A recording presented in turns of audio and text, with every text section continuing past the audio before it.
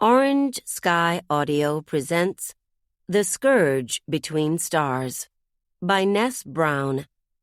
Narrated for you by Bonnie Turpin.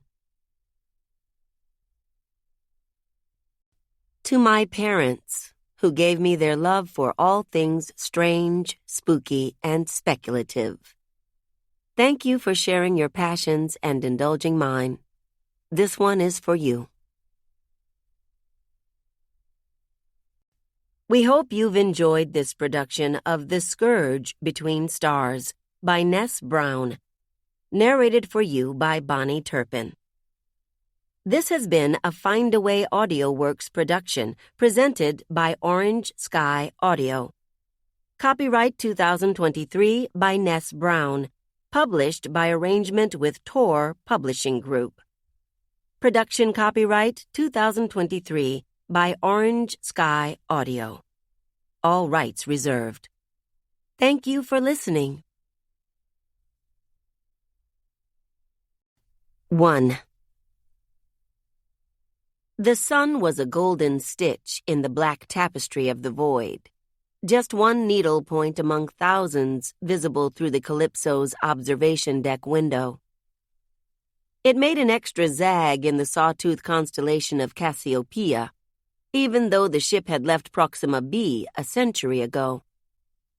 The sun should be blinding by now, the biggest thing in the sky, but Jacklyn still needed the ship's astronautical charts to tell which star it was, which star was home.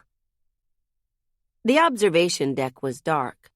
Infrared sensors could see her sitting against the deck's pressure glass, just a few inches from the vacuum of space. But she had been doing calculations in her head for long enough that motion detectors had forgotten her, and reserve lighting had blinked off to conserve power. The math was bleak. None of the ward representatives at today's briefing had liked her results either. Reclamation couldn't divert any more water to Orion Ward. Foodstuffs couldn't violate rations for Cygnus Ward. Jacklyn had crunched the numbers for them, but the reps still expected her to hand over resources the ship didn't have. Only a few of them had appreciated her invitation to go back to Proxima b and get more themselves. Their forebears had taken only 50 years to sail from their burning home world to the false promise of a new start. At their current hamstrung pace, Jacklyn's crew would take centuries. They had two miserable choices: limp backward to surely meet death, or crawl forward and maybe prolong it. Neither option had yet pulled ahead. Jacklyn wanted to ask for the consensus of the Tiamat or the Pele, but comms hadn't made contact with the other ships in the goddess flotilla in months. They hadn't heard from the rest of the fleet in much longer. They would have to make their own graves. Recycled air from the deck's vents blew across Jacklyn's nape, raising the wiry hairs there. The prickling sensation pulled her out of her thoughts and into the sudden clench of hyper-awareness. She strained her ears, but the only sounds on the deck were the humming of the grav system and the metallic groaning of a tired spaceship a few decades away from decay.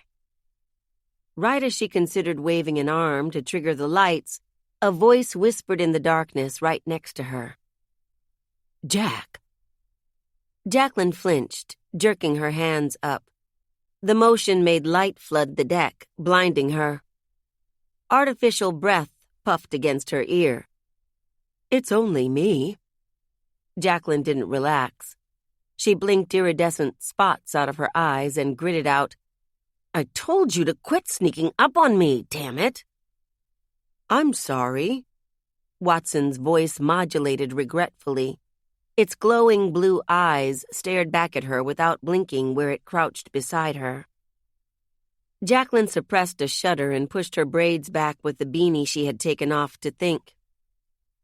"What do you want?" "The doctor asked for you." The android stood up in a well-oiled stretch of repurposed metal. "He's made progress." A few objections leaped to the tip of Jacklyn's tongue. The first was for Watson to stop calling the man a doctor. He was the head technician of data, not sickbay. The other was for the head technician to remove Watson's new social behaviors. She hated the droid even more now that it could experiment with tone and body language. We had a briefing during Alpha Shift. She rocked onto her feet, dwarfing Watson by a whole head. Why didn't he say anything then? Watson smiled stiffly. He wants to show you. Rolling her eyes, Jacklyn gathered her scuffed datapad and left the observation deck without waiting for Watson. A few swipes on the pad brought up a holographic schematic of the ship. All was well besides the red-flagged labs deck, still under repair. Jacklyn had been on that deck when the hull was breached.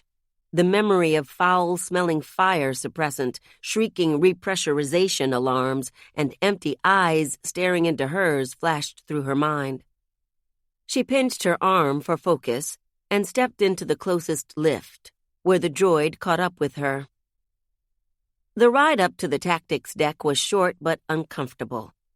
By the time Jacklyn was ready to snap at Watson's mechanical attempts at small talk, the lift doors hissed open and admitted them to one of the long corridors that stretched between the hull of the Calypso and her keel, like the spokes of a wheel.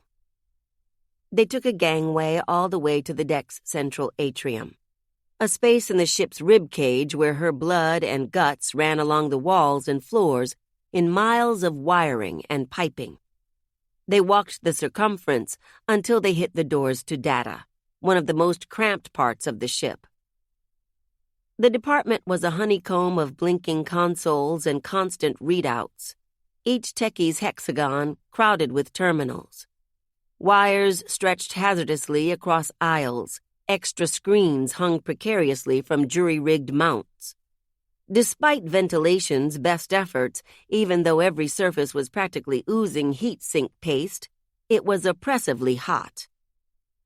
Jacklyn received harried salutes from the few personnel who glanced up as she climbed through the clutter to the head technician's office, a loft that hung over the rest of the hive.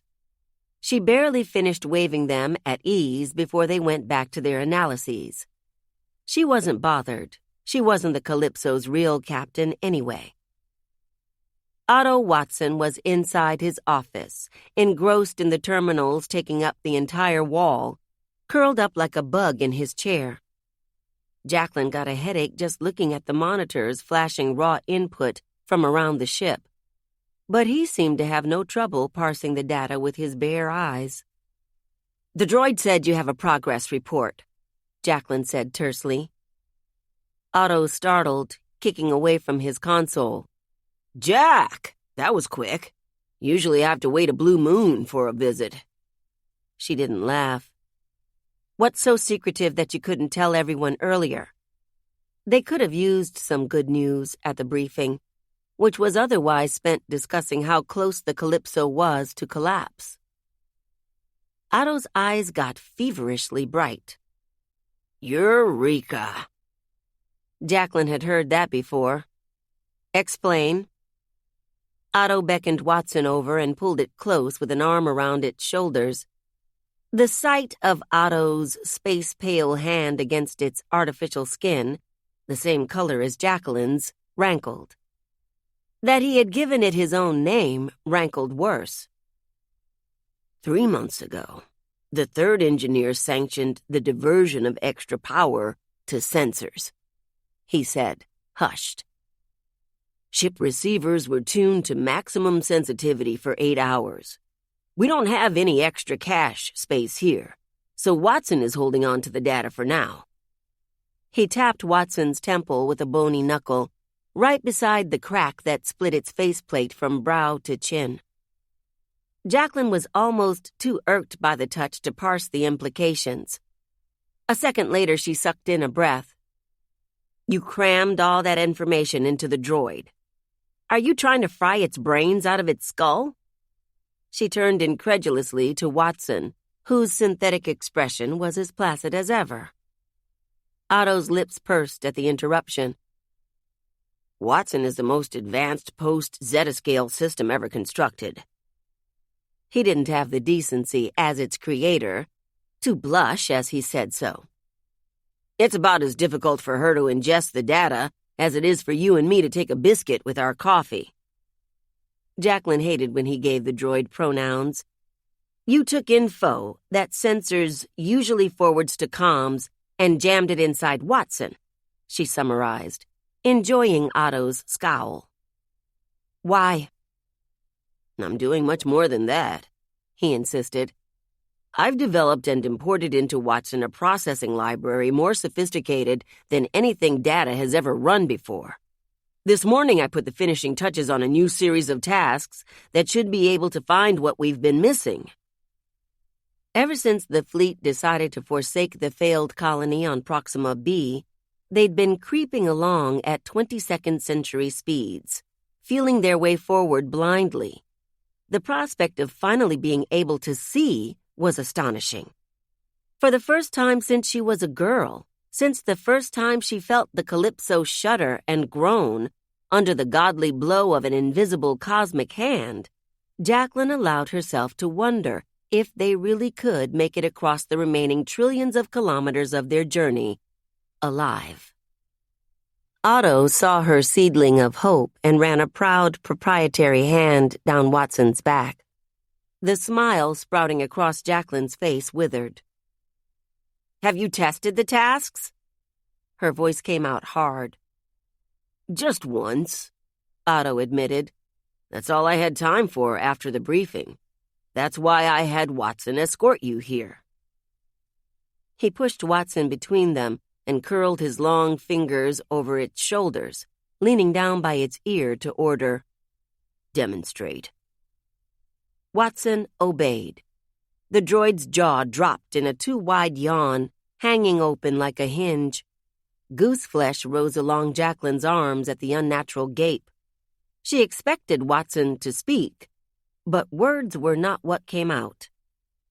The sound it emitted from its gaping mouth began as static, a fuzzy hum that Jacklyn could have mistaken for raw noise, vibrations from the Calypso's energy core, pulsar chatter, the constant background hum of the universe itself. Then the sound started to take shape. The static warbled into long, distinct notes. It reminded Jacklyn of recordings she had heard of old sounds from Earth, plaintive humpback whale song, or the dissonance of a tuning orchestra. The notes started to pulse, each throb of noise wavering in pitch, almost like words in some celestial sentence. Something about it made her gooseflesh turn into an outright chill. With astrophysical and instrumental sources ruled out, there were only a few things it could be. I can only speculate, Otto said, kneading Watson's unyielding shoulders excitedly. But this might be the way forward. Jacklyn fisted her hands in the fabric of her uniform, feeling some strange crossbreed of wonder and unease. How long will it take to decipher? It could take weeks, months, years to translate this data, Otto hummed. Perhaps longer to figure out how to use it to map a safe route. Jacklyn had never been planet-side in her life. The first generation of settlers had left Earth over 200 years ago, and the failed colonists had fled Proxima B in disgrace several decades before she was born. She had only ever known the Calypso's artificial light and gravity, its recycled atmosphere and nutrients. The daydreams from her childhood of real soil squishing between her toes, of ancient air circulating through her lungs, played in her mind again. But in her dreams, she had always emerged from the Calypso after her father and mother, with her sister beside her. No matter the promise this signal held, that dream would never come true. She was painfully reminded of that by the eerie sound floating out of Watson's familiar face, a face stolen from the grave. She looked away. Turn it off. I trust you understand the magnitude of this moment, Otto said, closing Watson's mouth and cutting off the transmission. Of course, Jacklyn gritted out, wanting to slap his hands away.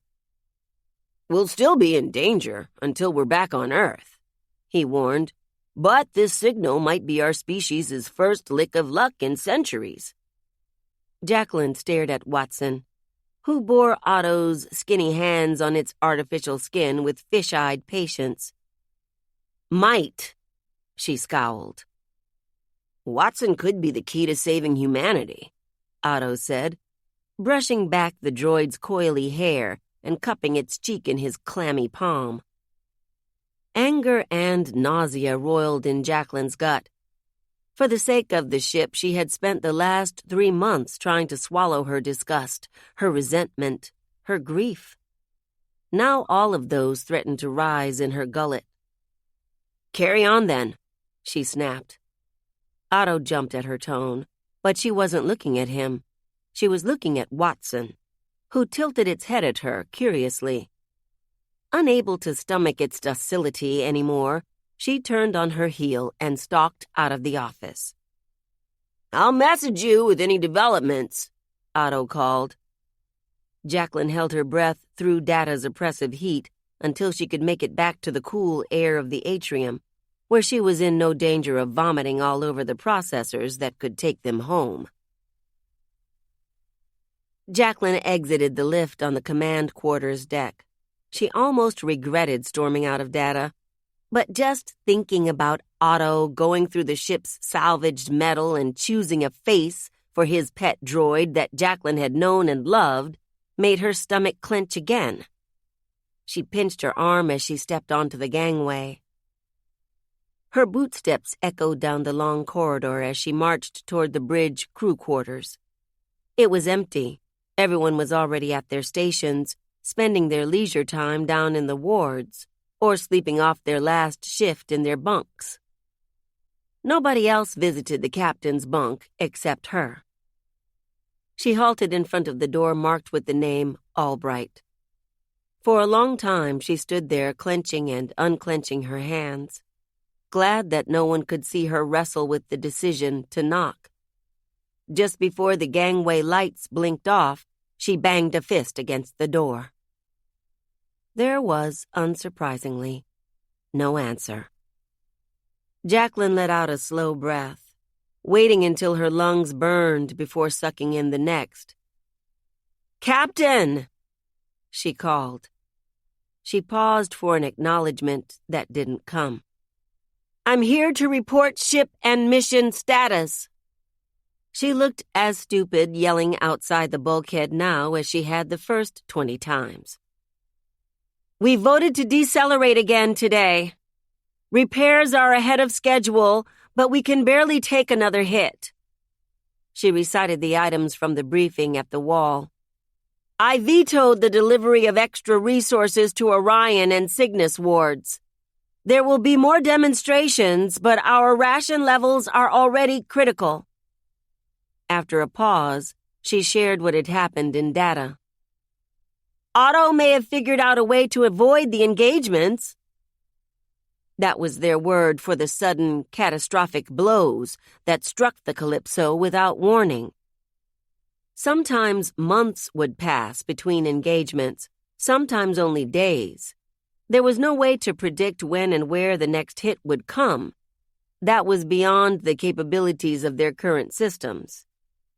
At least 3 ships in the goddess flotilla, the Ishtar, the Freya, and the Liu Han, had gone silent somewhere in the last few billion kilometers. Communications had degraded so badly that Jacklyn didn't even know if the Hero or Epic flotillas were still flying. It was entirely possible that they had been swatted like bugs by the dangerous force lurking in the void. If Otto was right, then Watson had just discovered their first confirmation of something else out there in the space between stars. Perhaps the very thing that took the Calypso between its teeth at random and shook. Their systems hadn't been powerful enough to detect anything during engagements until now. If they could finally sense them, they could survive them. "That souped-up droid of his," Jacklyn continued, "he completely revamped its protocols. Now it makes comms look like a joke. It might even be able to keep us all alive." No response. Jacklyn cursed the part of herself that was still hurt by the silence. Her throat tightened, and her voice lowered until there was no way anyone would hear her through the door anyway. "Dad," she choked out, leaning forward to let her forehead thunk against the metal. She wasn't sad, not anymore. The tears that stung the backs of her eyes were hot and angry. "How long are you going to make me do this by myself?" The captain had stopped answering his comms and leaving his quarters last week. As the first mate, she could only cover for him for so long. She stared at the closed door, wondering for the nth time if she should rip out the panel next to it, scramble the wires controlling the mechanism, and force her way in. The vomitish shock and horror she had felt 5 years ago, when she did the same to her mother's quarters, was still fresh.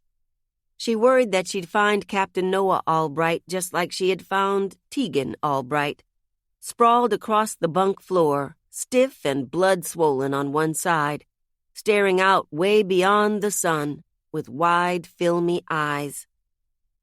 That was absurd, since infrared sensors in the captain's bunk would have alerted her already. But it was a stain she couldn't wash from her mind. She yanked off her beanie and slid down the wall until her head hung between her knees. Her braids fell forward in a curtain around her face. In that small privacy, she let herself cry. Her shoulders shook quietly for several minutes. She had dammed up so much over the last 3 months. When she was done, she wiped her uniform sleeve across her face and gathered her braids back to order.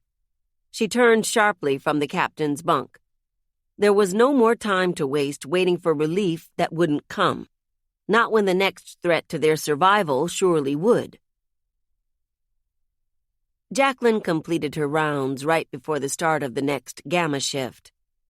After Alpha shift, she had relinquished the con to the second mate and taken a lift down ship to perform the off-duty routine she had carried out ever since becoming first mate. Clear each deck and confirm for herself that the Calypso was still mostly spaceworthy. The 5 wards comprised 30 decks of galleys and messes, gymnasiums and recreation rooms, libraries and schools, religious alcoves and nurseries, as well as quarters for the rest of the 6,000-member crew. Jacklyn patrolled each one, marking down the repair teams hustling to reconstruction sites, the cargo droids pushing supply carts, the off-duty staff sipping moonshine. All the while, she ignored the bitter looks from the huddles of crew members that had begun gathering lately in dark corners of the ship. The doors to the silos were secure. The conditions in the farms read Earth normal. Sick bay had finally discharged all but a fragile few patients. Security had nothing to report. In record time, Jacklyn landed all the way down in engineering, where she found the second engineer scrolling through projections of the Calypso's propulsion module on a holographic table. He didn't look happy. She knocked on the doorframe. "Problem, Kachi?" The storm clouds on Onyakachi James's face lightened. "Hey, Jack. Same shit, different day." "Shock absorbers?" she asked sympathetically. "Shock absorbers," he sighed. "I get the backlash about decelerating, but it's the only reason we're not meat splatter on the walls. Everything from the pusher plate to the meteoroid shield is screwed up. If we tried going at pre-Proxima speeds, we'd get juiced by all the G's." He'd explained it to her before.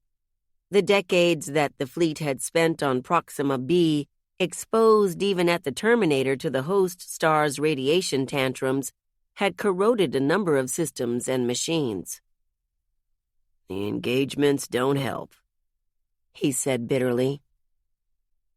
When the engagements first started, the engineers had hypothesized that the fleet had encountered some kind of interstellar energy fluid, though their forebears hadn't reported anything of the kind. As the engagements got worse, conservative explanations were replaced with the harrowing realization that they might not be the only ones roaming the void. Jacklyn's mother used to call the engagements the gods duking it out. The ones behind the engagements probably weren't gods, even with the ability to make interstellar war, but they were definitely too advanced for the fleet's antiquated systems to detect or hail. The Calypso had no way of sidestepping the invisible crossfire of the skirmish that had drifted into their neighborhood since their species had last crossed this empty space. Jacklyn wished she had good news for Onyekachi, but it was in short supply. She would have to wait until Watson gave them more than whale song for that. Until the droid found a way off the board of whatever dangerous game into which the fleet had unwittingly wandered, or even a way to communicate with the players. "Keep up the good work," Jacklyn said. Onyekachi shot finger guns at her on her way back to the lift. Jacklyn recognized the compulsiveness in the decision to make one last trip to the bridge, but she indulged herself anyway. The second mate, Asher Kind, still had the con. He rolled his eyes as soon as she stepped through the doors. "Go to bed," he said in lieu of a greeting.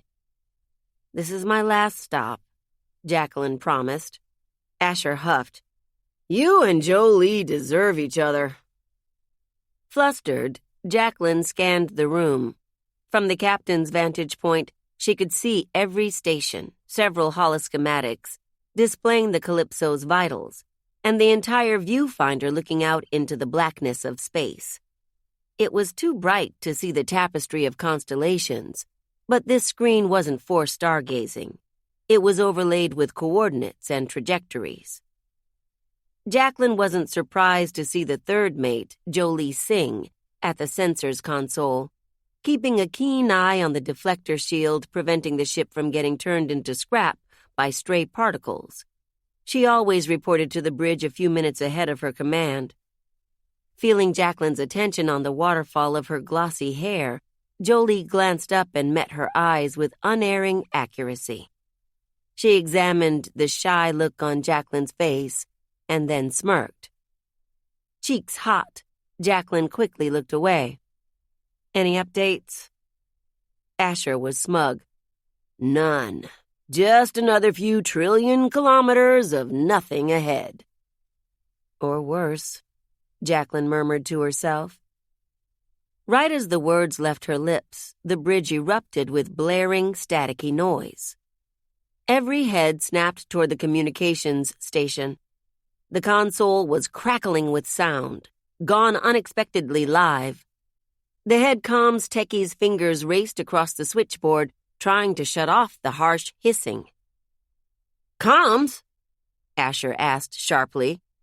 The techie frowned at his station and reported, "Malfunction." Jacklyn waited for him to wrestle the console back under control, but the speakers continued spitting and popping. "What is that?" she finally asked. For the first time since he joined the bridge crew, the techie hesitated. "A message." Jacklyn was at the comm station before she thought to move, nearly checking Asher with her shoulder as they both came over to listen. The signal-to-noise ratio was abysmally low. This was nothing like the scrubbed-up audio she had heard in data. Punches in the static vaguely reminded her of words, but she couldn't make out anything coherent. Just as she leaned closer to the garbled sound, the transmission cut out. "Were you recording?" Asher demanded. He accepted the techie's withering look. "Stand by." Asher turned to the rest of the bridge. "Back to stations." The ship trembled a little underfoot as the helmsman returned it dutifully to course. Jacklyn waited impatiently while the techie doctored the damage broadcast with one hand and crammed his earpiece in with the other so hard she worried he might rupture something. His face went tight as he listened to the replay. "Jack? Asher?" he said lowly. Jacklyn had never heard him sound unsettled before. "Listen." She took the offered earpiece. The static buzzed in her ear again, but this time it fizzled into clarity. The last fragment of the message came out loud and clear. "Is the Atalanta something Olo Dima? It's the ship. What? Repeat. Warning.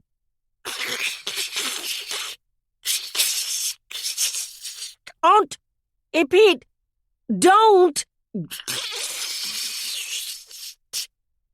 This is Captain Isadora of the Atalanta.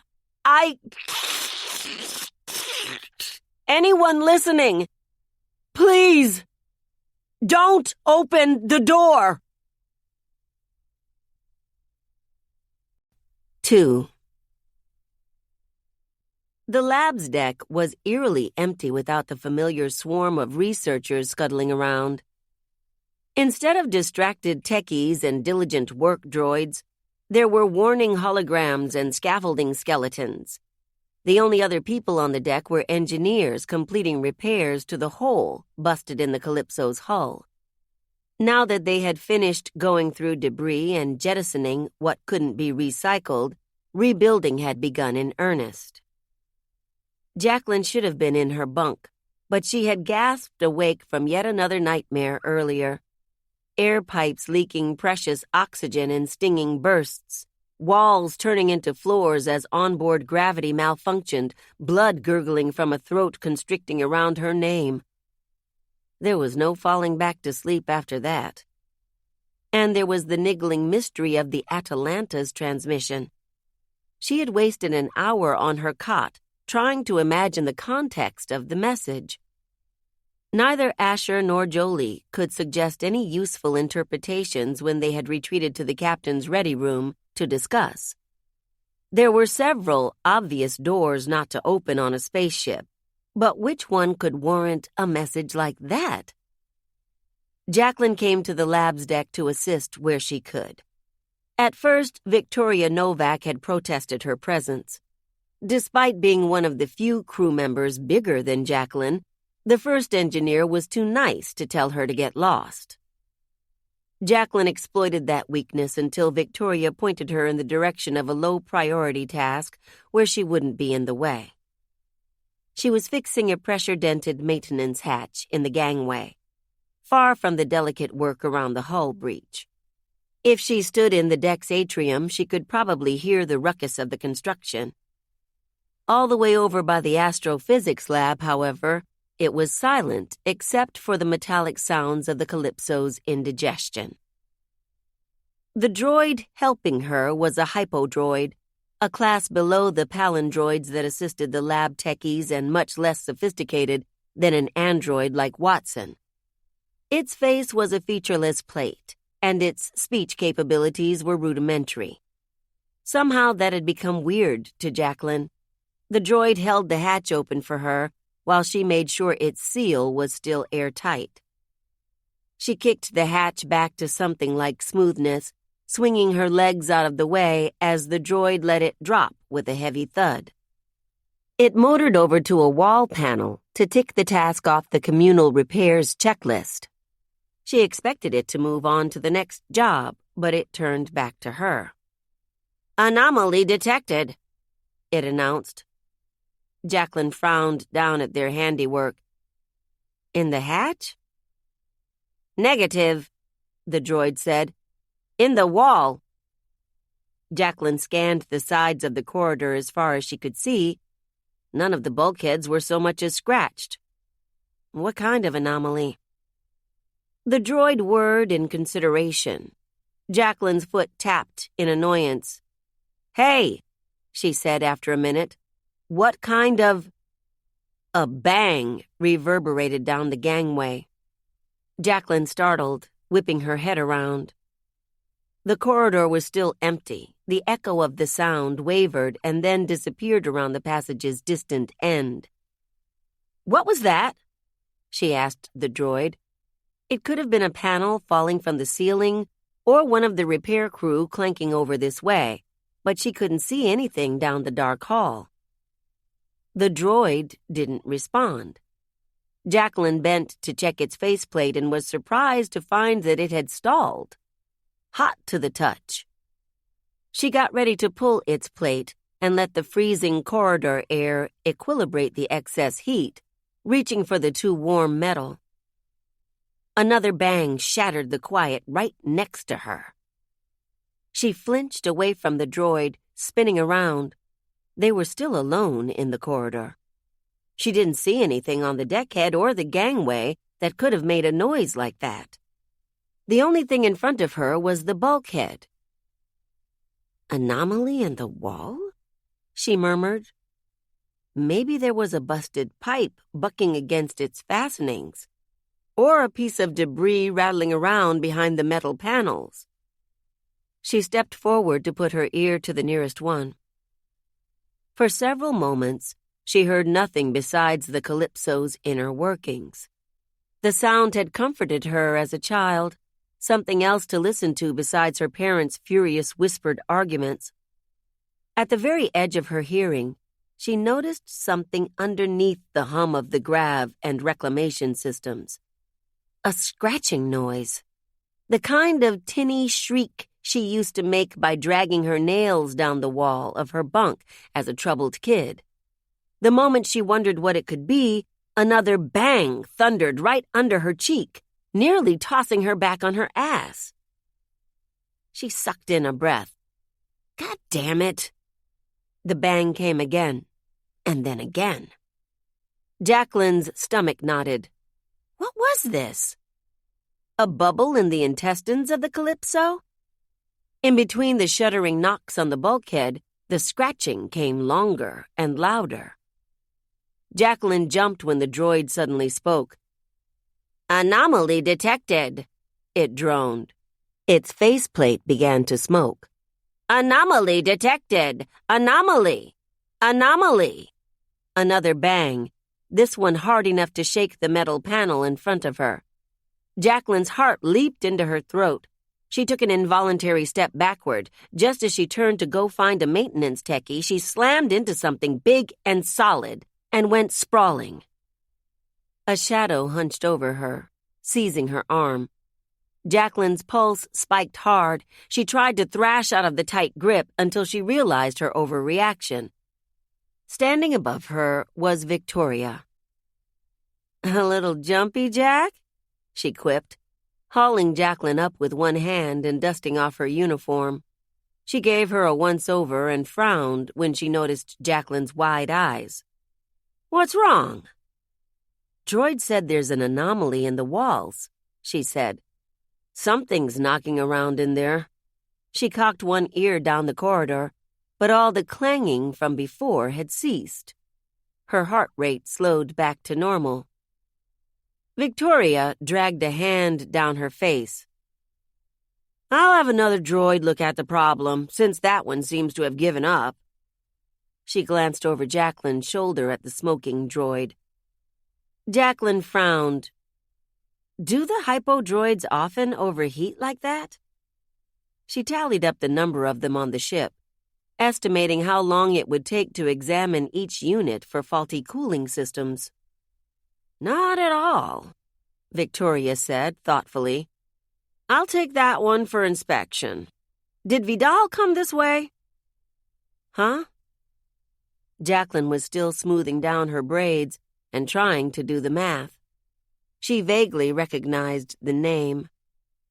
"The mechanic with the Cygnus Ward tat on his neck?" Victoria described, indicating his height with her hand. According to the gesture, he came up impressively to her chin. "He said he was going to get more epoxy from the machine shops, but he never came back." Jacklyn hadn't seen anyone else in the corridor for more than an hour. It was just me in here. Victoria scrutinized her. Are you sure you're all right? With her arms crossed, she looked a few seconds away from ordering Jacklyn back to her quarters. Jacklyn didn't need telling off. Even she could tell it was time to get some rest. Guess I am a little jumpy. Both of them startled at the chime of her datapad in the quiet corridor. She fished it out of her pocket and opened the emergency message from the chief security officer blinking on the screen. Shit, Jacklyn hissed, pocketing the pad again. I've got to go. What's wrong? Victoria asked, already calling the lift for her. Jacklyn sighed. There's a riot down in the wards. Homunculus Hall, the biggest mess in Corinna Ward, was in tumult. The riot spanned the entire room. Jacklyn could see the different colored uniforms of Corinna and Orion crew in the brawl, straining against the security officers pulling them apart. Within a disaster radius of overturned tables and wasted food, the rioters were throwing fists and, judging by the few people bleeding on the ground, worse. This was the ugliest so far of the demonstrations that had been picking up momentum for over a year now. Jacklyn found Michiko Tomomori struggling at the edge of the crowd, trying with her officers to de-escalate. Even though she only came up to Jacklyn's shoulders, the Calypso's longest-standing security chief exuded a quiet menace that usually kept people in line. This was the first time her presence alone had failed to nip a confrontation in the bud. Jacklyn pulled her shoulders back as she rushed in to help. What's the situation? She elbowed two crew members apart, blocking a wild swing from a rage-blind rioter. Jack! Michiko jerked someone else's wrist behind their back. Galley staff called us in. Figured you'd still be awake. She knew Jacklyn well, even though it had been years since she used to come to Michiko's office after lessons and help watch live feeds of the ship's nooks and crannies. The security line finally encircled the squabble, and slowly the mess began to simmer down. Medics rushed in to retrieve the injured. An officer bustled the dissident in Michiko's grip away. Jacklyn stood between the separated crew members like a warning, ignoring the rude shouts and fingers tossed her way by those who didn't appreciate the first mate's intervention. You should show your face to the reps, Michiko advised. Get on good terms, or we'll have more demonstrations. Yes, sir. Jacklyn squeezed her way over to where the reps from Corinna and Orion were trying to calm their constituents, while the ship's quartermaster, Panio Nizola, told everybody off.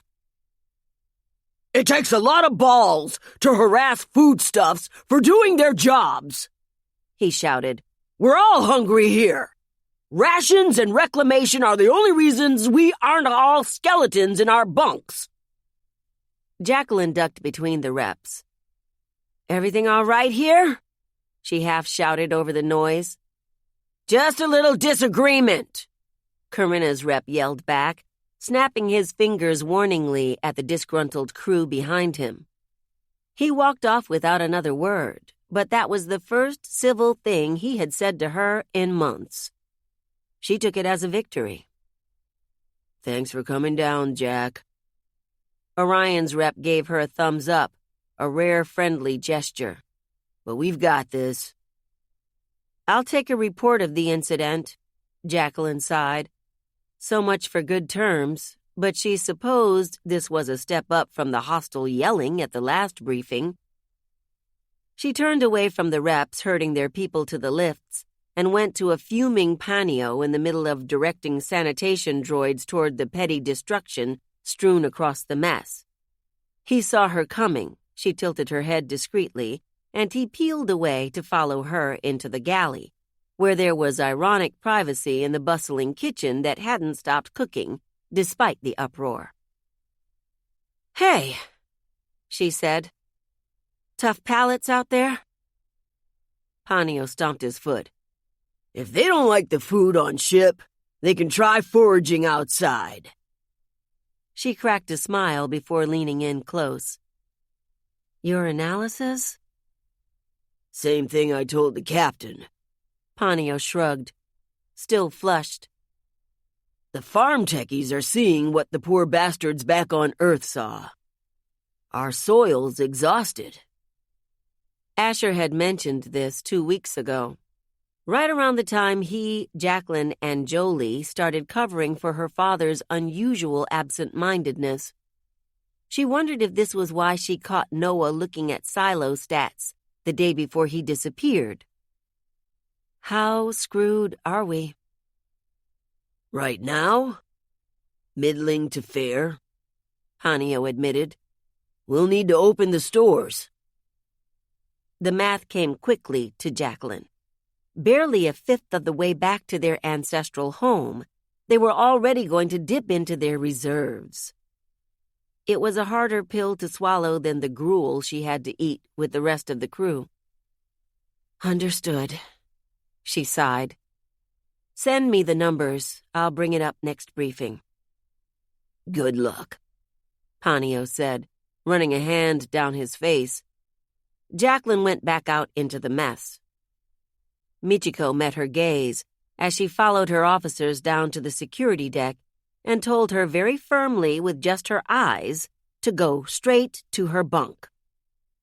Jacklyn, sideswiped by the exhaustion that had eluded her before, called the next lift to obey. She almost wished she could sleep in Michiko's office again, in the place where she had learned to count instead of yell when things got overwhelming. But those days of letting someone else make the decisions and give the advice were done. She just needed enough sleep to get up and do it again tomorrow. After her next shift, Jacklyn took a lift all the way down to sick bay, dead on her feet. What little sleep she had gotten was disturbed by dreams about the gargled warning from the Atalanta, about doors that should stay shut. She came to pick up the prescription that muted her nightmares, but the chief medical officer intercepted her at the door. The captain? Wang Su said simply. Jacklyn had nowhere near the energy for this conversation, but Wang admittedly looked worse. The CMO still had patients from the last engagement, showing little sign of improvement, even after several stints in the surgery theater, and now some patients from the riot. He must be pulling double shifts. She responded truthfully. I have no idea. Wang sucked in a breath. Not even you? No response, she said tightly. He was quiet for a while. Gamma shift, he said finally, in a tone that brooked no argument. We're breaking in. We need Noah right now. Jacklyn swallowed the denial that pushed up her gullet, a nausea born from nightmares of forcing open the captain's quarters and letting out a flood of blood into the corridor. The newly occupied cots in the med wing proved Wang's point. She couldn't indulge herself or her father any more. Fine. Gamma shift. She left Wang to the people stretched out in the sick beds, walking farther back. She bypassed the rehabilitation tanks, which she had only been inside twice, once as a girl, stricken by space sickness, and 3 months ago, restrained and sedated from a screaming fit. Those memories were still dark and broken, partly from the drugs and partly from the worst heartbreak she had ever felt in her life.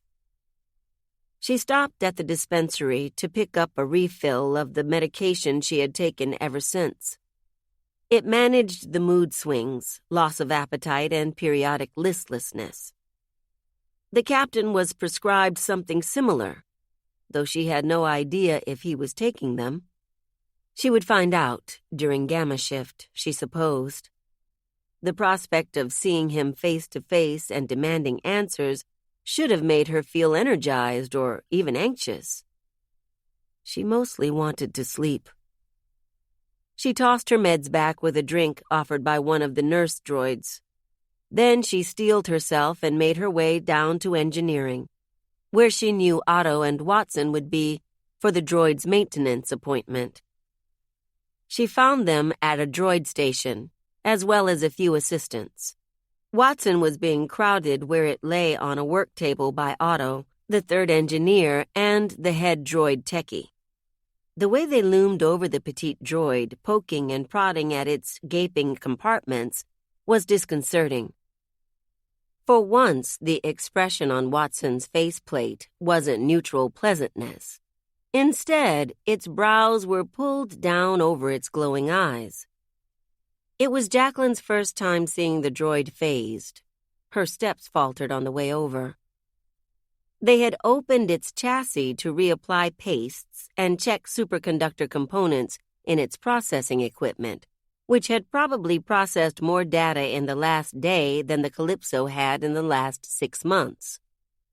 Even from afar, Jacklyn noticed the corrosion next to what would have been its heart if it were human, and she could hear the techie explaining that the power draw of Watson's new caliber of calculations was overloading it. The third engineer offered, "We prevent the Calypso's overload with alternating metal lattices. I can make a mini lattice from our spare materials, but only one." "Understood," Otto said, staring greedily down at Watson's bared innards. "Can we make the improvements now?" "Give me 3 hours," the techie judged. "We should have everything replaced by then." "Make it 4, the third engineer said, helping the techie close Watson's chest and carry it away to the machine shop. "We gotta give Watson the lady treatment, after all." Jacklyn's lip curled as they disappeared around the corner with the droid slung between them, leaving her and Otto alone.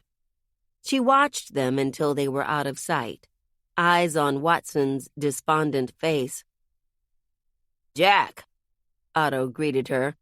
He was also staring after Watson. "How kind of you to find me on your own." She ignored that. "Have you cleaned all of the observation data?" Otto nodded. "Most of it sounds like what you heard. The process gave Watson a bit of heartburn. Perhaps I was wrong about the biscuit." Jacklyn didn't think he should be so blasé about Watson blowing out half its chest. "Have you tried the tasks?" "Not yet," Otto admitted, rubbing the stubble on his neglected jaw. "I need a controlled dataset first, once Watson is cleaned up." He looked at Jacklyn appraisingly. "What?" she asked, feeling cagey. "I'd like you to keep Watson on the bridge for a shift," he requested. "Comms could give her a snack." Jacklyn didn't like that idea at all. There were plenty of hypodroids who already fulfilled designated roles on the bridge. They didn't need an experimental android with untested processing up there as well. Otto sensed her hesitance. "If we want to get back to Saul in one piece, I need to debug her protocols. After that, we can finally perceive, perhaps even parlay with, whoever else is out there. We'll never suffer another engagement again." Jacklyn massaged her temples. 1 hour on the bridge next Alpha shift. That's it. Otto smiled. It didn't put her much at ease. "Thank you, Jack. You and Watson are going to get us home." Jacklyn passed the time until Gamma shift on the observation deck, staring at the sun. It might be a little brighter than before, probably her own wishful thinking. They still had a long way to go before home loomed big and blue in the window. Her father used to wax poetic about what it would feel like to touch the solid, fertile ground that had given birth to their species. As Jacklyn aged out of that optimism, she would remind him that both Earth and Proxima b had promised paradise before.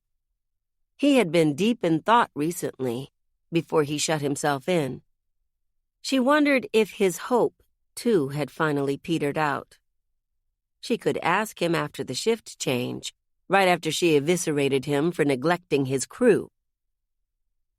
A noise ripped Jacklyn from her musings. She froze where she leaned against the pressure glass, holding her breath to listen. The deck was utterly silent, completely dark without reserve lighting, since the motion detectors had forgotten her. She thought for a second that she had imagined the sound, until it came again. She recognized it immediately. A bang in the bulkhead. Victoria hadn't sent any update on yesterday's mysterious noises, beyond mentioning that Vidal still hadn't reported back.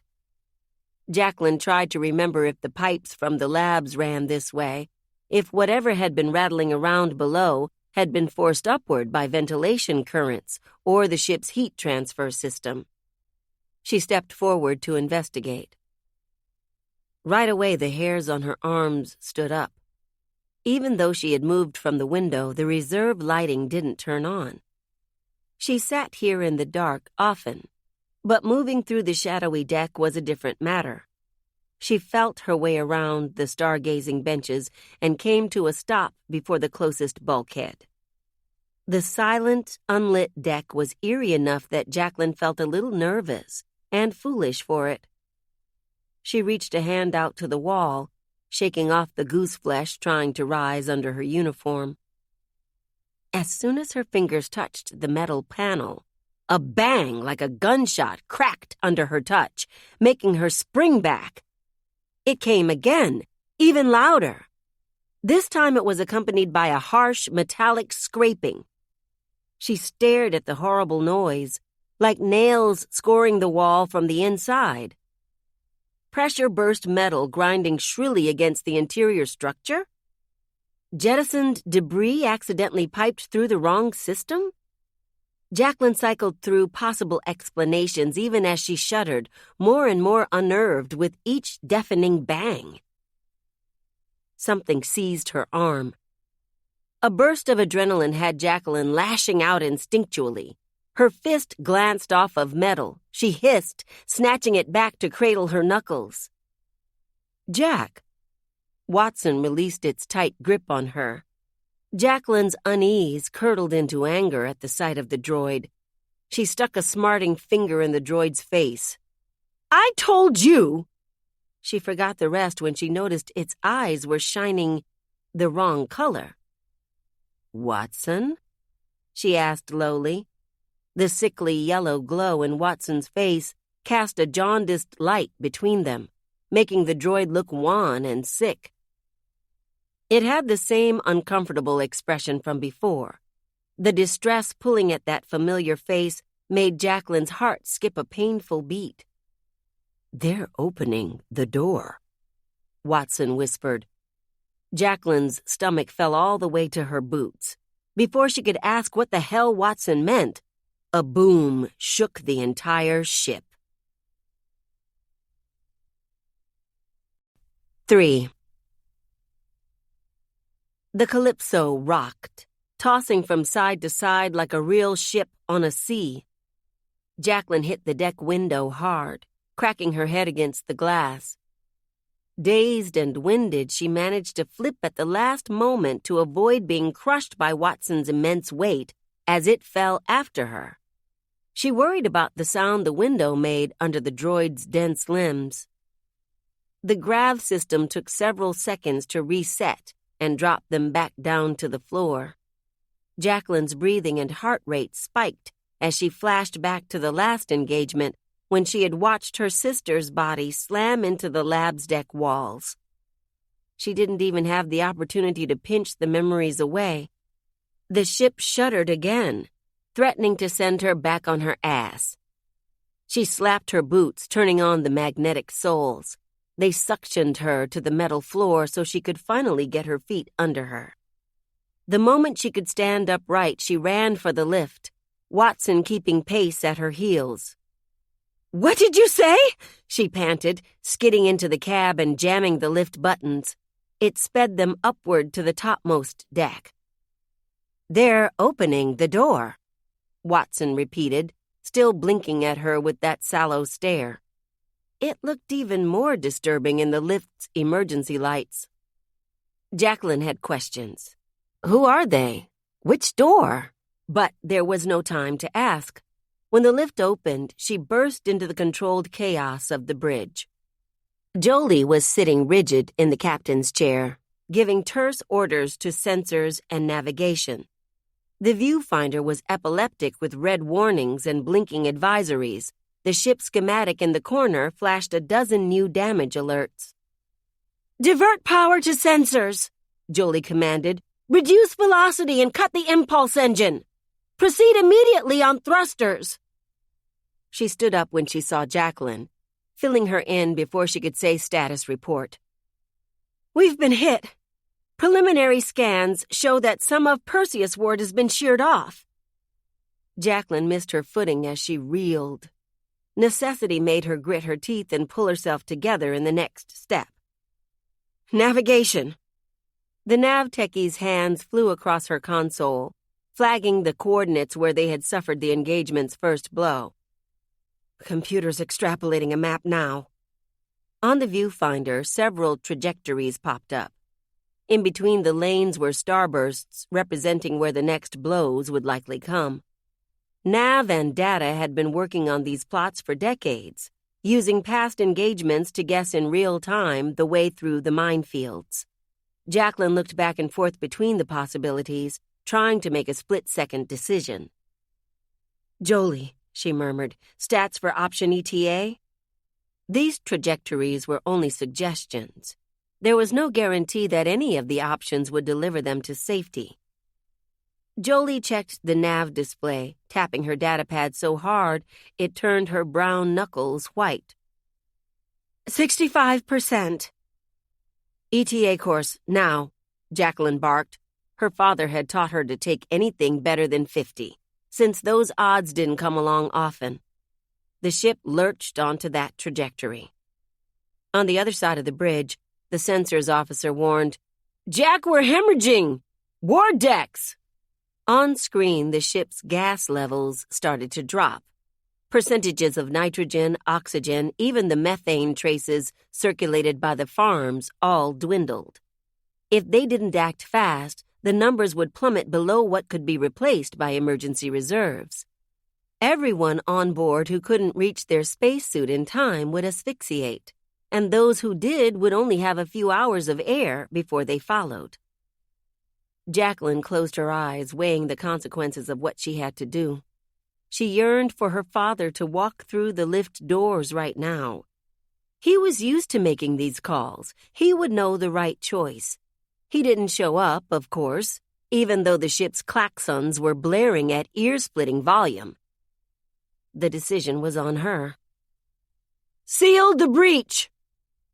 The bridge went silent. The only sounds were the muffled alarms from the other decks and the beeping of the ship's vitals on the viewfinder. The sensors officer swallowed and obeyed. As soon as they input the commands for all corridors and vents around the leakage to snap shut, regardless of those on the other side, the hemorrhaging stopped and the levels flattened out. Space was silent, but that didn't stop Jacklyn from hearing screams. She counted out 90 seconds in the remorseful quiet of the bridge before asking, "How is she?" "Pulling against me," the helmsman reported. "She's hurt bad." Jacklyn silently estimated the damages. Nearly every engagement had a body count, but this one would be worse. "Jack!" The comms officer made a strange noise. "We're picking up something." Jacklyn practically teleported to their station. They had tried detecting signals in the middle of engagements before, but up until Otto's recent breakthrough, they had recorded only space noise, their primitive equipment too far behind the apparent galactic standard to help. Jacklyn could hear her own nervous pulse. "What is it?" Before comms could answer, Watson opened its mouth. It had been standing silently in the bridge wing, Jacklyn had forgotten it was there. Staticky noise, not quite the sound that Jacklyn had heard in data, came out of its yawning throat, an unsettling hiss that popped and crackled with the fuzziness of a lost signal. Someone else on the bridge gasped. Nearly everyone turned from their stations to look at Watson's unhinged jaw, the open maw vomiting that horrible sound. "Watson," Jacklyn hissed. She couldn't have this kind of scene on the bridge right now. The sound clicked off as Watson closed its mouth. A second later, it announced, "It's coming through." "What?" Jacklyn demanded, taking a step toward the droid before stopping in her tracks. Oil seeped from Watson's face, from the crack along its temple and the false lids of its eyes. It ran clear at first, almost like tears, before it darkened and turned the shade of old, dried blood. "It's coming through the door," it cried. "We have to close it! Close it!" Watson lunged for the comms station. Jacklyn dashed forward to catch it, but she was too slow. The comms officer flinched out of the way, allowing Watson to reach out and drop a heavy hand on the console. The switchboard crunched under the weight of the dense metal. The circuitry whined for a moment, shedding sparks underneath Watson's palm. Then the whole thing exploded. A huge tongue of flame licked up the bulkhead from the console, sending up a chorus of cries. The closest officers were blasted back. Smoke flooded the bridge, followed immediately by the shrill screaming of a fire alarm. Emergency droids detached from the walls and motored over, smothering the fire with foamy suppressant.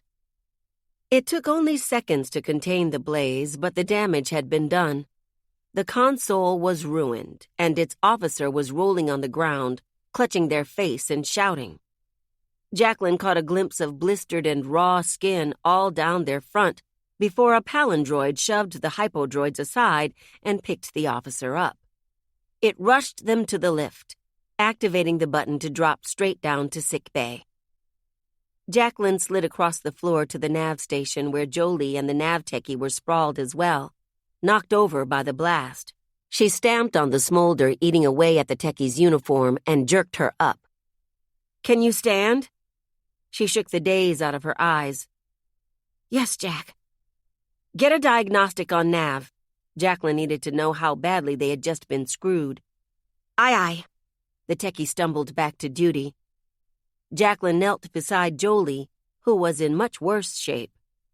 It looked like she had smothered part of the blast with her body, taking the brunt of it for the crew behind her.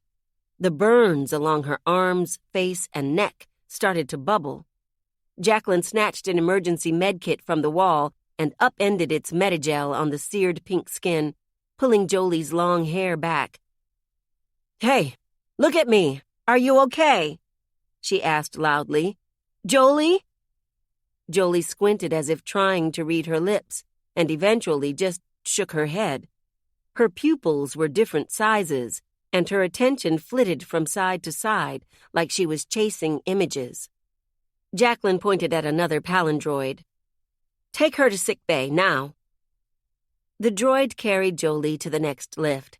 Jacklyn looked after her until the doors closed. Her dread prickled into something dark and bitter. Jacklyn crossed the bridge to where Watson was also sprawled on the floor, tossed several feet by the explosion. She hauled the android up in a fit of righteous strength, feeling no empathy at all for the metal bones showing through the melted false skin on its arms. She couldn't even muster the words she wanted to shout at it. Instead, she dragged the droid to the other lift and threw it inside, smashing the button for the tactics deck. She would deal with that problem when they weren't sitting ducks. The doors closed on Watson's twisted face, shiny with its peculiar tears. Jacklyn turned her back on it. "Report!" she barked. Sensors announced malfunctions spreading from the comms system. She told them to abort what they could and get the head systems techie to quarantine the problem. Corresponding nav functions were compromised. the helm seizing as a programmed precaution to too many sensor nodes going offline. I can't override them, the helmsman said apologetically.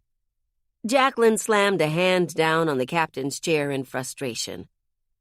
What about my code? She was second in command. Her authorization had to count for something. The nav techie shook her head. We need the captain's. Jacklyn nearly pulled out a few braids. I'll see what I can do. Asher was already stepping onto the bridge when she spun around. He took in the damage reports and Jacklyn's quick update with exhausted eyes and a clenched jaw. You're trying the captain again? Jacklyn felt the same skepticism she heard in his voice. I was going to break in with Wong right about now anyway. I'll take us through the engagement, he said, before she could ask. Good luck. The rest of the bridge accepted the change of command without a hitch. But Jacklyn knew they were wondering now more than ever where the captain was, where he had been for the past week. She went down to see for herself. During the ride to the captain's quarters, some of her adrenaline faded, but the anger zinging through her veins was just as galvanizing. She stormed up to her father's bunk and banged on the door so hard it hurt.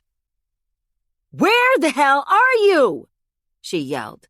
"Don't you feel the shit going down right now? Don't you hear the goddamn alarms?" She had been inside the captain's quarters countless times before. She knew there was a screen and terminal in there that provided ship updates at all hours. Its bell should have summoned him to the bridge after the first shake of the ship. "Comms are completely dead. Sensors are compromised and the helm isn't responding. We're dead in the water. You have to give us the override before this engagement blows us to pieces." She knew it was coming, but she was still enraged when she got only silence back. She scrabbled at the panel on the bulkhead until a fingernail broke, but it wouldn't unlock without the CMO's code, and she didn't have the tools to pry up the interface. "Are you really going to let us all die?" she seethed. She kicked the door several times, hard enough to feel the blows through her reinforced boots. If he was sleeping, it would wake him. If he was awake and listening, it should mock him. Still, there was only silence. Jacklyn drew in a huge breath and screamed at the door. She screamed as loud as she could for as long as she could, voice ringing down the empty, dark, shuddering corridor. When her lungs started burning, she snapped her teeth down on the sound before turning on her heel and going back to where she was needed. The last time Jacklyn had worn her parade uniform was 3 months ago. She had been medicated at the time, both for her broken arm and for the hysteria she had been slipping in and out of since the eulogies for those lost in that attack. The captain and mates all wore their parade uniforms for the ship-wide announcements about the Calypso's post-engagement status. Jacklyn's was starting to fray at the seams now. She dutifully put it on and sat down to make her own broadcast. They made it out of the engagement with minimal further damage after a tense 19 hours. When they finally passed the standard 6 hours without any more peril, everyone went limp with harried relief. Jacklyn lost a minute or two in the captain's chair to exhaustion. 2 decks in Crux Ward had to be evacuated due to hull cracks. An entire library had been punched out of Cygnus Ward. The worst was Perseus Ward. The engagement had taken an enormous bite through several decks. Everyone in them was now drifting through the void, frozen in their eternal mass grave. By the time Jacklyn got down to the affected areas, there were people wailing at sealed-off bulkheads, screaming for the ones who hadn't made it past the internal airlocks in time. More than one person glared at her as she passed through the ward. Someone even spat. One crew member cornered Jacklyn in a hall and shrieked at her for killing their child. for not jumping out an airlock herself. She waited until they collapsed into sobs before escorting them to their bunk and going topside to make the announcement. Jacklyn listed the ship's damage and tentative repair plans, but didn't discuss the fact that they were half blind and who knew what else from Watson's light show. Instead, she informed everyone that eulogies would be conducted in the ship's amphitheater during the next shift. Usually, her father made these announcements. She'd had no idea how difficult they were. Deciding what to give and what to withhold from 6,000 people waiting beside terminals or data pads to hear their fate was beyond draining. The moment she clicked off the broadcast and shut down her own terminal, she shucked off her uniform and fell into a deep, completely black sleep. Waking up felt like stepping out of a swamp and into a fog. She didn't feel rested, just numb. There was nothing she could do about that except take her pills, so she dealt with it and made her way down to sickbay. The engagement had ruined the plan to jimmy the captain's quarters. Instead, Wong had spent the last day producing a list of the dead and missing.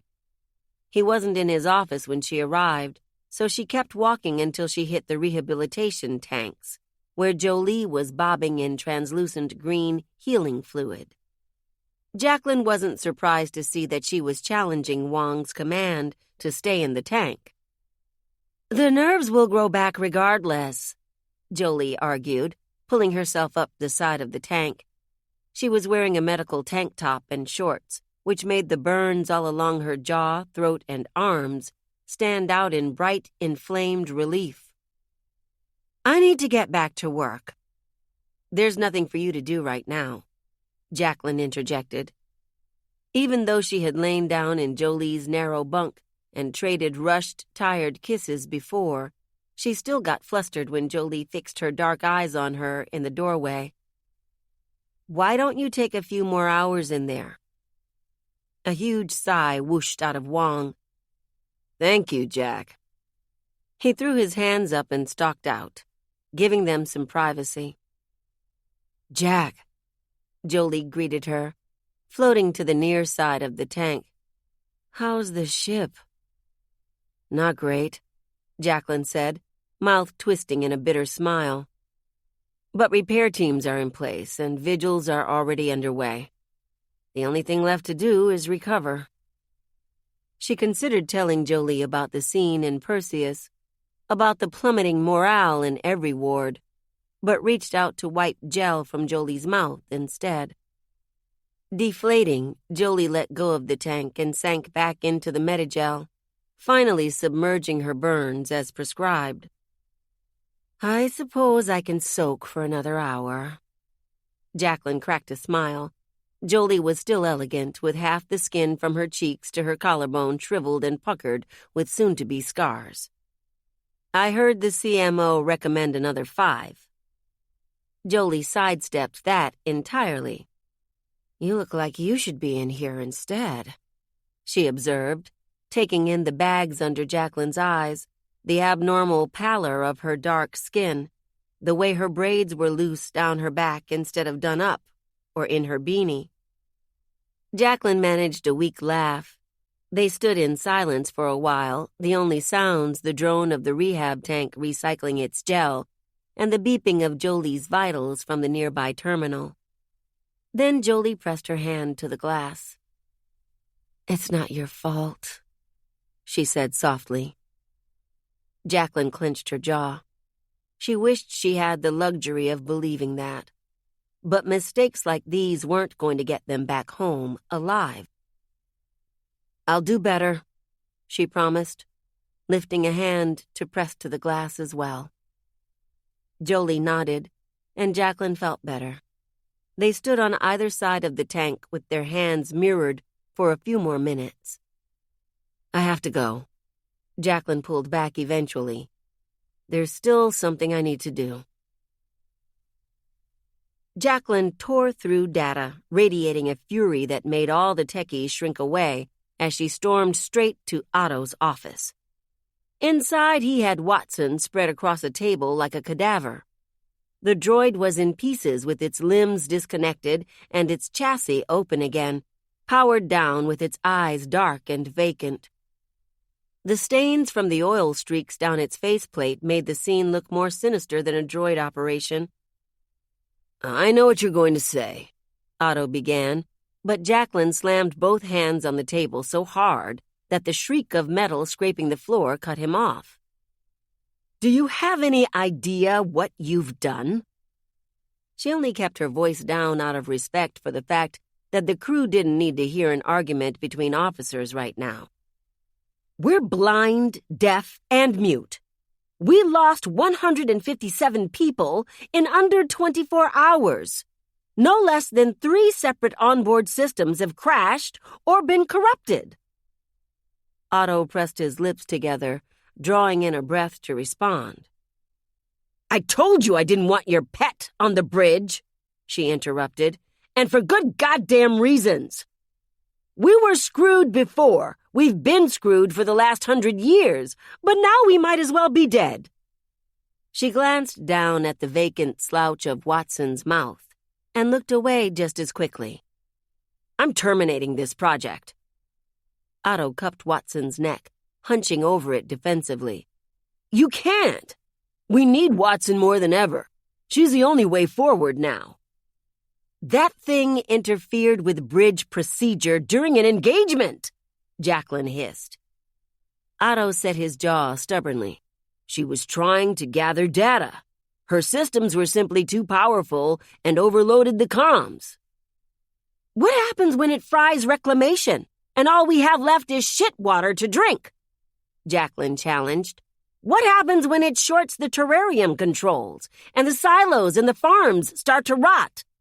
What's the point of Watson finding the way forward if we're all already corpses?" "You're not looking at the big picture," Otto said hotly. "That's exactly the kind of thinking keeping us in this mess." Jacklyn squeezed the edge of the table hard enough to hurt. "Perseus isn't Watson's fault," she conceded, "but our other problems are.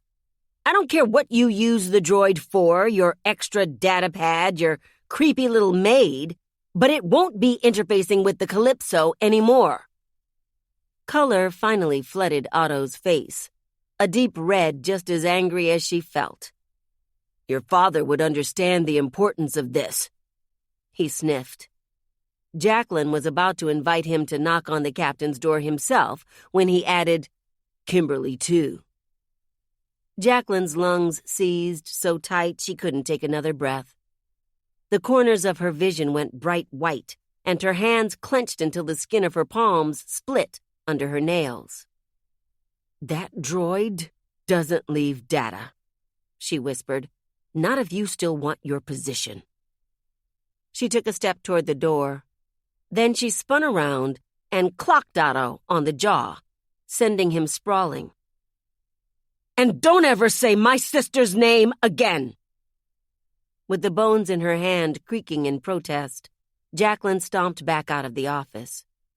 On the way, she glimpsed Watson, empty head tilted as if looking at her, oil tears running again. Jacklyn strode across the hold, rubbing her tired eyes. The atrium of this deck was the tallest on the ship, crisscrossed with catwalks wide enough to fit the cargo carts ferrying ship's supplies back and forth. She found the quartermaster already present and directing the relief response to Perseus Ward.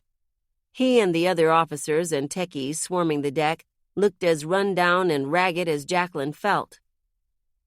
"Jack," Panjo greeted. "Nice timing."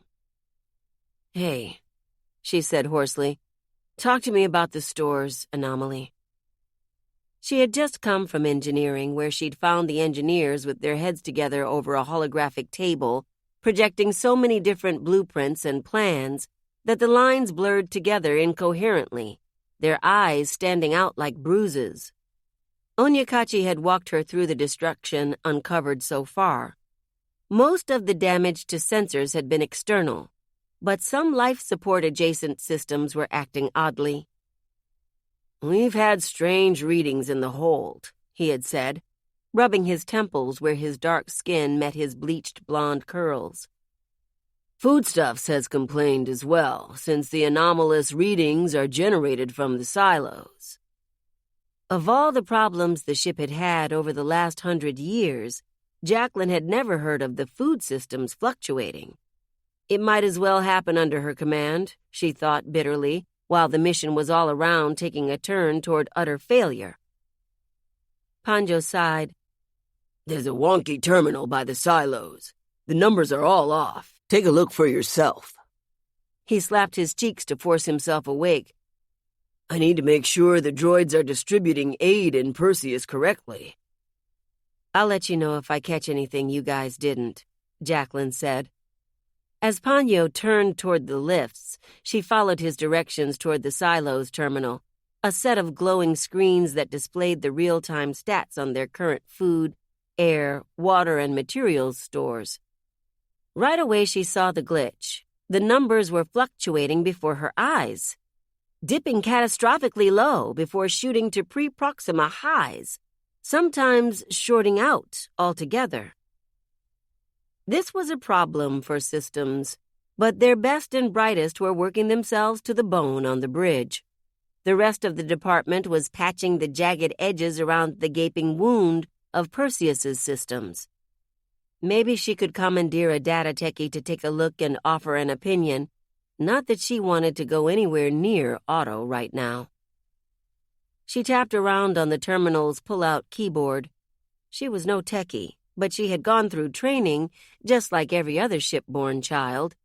She rooted around in the terminal's innards to see where it was generating the false data and why. A bang on the wall above the terminal made her heart jump into her throat. She leaped back against the opposite bulkhead. The noise reverberated down the empty corridor on either side of the terminal, while her pulse hammered in her skull. The hasty seals from the space-bare parts of the ship had surely messed with the internal structure. There was probably more debris knocking around in the ventilation systems than sanitation had yet to filter. Breathing deep, Jacklyn tried to look for a place where she could open the bulkhead and take a look. Right as she touched the wall, another bang under her hand made her flinch. "Buck up," she muttered, trying to get a grip. It was just debris. Sweat beaded at her temples anyway. Several steps down the corridor was a seam in the bulkhead, where a sign announced a maintenance hatch. She rubbed her hands up and down her arms to get rid of the goose flesh and walked toward it, setting her jaw. If she could identify the noise, another bang followed her. She paused, dragging out her next step as she listened. It was silent for another minute, so she shook the paranoid thoughts out of her head and kept going. She had only taken another few steps when the next bang went off beside her ear. She spun around to look up and down the corridor.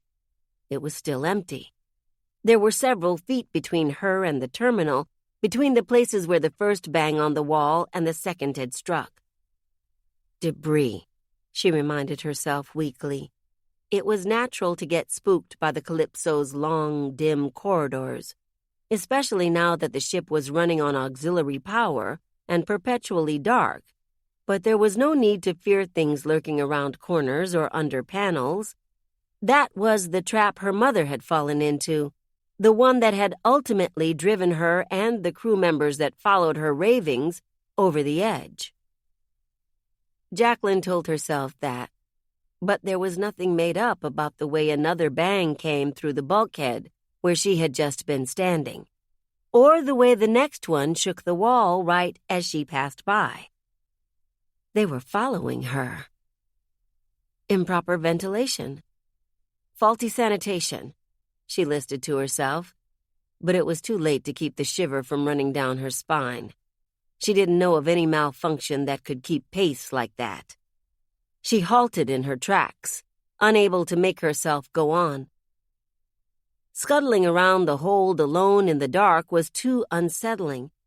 The simple solution was to come back with Panyo or a farm techie to pry open the bulkhead. She turned on her heel to go do just that. The next bang followed her back the other way. Jacklyn kicked into a coltish sprint. She couldn't fight the impulse to run, not with her animal hindbrain shouting down her rational mind. She was mortified for only as long as it took the next bang to catch up to her, and the one after that to nip at her heel. When she hit the lift, she threw herself in and pressed a random button. The lift lurched into motion, carrying her away from the hold. For a moment, she thought the sounds would hunt her into the cab. But there was nothing. She leaned against the cool wall of the lift, watching it steam up with her hot breaths. She had been scared while working in remote corners of the ship before, but not like that. She couldn't calm the panic pulsing through her with each heartbeat because she didn't have any explanation for what the hell that had been. She fumbled around in her uniform pockets for her datapad to call Victoria to the hold. It chimed with an urgent call, startling her badly. "It's the wards again," Michiko told her, breathing hard and clearly on the move. "Another riot?" Jacklyn sighed. Her headache intensified, the tension in her body morphing from fear into frustration. "No," Michiko said. "A mutiny." Jacklyn waited for the shock to hit her, but apparently she was too exhausted to feel anything other than static at the news. She dropped her head until her braids formed a beaded curtain around her face, breathing in and out slowly. Then she snapped up and rerouted the lift to the bridge. "Understood. Meet me in the ready room." 4. The bridge repair team had already made strong headway. A group of maintenance droids were replacing the last damaged pieces of the nav station, and the third engineer was putting tourniquets on the amputated comms systems until they could be safely rebooted. The rest of the bridge crew attended their duties seamlessly around the work. Jolie was back in the captain's chair, Metagel strips covering most of the skin above her uniform. Jacklyn beckoned her toward the ready room right away. "Helm, you have the con." Jolie fell into step with her. She waited until they were behind closed doors to ask, "What's the situation?" "A goddamn rebellion," Jacklyn said bluntly. Jolie's face cycled through grimaces of shock, disbelief, and aggravation before settling on determination. "Understood. What do you know so far?" Jolie's steadfastness made the ball of anxiety inside Jacklyn's chest collapse and harden into her own kind of resolve. She went to the ready room's enormous conference table. "Michiko will be here soon with more details." Within the next 10 minutes, most of the Calypso's brass was gathered around the table. Jacklyn paced at the end while Asher and Jolie conversed in low tones on either side of her. The mission commander bounced her leg next to an equally impatient Victoria.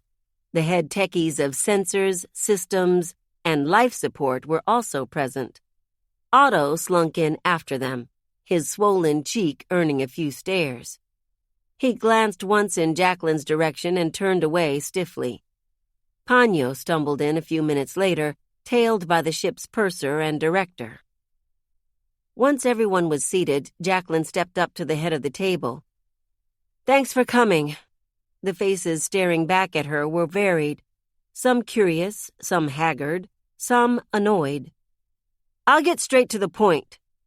A handful of factions in the wards are in the process of declaring a mutiny." That jolted the whole table. "How sophisticated are these factions?" the head life support techie asked anxiously. "If they seize any of the Calypso systems while they're on the mend, they could do real harm." "Where are the ward reps?" the head labs techie broke in. "Are they just sitting back and letting this happen?" Jacklyn held out her hands placatingly as Michiko walked in. Security can give us more information." Michiko's face was creased with fatigue. She came around to Jacklyn's side to speak. "Glad you're all here. I'll only have to say this once. At 0400 hours, the Commons decks of Perseus, Corinna, and Cygnus wards were sealed against all traffic, including essential repair staff. Crux and Orion are the only reps to respond to my hails. Both reported factions among their constituents which have declared themselves autonomous." One of the techies swore. Jacklyn felt like doing the same. "We don't have time for this," Victoria sighed, crossing her arms. "If we don't finish the structural integrity reviews in Perseus, we could easily lose more pieces of the ward." "We have to deal with this delicately," the mission commander cautioned. "Whether or not the factions have legitimate concerns, there must be a way to get what everyone wants." Panyo snorted. "I think we all want to live." "They don't think Command is making decisions with ward interests in mind," the director explained. "We're not," Asher agreed. "We're making decisions with the interest of the entire Calypso in mind." Jacklyn didn't think the logic or validity of the factions was the issue. "What are their demands?" Michiko slid her datapad to the middle of the table. The fleet's chevron logo spun a few times before the pad chimed and projected a list into the air above the conference table. The table was quiet as the officers read each item. Immediate resource allocation to the wards, a temporary lift on garrison rations, a ward rep station on the bridge to monitor command decisions, etc. Jacklyn considered most of the demands an obstruction to the immediate recovery of the ship, but she wasn't surprised by them. What she was surprised by was the demand to turn the ship around. The factions had been independently monitoring the ship's velocity and position in the astronautical charts and came to the conclusion Jacklyn had been wrestling with every day. The Calypso would make it back to Earth as a ghost ship, if it made it back at all. No one even knew how the humans left on Earth had fared. Carbon dioxide gas percentages, surface temperature, and sea level were higher than they had been for the past several million years. Climate refugees vastly outnumbered war refugees. A mouthful of fresh water was more precious than gold. It had been cheaper to take to the heavens than to try to undo the environmental sins of 21st century capitalism. The Calypso might make it back to Earth, only to cook in its runaway greenhouse atmosphere. Or they might land only to experience the reckoning of the people who had been abandoned there to die. A non-trivial number of crew on board believed their forebears had deserted the Proxima B colony too soon. They already had preliminary plans for improving the colony design, and a secondary plan to extract fuel from Proxima B and test the habitability of the rest of the planetary system. Most important, the Calypso had kept immaculate records of the locations of the engagements they had suffered. By diligently mapping the attacks, the factions had identified a safe path back to Proxima B. They could accelerate and return to the colony within a human lifetime. Jolie was the first to break the silence in the ready room. "Thorough," she said, almost approvingly. Jacklyn had to concede that, but there was one thing about the list of demands that rubbed her the wrong way.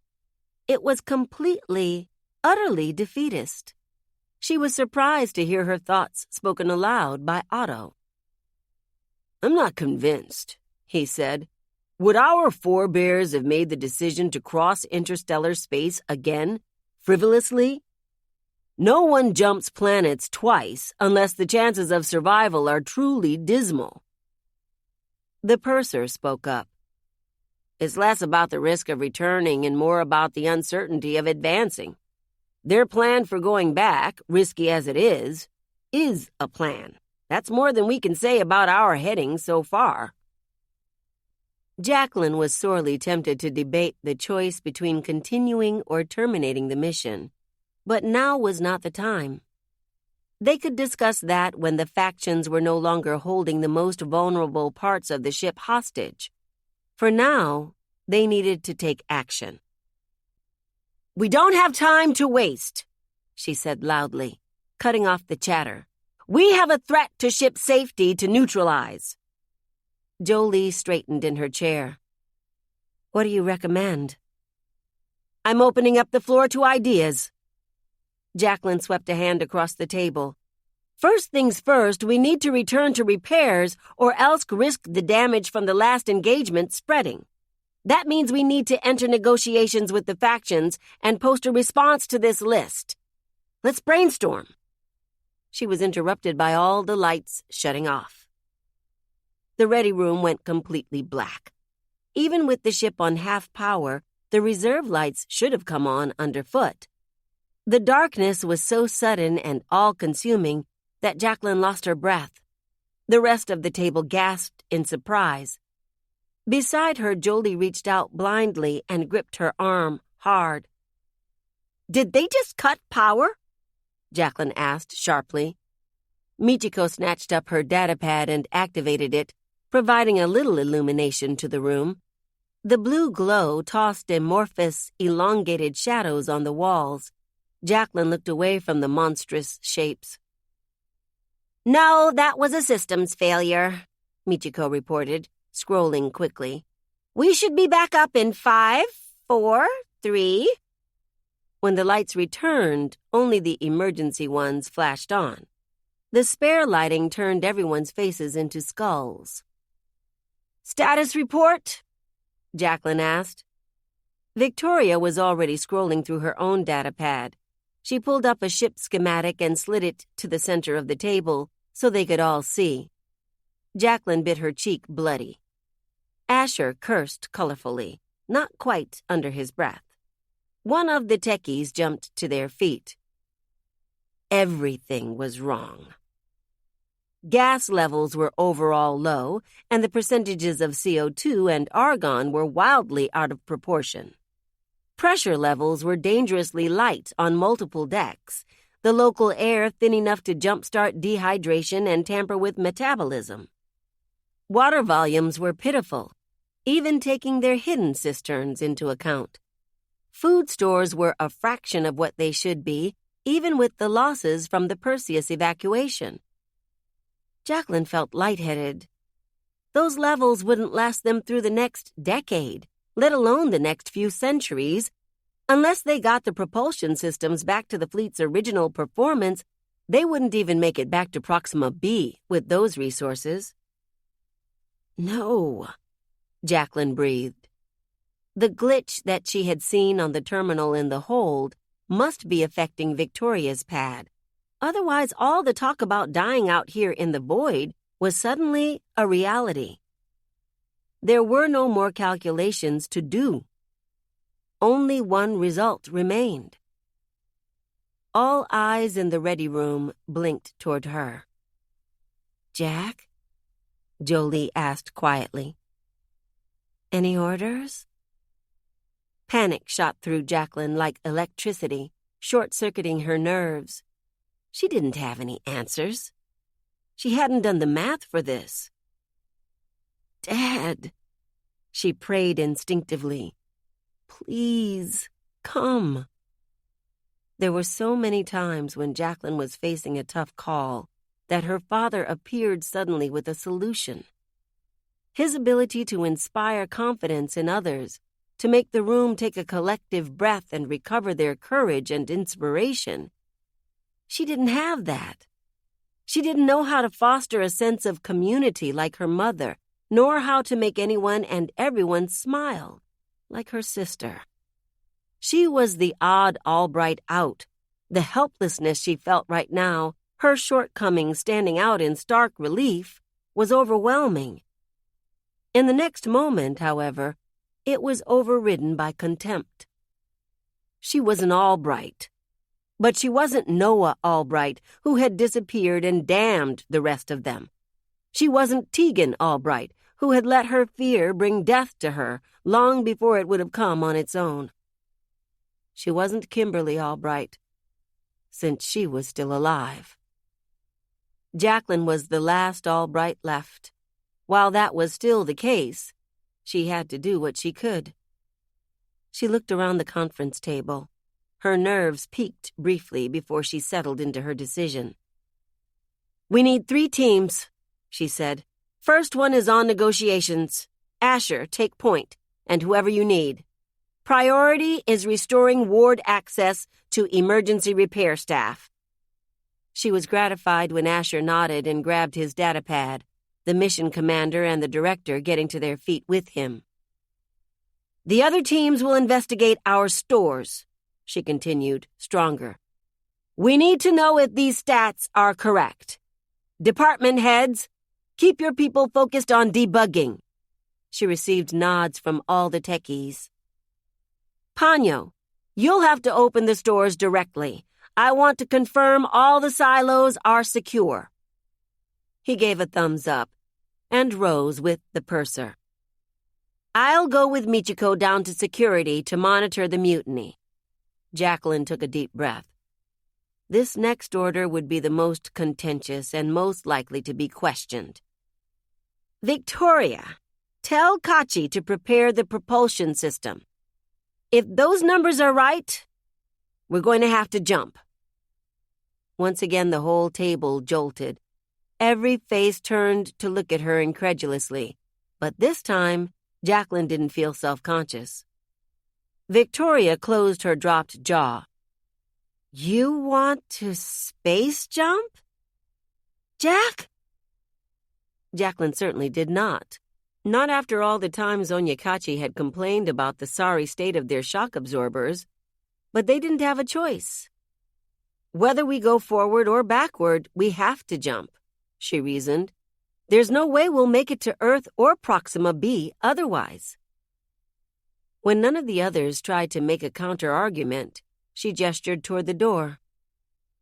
"Let's get to it, Jolie. You have the con." Once the room emptied out, Michiko looked at Jacklyn appraisingly. "Not bad, Jack." Jacklyn rubbed her nape, somehow pleased. "I'm trying." Michiko left the ready room for the next lift down, already reviewing the reports coming in on her pad. Right as Jacklyn went to follow, Jolie caught the sleeve of her uniform, holding her back until they were alone. She used her grip to turn Jacklyn so they were facing each other. Then she rocked onto her toes so she could press a swift, precise kiss to the corner of her mouth. "Oh," Jacklyn blushed. "What was that for?" "We'll get this situation under control," Jolie said, smirking at Jacklyn's flustered face. "Just be safe until then." "You got it," Jacklyn murmured, dipping her head to return the favor. Jolie only stood still long enough to let Jacklyn caress her hurt cheek before turning toward the door with a whip of her dark hair and leaving to take command again. Alone, Jacklyn squeezed her eyes shut and wondered if she was doing any of this right. Then she fixed her braids and left to join the work. Jacklyn pressed the lift button for security. Michiko had a room full of live feeds from cameras and sensors around the ship. Chances were the factions had cut the feeds to their locations, but even dark spots among the fly-eyed, multifaceted view could reveal details about their movement and breadth. She was about to message regarding the faction's whereabouts when the whole lift shook. Jacklyn nearly tumbled to the floor, grabbing the railing at the last moment. A metallic squeal made her clap her free hand over her ear.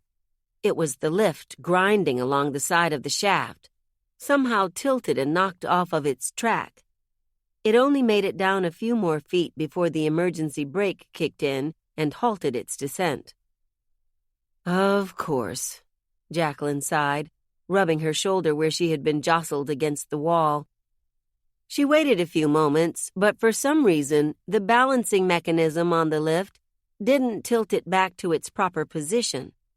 She jumped a few times to try forcing it upright manually. No dice. She took out her pad to see if there were any nearby maintenance droids hitting send on a request. Something banged on the top of the lift. Jacklyn blanched. Sliding her pad back into her pocket, she stared up at the ceiling. The lift's counterweight was at the bottom, not the top. The shaft wasn't connected to ventilation or reclamation. There was no way it could be debris. Either one of the metallic strands of the lift's enormous cable had snapped, or something had fallen on top. Another bang shuttered the lift, this one on the ceiling hatch. More fraying on the cable? Something else falling down? Jacklyn didn't like either of those possibilities. The creaking and scraping of the lift against the shaft walls made unease bubble in her guts. She leaned on the button for the lift doors. When she got a notification that the lift was between floors, she input an override and forced the doors open. She was stuck halfway between the lab's deck and the command quarters deck. There was just enough room for her to pull herself onto the former by her fingernails and squeeze through the opening. She deliberated whether she wanted to risk being cut in half by the lift falling while she was shimmying out, or waste valuable time stuck in here waiting for a droid to help. The handle for the ceiling hatch wiggled. Jacklyn froze. She stared at the handle in disbelief, watching it carefully for several moments. When it shook again, her heart kicked into high gear. She backed against the wall as the jiggling intensified. Soon, the handle was clanging against the hatch, sending up a horrible racket that made her hands clammy.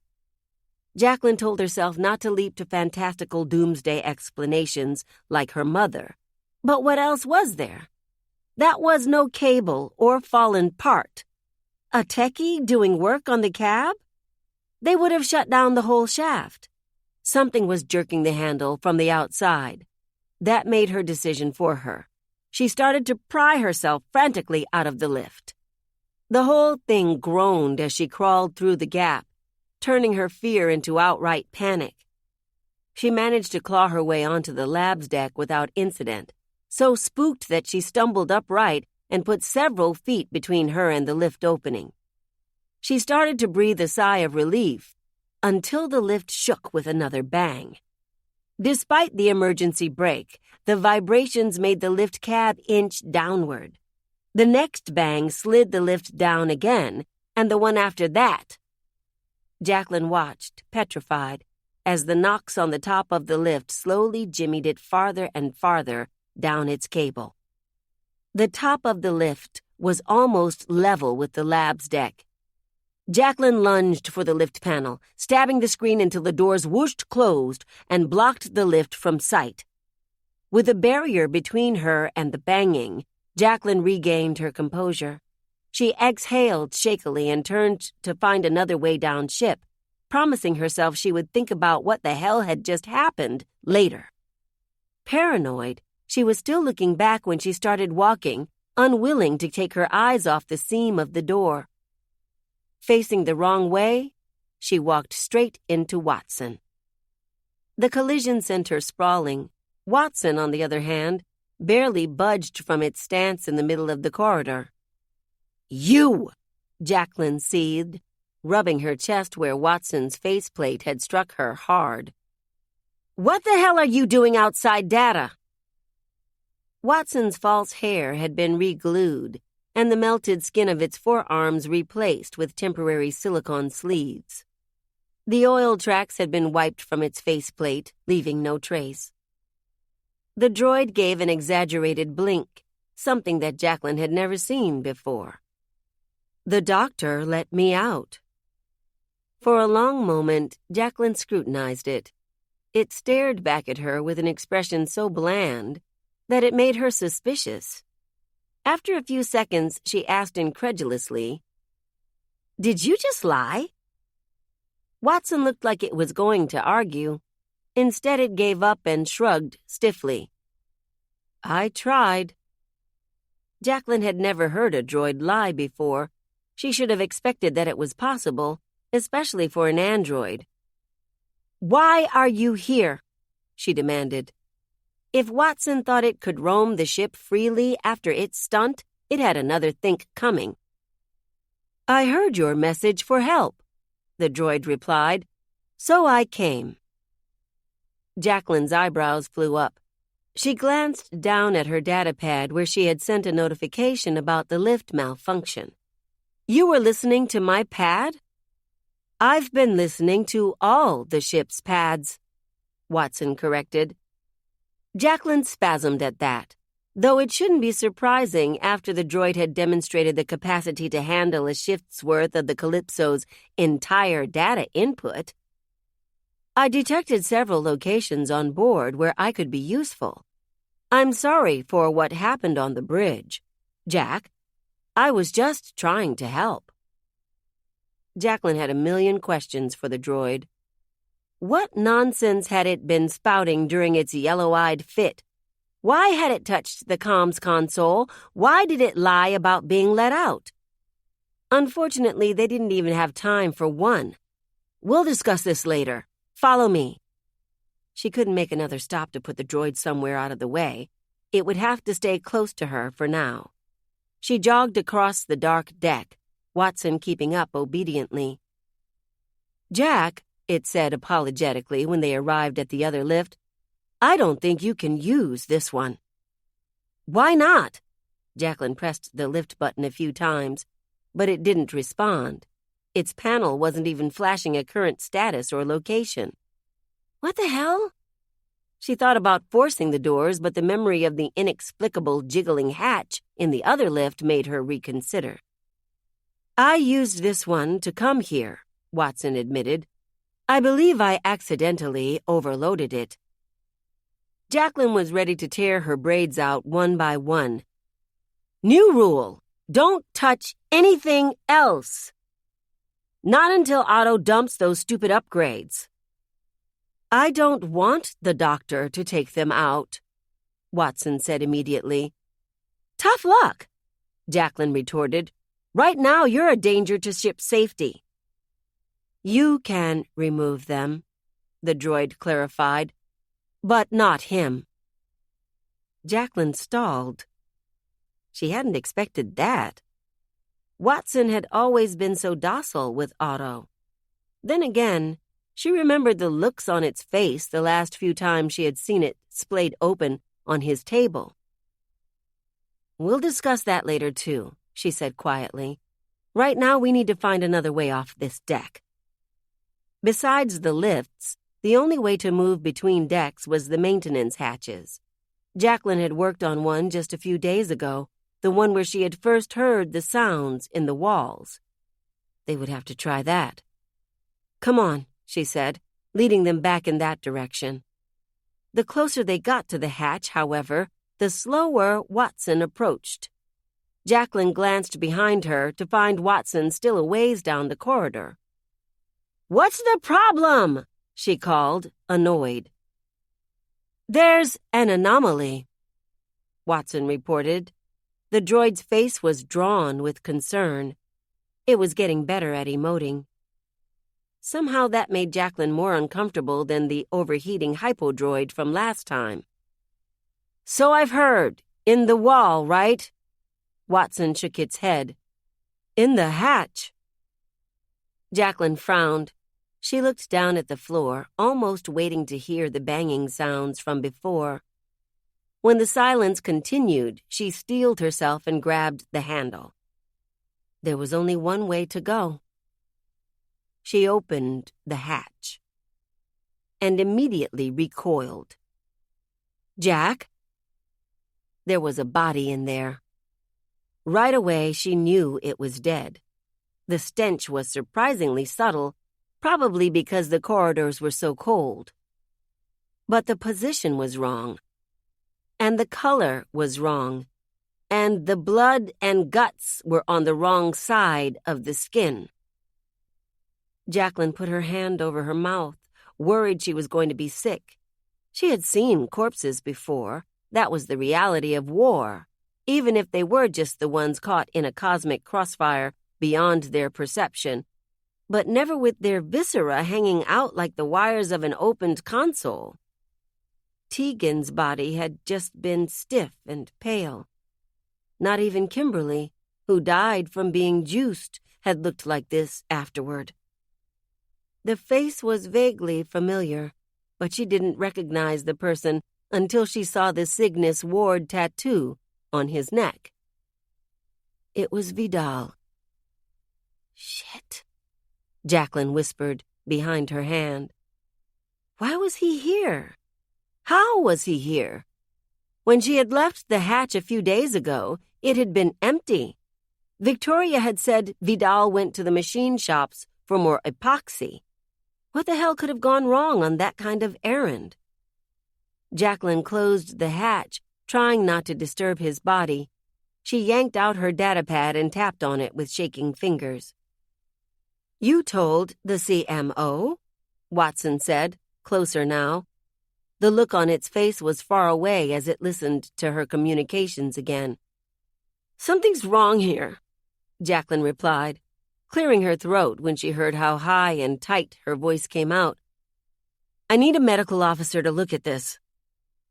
It took a while for someone to reach them. Maintenance droids were already working on both of this deck's stalled lifts, so the ship's coroner had to get off a deck below and climb up another hatch.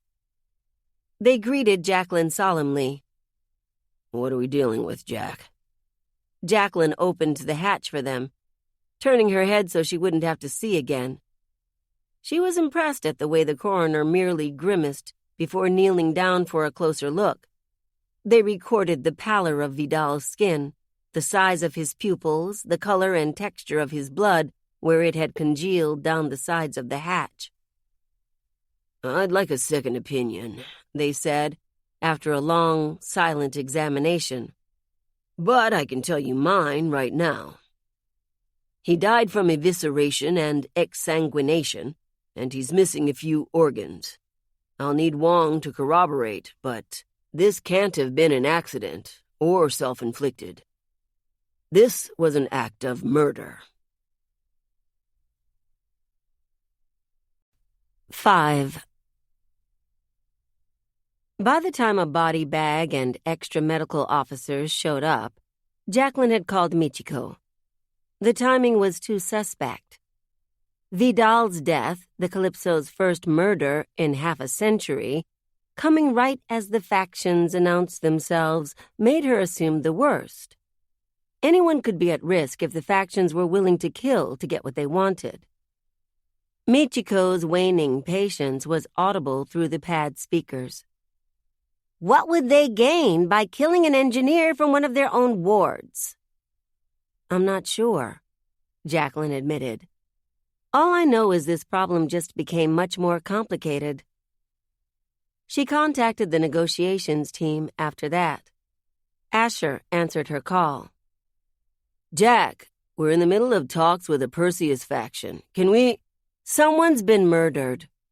She cut right to the chase. We need to halt negotiations until we know who's responsible.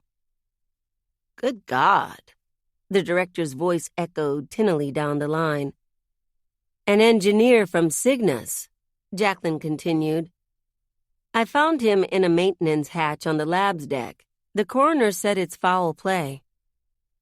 I just want one break, the mission commander grumbled in the background. So we can't proceed until we rule out the faction's involvement, Asher sighed. Jacklyn knew from experience that he was chewing the skin of his lip. Priority's still getting access to repairs, she said. But now we have grounds to do so by force if they refuse to cooperate. By force, Jacklyn meant a security team equipped with magnetic cuffs and low-voltage electrified barriers. Security had more powerful gear, but Jacklyn had no intention of contributing to further violence. I'll get back to you with Michiko's recommendation, she said, ending the call. Jack, Watson suddenly said, The droid had been assisting the medical officers with Vidal's removal, making sure not to drop any viscera. They put his guts in a separate box for transport and placed the rest of him in the bag. Now that they had left in one of the repaired lifts, Watson returned to Jack's side. She had a hard time looking away from its blood-smeared hands. "What is it?" "I don't think the factions are responsible," it said. "There's been no mention of Vidal in their internal communications." Jacklyn didn't know whether to be grateful for Watson's omniscience or uncomfortable.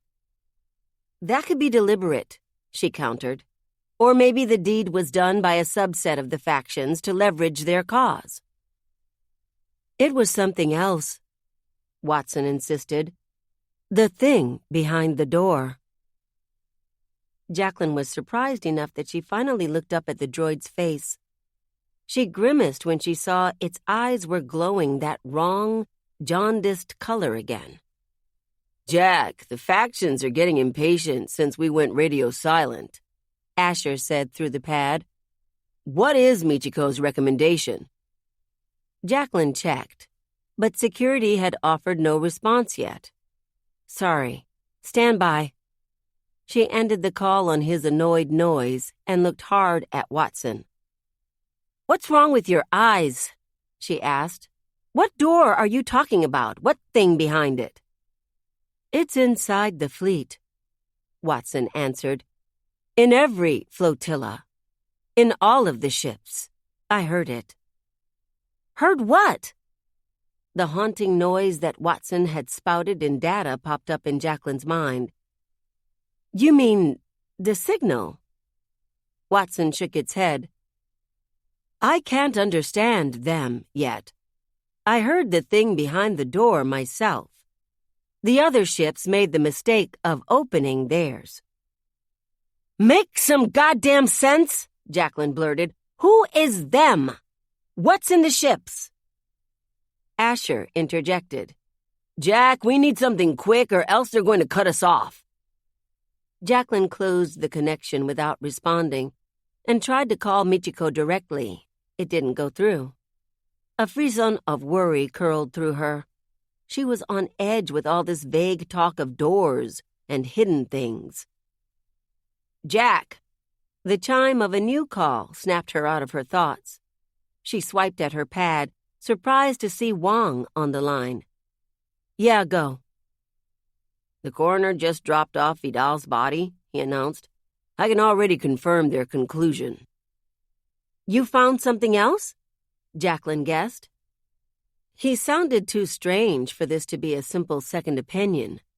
There was a tremor in his voice that only poured oil on the spreading conflagration of Jacklyn's apprehension. "Yes," he answered. She could hear him lick his lips nervously. "He wasn't killed by anyone on board." Jacklyn was dumbfounded. "What the hell do you mean? You just said he was murdered." "He was," Wong said, stressing his next words. "I'm saying it wasn't one of the crew." Jacklyn was going to do something violent, too, if the people around her didn't stop talking in mysteries. "How do you know that? Who else could it have been?" She stopped short. The corridor air felt especially cold, with her blood turning to ice in her veins. She looked at Watson, still staring at her with those gallstone eyes. "There's someone else on the ship?" Wong made a noise in the affirmative. "I think we have an intruder." Jolie stood up when Jacklyn burst onto the bridge, shocked to see her again so soon. Her greeting disintegrated when Watson exited the lift behind her. "What is the droid doing here?" she asked warily. "We have a bigger problem," Jacklyn said, bypassing the captain's chair. She stopped at the systems station where the head techie was rebooting the console with a look of pride. Her assistants parted like mice as Jacklyn stalked into their midst. "Jack," she said excitedly, "we managed to cut out most of the system's necrosis. The helm is unlocked and nav should be ready to deploy shortly. Great work, Jacklyn said impatiently, feeling bad for the way the techie's shoulders dropped, but unable to waste time on apologizing. What about the stats for supplies? We routed out the glitch, the techie said quietly, but the stats haven't changed. Jacklyn barely even felt that blow, her mind still going a light year a minute. Can you show me a map of biosigns on board? Taken aback, the techie pulled up a ship schematic, this time with infrared data overlaid. Thousands of little dots appeared on the hologram, each one representing a crew member. At this scale, they were packed tightly like stars in a globular cluster, too tiny to see individually. Zoom in on the hold, Jacklyn said, hoping her hunch wasn't correct. She had thought about what Wong had said on the way up here. If there was someone else on ship, they must have had a way to remain hidden from the crew while retaining access to the necessities for survival. They would be in a remote part of the ship with sustenance nearby. One place fit the bill. The scale of the schematic shrunk. Now the infrared dots were big enough that each one was visible and labeled with that person's crew number. She could see a few people holed up in the quartermaster's office, as well as various teams moving supplies in and out of the stores. She could even see Panyo and the purser on their way to the silos, stopping periodically to check terminals as they went. Zoom in again, Jacklyn said, her mouth drying up. By now, others could see it too. The ship had 8 silos ringing the hold, each one as big around as a whole ward. They held the sealed and shrunken stores of supplies that sustained the Calypso's population. 2 silos read empty. That was no glitch. They had been used up by the colonists during their attempt to make a home on Proxima B. Another one read half full, which Jacklyn could also vouch for, as a previous captain had authorized its depletion after a poor harvest from the farms a few decades ago. There was a 4th silo, however, that was blinking on low, even though it should have been as full as the day it was packed for the Calypso's launch. Inside that silo was a red dot. There was no crew number attached to it.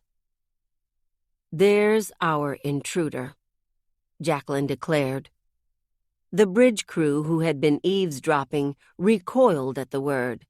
Stunned, the techie blurted, "Intruder?"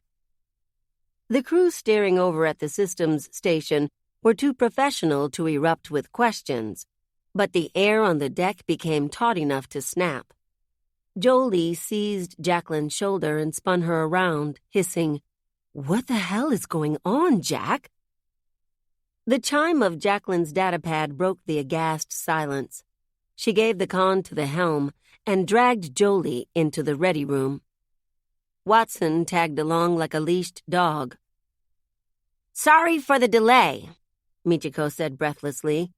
"There's been pushback from non-faction crew members about their decks being repurposed for a mutiny. We've had to clean up some all-out brawls." There was no easy way to update Michiko, so Jacklyn just dumped the info all at once. The CMO confirmed the murder and said it wasn't the work of any other crew member. "I just found an intruder in our silos. What do you advise?" Silence reigned on the line for nearly a minute. Jacklyn didn't blame Michiko, since even Jolie looked lost right now. Nothing like this had ever happened in the Calypso's long history. When Michiko finally responded, her voice was admirably even. "I recommend a ship-wide quarantine. The factions are already sealed in the wards. Get the rest of the crew back in their bunks until we have the intruder in custody. After that, we can investigate the murder and then deal with the mutiny." The rapid-fire priority changes made Jacklyn dizzy, but she answered in the affirmative. "Panyo is down in the hold right now. I'll tell him not to engage until we have a plan." "I'll come with a team of whoever I haven't already deployed," Michiko promised. Since the circumstances are extenuating, I'm coming armed. Nobody had ever been armed on ship, not since their forebears developed a robust program of alternatives to heavy disciplinary tactics. Jacklyn held out hope that they could subdue the intruder before using any of the real weapons in the security deck's locker. She went to the terminal at the head of the room and cleared her throat before turning on the intercom that would spread her voice to every corner of the ship. "Attention crew," Jacklyn said, heart pounding. "Intruder alert. Ship-wide quarantine effective immediately. Off-duty crew must return to quarters until quarantine is lifted. Ship essential crew may remain at stations, but department doors must be locked. I repeat, all crew members must follow heavy quarantine protocol." All the way up in the ready room, there was no way for her to know how the rest of the ship had taken that announcement. Probably with less composure than the bridge crew. As soon as she turned off the intercom, Jolie assaulted her with questions. "Who was murdered?" she asked. "What kind of intruder are we talking about?" "A Cygnus ward engineer," Jacklyn said, taking out her datapad and tapping through the crew contacts. Wong said no crew member could have killed Vidal. "How could he determine that?" Jolie asked incredulously. "In order for an intruder to survive undetected on the ship for this long, the last time the Calypso could have possibly picked up a stowaway was on Proxima B." Wong said. Jacklyn had to stop and clear her throat. She couldn't believe she was about to say the words, but they had come to her straight from the CMO. Wong said that the fatal wound Vidal received wasn't made with any tool that exists on the ship. Whatever killed him did so with something organic. Jolie looked ill. Jacklyn felt bad for giving her the gory details. She didn't even eat the false meat served by the galley staff. "By organic, you mean?" "They found something like keratin filaments in the wounds," Jacklyn clarified. "The protein's all wrong. It's different from our hair or nails. But apparently it resembles the stuff in tetrapod claws." Jolie started pulling strands of her long hair into a nervous braid. Jacklyn hesitated before giving her the rest. "He also said that Vidal's missing organs had jagged edges consistent with mark patterns from some kind of jaw. They were bitten out." She paused at Jolie's horrified exhale. "But the teeth marks and the keratin analog don't match anyone on the ship. Don't match, anything on the ship." Jolie looked at her like she was speaking in tongues. "Jack, what are you saying?" Watson spoke suddenly from its place near the door, startling both of them. The plaintive urgency in its voice was so human and real that Jacklyn felt a shot of alarm. "They're opening the door!" it wailed. "What door?" Jacklyn asked, grabbing Watson by its thin shoulders. The droid was so petite it looked like she should be able to toss it over her shoulder, but it was denser than any human and stood rigid against her tugs. That was disappointing, because she wanted to shake it until a real explanation fell out of it for once. Instead of responding, Watson popped its jaw apart, opening its mouth in that too-wide yawn. Instead of vomiting static, it spoke in human voices, some of which Jacklyn knew personally. "Flotilla, this is the Gaia. If anybody else is listening out there, in the ship, we have, from the colony, heard the from the Neja and the Paradise Lost.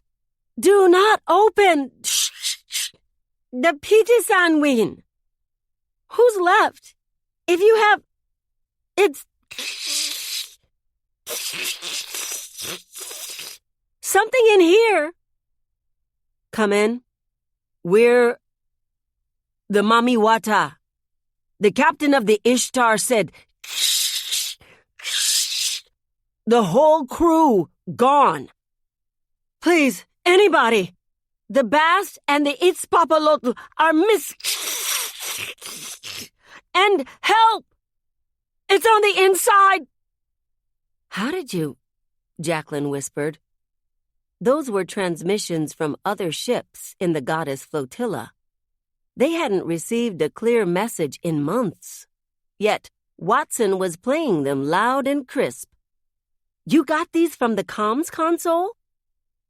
The droid continued puking out the cleaned-up recordings. Jacklyn heard virtually the same message over and over again, from ships like the Ostara and the Durga and the Banyu Goshasp. They were in peril, Jolie noted, as the transmissions continued to spool out of Watson's cranked mouth. From something inside the ships. Jacklyn thought of the blank red dot sitting in the middle of the half-empty silo. She thought of Vidal's crumpled body, dangling its innards like fruits and vines from some grotesque tree. She thought of the warning she had heard 10 times over now. She dashed back to the table to scoop up her data pad. She pressed the wrong screens twice in her hurry before she was finally able to make the urgent call she needed. "Ponyo, come in!" she shouted. "Hold your position! Stay away from the silos! There's something dangerous in there! Don't open the door!" There was no response. The fleet's chevron spun on the screen before it went dark with inactivity. Jacklyn growled and tried again. No answer. Dread clogged her throat, making it hard to breathe around the worry that she was too late. She was struck with a better idea. "Watson." She spun back to the droid. "You can listen to his pad, right? What do you hear?" Watson concentrated for a moment. Then, right in front of Jacklyn, the blue glow of its eyes festered into that queasy yellow. Its brow knotted and its mouth twisted into a perfect visage of fear. All that emotion on its broken faceplate made Jacklyn lean back. "What is it?" she pressed, feeling all wrong. Watson opened its mouth again. Instead of signals detected from the ship's external sensors, it transmitted the internal data from the feeds and open terminals in the hold. As soon as the live noise came through, Jolie grabbed Jacklyn's wrist so hard she felt it might break. Jacklyn covered her mouth with the other hand. They listened to the transmission with nauseating horror. It was the sound of screams. Jacklyn made it down to the hold deck, right as Michiko made it up. Watson was at Jacklyn's heels, making the deck floor shake with every heavy step as they ran from the lift to the atrium. They converged with the security team, whose uniforms had been covered with aramid fiber vests, coming from the opposite direction. The voltage prods latched to their belts and the plasma guns slung across their shoulders, the first weapons Jacklyn had ever really seen, were menacing but necessary, depending on what they found in the silos. They all sprinted down the gangway toward the unidentified red dot. Screams echoed in Jacklyn's ears as they got closer and closer to where Watson had been listening. She struggled to block out thoughts of what could have torn those noises out, but the memory of Vidal's corpse was stark and terrible in her mind. She cradled the hope that they would get there in time like a hand around a tiny guttering flame, but when they finally skidded to a stop in front of the compromised silo, that hope was snuffed out. On the ground were Ponyo and the purser. Jacklyn retched at the sight and scent. Guilt climbed her gullet. She had to swallow again and again to keep from throwing up. Her crewmates were in pieces, afloat in a puddle of their still warm blood. She gagged so hard that her eyes teared. Michiko set her jaw. Wasting no time, she split her officers into 2 teams and stationed one beside the bodies. Check for signs of life, she ordered the first. Keep sights on the door. We're going in. She took the second team through the enormous open doors of the silo. Beyond the threshold was utter darkness. The lights inside the storage vat were all off. Jacklyn made herself watch as two officers dropped dutifully to the deck, blood soaking their uniforms through the knees and shins. She already knew from the vacant, half-lidded gapes on both of the blood-flecked faces what they would find. She closed her eyes when they both shook their heads. There was nothing to do except call the coroner's team again. While she tapped her pad, the security officers fanned out from the corpses and took up positions around the silo entrance. Michiko and the other team had already disappeared into the huge space. Jacklyn could only wait in tense, miserable silence for them to return with news of the intruder, or engage with it. The whole time they were gone, Jacklyn was afraid the screaming would start again in the depths of the silo. The coroner had already taken the bodies away. Not quite as unflappable this time in the face of fresh, brutal gore. Jacklyn didn't know what she would do if she had to call them yet again. Michiko was gone long enough that the blood on the ground started to congeal, and sanitation droids from life support arrived to clean the mess. Jacklyn got antsy. She turned to Watson. "Can you hear the intruder? Are they still in the silo?" "No," Watson said. Its eyes glowed blue again.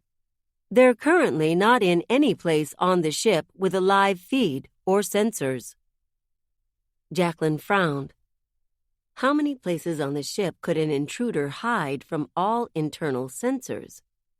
Every bunk, department, corridor, and commons had security cameras, heat or motion detectors, or all of the above.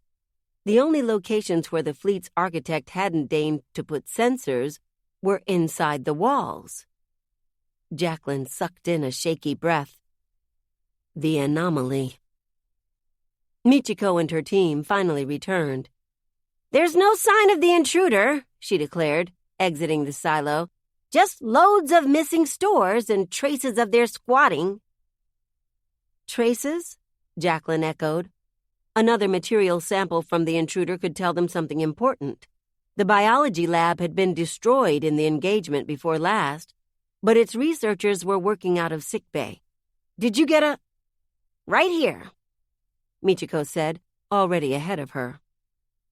"I think the intruder is using the walls to get around the ship," Jacklyn reported, taking Michiko's recovered sample. "They'll be damn hard to track then," Michiko sighed. She gestured for a few officers to seal the silo again and told the ones who had posted a lookout to do a careful sweep of the deck anyway. "When you've dropped that off, meet me in my office." Jacklyn jolted awake from where she was leaned against the wall of the repurposed surgery theater where the bio team was currently holed up. She must have fallen asleep sometime during the team's long analysis of the silo sample. The shocked cry that came from the techies working on it under their microscopic, chromatographic, and electrochemical tools jerked her back upright. "Jack!" The head lab's techie rushed over. "This is extraordinary!" "What did you find?" Jacklyn asked, thinking she might already know the answer. "This sample doesn't resemble any known biospecimen," the techie reported. "There is no genetic evidence that whatever made this sample evolved on the same planet as us." Jacklyn already had the implication dangling in front of her face, but it was still difficult to articulate. She bit the bullet and said the words out loud.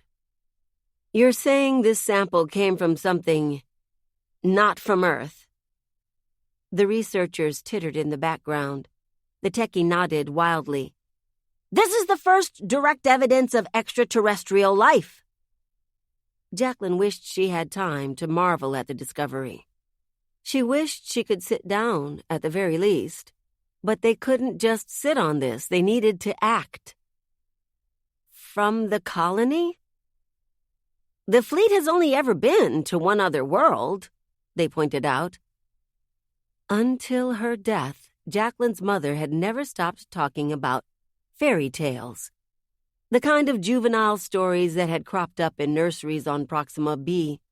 Tales of monsters that dug their way up from beneath the sun-scorched, irradiated ground to steal children from the colony, dragging them away from the Terminator either to roast them in searing daylight or suck their bones clean in deep, impenetrable night. Jacklyn had liked the stories as a kid. Hearing Tegan tell them earnestly as an adult had been embarrassing, even disturbing. Though life on Proxima B had never been confirmed, her mother had warned her again and again before her suicide that the Centauri monsters would get them in the end. One time she had locked both her daughters in her bunk and preached for hours about monsters on the ship. Her eyes had been so big and her lips pulled back so wide that Jacklyn had stood in front of Kimberly the whole time. Their father had eventually broken in and taken Tegan down to sickbay for an evaluation and prescription that ultimately hadn't worked. Jacklyn closed her eyes. In the end, her mother had been right. According to the messages that Watson had played, every ship in the fleet might have been infested. Who knew how many had inadvertently opened their intruders' hiding places and unleashed them into their midst? How many crews had been hunted and devoured already? Jacklyn shook as she realized how close she had come, on several occasions, to going the way of Vidal or Paño. Every time she had heard the banging, she had only been a bulkhead away from spilling her blood and guts across the deck. She asked Watson, "Can you send a transmission to the rest of the flotilla? If anybody is still out there, they need to know." Watson acquired a faraway look as it cycled through different comms channels. Eventually, the droid shook its head. "No one is responding, Jack. Either they've already heard the previous warnings, or there is no one else to warn anymore." "Right," Jacklyn said, rubbing her face. "Before we worry about other ships, we need to take care of our own. There was an extraterrestrial intruder stalking through the Calypso's walls, and the longer they took to find it, the greater the chance it would strike again. We have to go on the hunt." Jacklyn and Watson found Michiko in her office as ordered. Once all of her officers were accounted for, they sealed the deck and completed a mini-briefing. Michiko repeated the bio-team's findings. "Sir," one of the officers said dubiously, "you're saying there's an alien on board." "You're free to double-check the research," Michiko said imperiously. She pulled up pictures of Paño from the coroner on her datapad and projected her screen for the whole room to see. "Take a look at these and tell me if you think that's a priority right now." Several officers blanched. Even Jacklyn, who had been on the scene herself, had to look away. There were no more outbursts after that. "Our responsibility is ship safety only," Michiko said. "Not astrobiology, not taxonomy. It doesn't matter what this thing is. We need to find and subdue it before it takes any more of our people." She laid out the standards for the op. They would break into teams, assigned to different regions of the ship, and seal all doors, vents, and lift shafts on each deck. General orders included escorting any crew in defiance of quarantine to sealed spaces and subduing any faction activity threatening quarantine protocol. As for the intruder, they were to proceed with extreme prejudice. "I want everyone suited up, just in case any more systems fail," she added. "The more decks we seal, the more Earth-normal conditions on board will deteriorate. That might take out our problem for us, but we can't take that chance. Head to the armory." The officers filed out of the office and took the gangway to the deck's weapons locker. Before today, it hadn't been opened since the colonists had fled back to the stars. Jacklyn felt a morbid curiosity about its contents. But instead of following, she used the opportunity for privacy to make a call to the bridge crew. "Go, Jack," Jolie answered. "I want you guys to suit up," Jacklyn said. "Pressurized suit, helmet, air tanks. I think the intruder is getting around in the walls. You need to seal the lift doors and the vents to the bridge, so nothing gets up there." Jacklyn expected Jolie's usual cool-headed cooperation. She was surprised when Jolie asked sharply, "And what about you? Are you still with Michiko?" "I'm joining security's hunt for the intruder," Jacklyn confirmed. "We're going to take this thing down before it kills us off like the rest of the fleet." She had to wait several moments for a response. She could hear Jolie hand over the con and beat a swift retreat to the ready room. Jolie finally spoke when she was equally alone. "Don't be a martyr," she said icily. "You're the first mate. Get back to the bridge and leave the firefight to the professionals." Somehow, Jacklyn smiled. "I'm no martyr. You and Asher keep coordinating things on top. I'll make my way back up there eventually." "You'd better," Jolie threatened. Jacklyn almost felt bad for enjoying the worry in her voice. It was nice to know that she wasn't the only one who considered their off-duty encounters more than just passing the eternity in space with another warm body. "No matter what," she told Jolie seriously, "keep us going forward. There is no going back to Proxima B now. Any remaining colonists probably already met their fates. We can't let that happen here." "Understood," Jolie said. Right before she signed off, she murmured, "Come back, Jack." "Yes, sir," Jacklyn whispered, cutting the call. She took a few deep breaths. It was hard to overcome the sudden fear that she was going on a suicide mission. Anything that evolved on Proxima B must be tough, since the colonists could barely survive on the exoplanet's surface, even with technological assistance. They would have a hard time getting the intruder before it got them. There was one thing left to do before she joined the security officers for the hunt.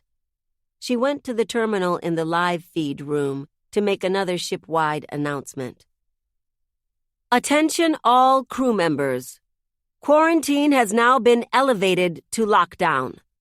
Suit up in emergency gear and completely seal off doors and vents to your location. Do not violate lockdown protocol for any reason until given the all clear. Make sure you are space ready in case of onboard systems failure. I repeat, do not exit your location for any reason. Your life depends on it." 6. Jacklyn wasn't used to being suited up. The extra weight was burdensome. Her helmet blocked her peripheral vision, which strummed a low chord of anxiety in her chest. The gun strapped to her suit made her feel worse instead of better. The only training she had with the weapon was the 10-minute version that Michiko had just given everybody else. She was part of the team assigned to the bow. Michiko hadn't wanted Jacklyn on any team at all. She had pulled her aside to argue extensively against her presence. Asher was still trying to resume essential repairs, Jacklyn had pointed out, while Jolie was making sure they didn't go floating belly up in the interstellar sea. She was the only one without her hands tied. "I can keep Jack safe," Watson had piped up to add.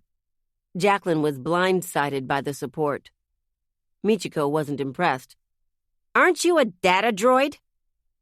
"I have eyes and ears on all parts of the Calypso," Watson pressed. "I can help." Michiko had weighed the time cost of the argument against the urgent need to protect the ship and walked away with a sigh. Now Jacklyn was at the top of the ship, one of 5 team members assigned to a senior officer named Yanis. Of all the members of her team, she was the most familiar with the upper decks. So they put her right behind the team leader as they cautiously exited the lift and crept onto the control deck with their plasma guns drawn. The hunt had begun. "Watson," Jacklyn murmured into her helmet's comms. She spoke on the team's direct line to avoid any noise besides the shuffle of boots on the gangway. "See anything?" Watson didn't move its mouth, but instead sent its reply directly to her headset. "There is nothing in view of the sensors. The intruder may be present and hiding in a bulkhead." Jacklyn knew that very well. Instead of responding, she followed Yannis's gesture forward. The control deck was slightly bigger than the bridge, which sat at the very nose of the Calypso.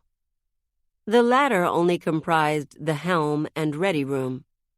The former, on the other hand, housed the mate's office, the mission commander's office, and both the astronautics and avionics departments. That was a lot of ground to cover, especially since each space was dimly lit with only reserve power and full of the nooks and crannies that came with bureaucracy.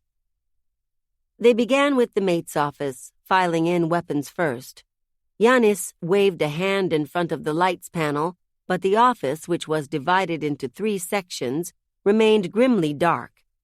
The techies must have missed this malfunction, or maybe it wasn't an accident. Jacklyn remembered how, during the times she had heard the anomaly, the hypodroid had overheated, how the observation deck detectors had stopped working, how the terminal down in the hold had glitched. "Behind this bulkhead is the 3rd mate's station," Jacklyn said quietly. "Then the 2nd's, and then mine. There should only be a desk with a terminal in each one. If you see anything else..." "Shoot!" Yannis finished, moving forward.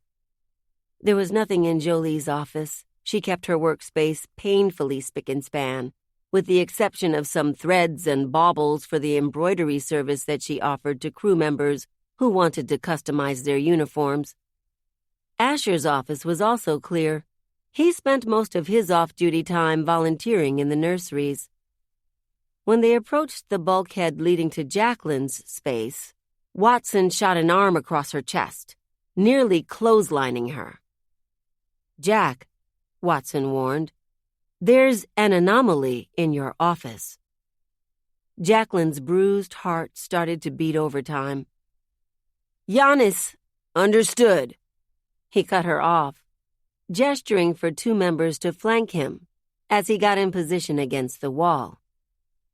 He counted down on his fingers, and the team burst around the corner, aiming their guns. Jacklyn could tell from their reactions that there was nothing there. "Are you sure?" she started to ask Watson. A bang shook the wall next to her. Jacklyn spun around so fast she lost her grip on her weapon. She tried frantically to get her finger back on the trigger, feeling the helpless, stretched time that she felt in bad dreams. Long before she recovered, the nearest team member snapped their gun up and blasted the wall. The fired plasma bolt melted the wall on contact with a concussive burst that made Jacklyn's ears pop, even through the suit.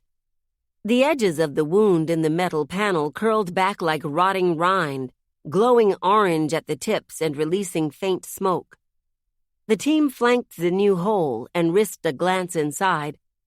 Nobody knew exactly what they were looking for, but it seemed fair to expect some kind of blood splatter or melted flesh inside. The officer closest to the hole shook their head. The blast hadn't hit anything. "Every shot gives away our position," Yannis growled at Watson. "Mistakes cost lives." "I didn't make a mistake," Watson retorted. It was the first time Jacklyn had seen the droid get testy. "Something is in the wall." Jacklyn stepped forward for a look. It was pitch black on the inside, since the bulkhead interiors weren't lit. For a moment, she thought it was empty as well. Then the headlight in her helmet brushed over something and tossed its shadow on the inner wall. Careful not to singe or puncture her suit on the edges of the hole, she reached inside. Part of her expected a vicious creature to suddenly snap her arm off in its jaw, or yank her hungrily into the crawl space. Instead, her fingers brushed the edge of something almost firm, with enough give to make her think for a horrified moment that she was touching flesh. Just before she jerked her hand back, she realized what it might actually be. Disgusted, she pulled it out into the open. It was heavy. She had to cradle it in the crook of her elbow. The rest of the team, despite the professionalism they had shown so far, recoiled. "What the hell is that?" Giannis breathed. Jacklyn hadn't spent any significant time in the terrariums, nor had she had any entomological training, but she had seen pictures of earth insects before, and she was fairly certain she recognized the nacre-colored, semi-translucent globule taking up most of her forearm. "I think it's an egg," she said grimly. The team took a vote. Giannis and another officer voted to destroy the egg. Nobody knew anything about xenobiology or what species they had on their hands, or what its life cycle might be. The egg could hatch in the next few minutes. It could be a predator right from birth. Better to smash it now while it was vulnerable, before it grew into another murderous intruder. Jacklyn and the rest of the team voted to bring the egg down to the biologists. This was a live specimen from another world. It needed study for both historic and urgent practical reasons. Perhaps the bio team could find a way to destroy its mature counterpart. "We don't have room to bring this along," Giannis argued. Jacklyn handed the egg to Watson, who cradled it helpfully to its chest. "There we go." "Fine," Giannis acquiesced, leading them back to the office doors. He took out a bolt of luminescent tape and marked the doorway as cleared. "Just make sure the droid keeps up." They proceeded to the mission commander's office. Clearing the small room and marking its door was simple. Astronautics and avionics, on the other hand, took much longer. The departments flashed with lights from star charts and ship schematics, a kaleidoscope that threw deceiving silhouettes and shapes against the walls. More than once, Jacklyn saw something in the corner of her eye and turned expecting to be disemboweled, only to find herself looking at a hologram or a reel of old footage from Earth. Once they cleared the departments, they went back to the corridor. One of the team members hacked into the wall panel for environmental controls and flipped all the levels, ventilation, and reclamation vents shut. With that, the control deck was completely cut off to anything without the access code to open it back up. They took a lift down to the tactics deck and covered their tracks by closing off the shaft overhead. The cab couldn't rise to that level anymore. Only the captain or mates could reverse the lock. The first two decks of the Calypso were completely isolated from the rest of the ship. They were slowly reducing the creature's roaming area. Eventually, they would cut it off with nowhere to go. The tactics deck was immediately unsettling. Every corridor light was off. Giannis took the risk of ordering everyone to increase the brightness on their helmet flashlights, sacrificing the cover of darkness. If the intruder was getting around in the walls, it might already have the advantage of not needing light to see at all. The tactics deck was nearly double the size of the previous one. Archives, comms, systems, sensors, and data all had departments on this level. Jacklyn was already intimidated. "Watson?" She turned toward the droid. It was making a sling for the egg out of the top of its jumpsuit in order to free its arms. Most droids went without clothing, since none of the rest had Watson's anthropomorphic features.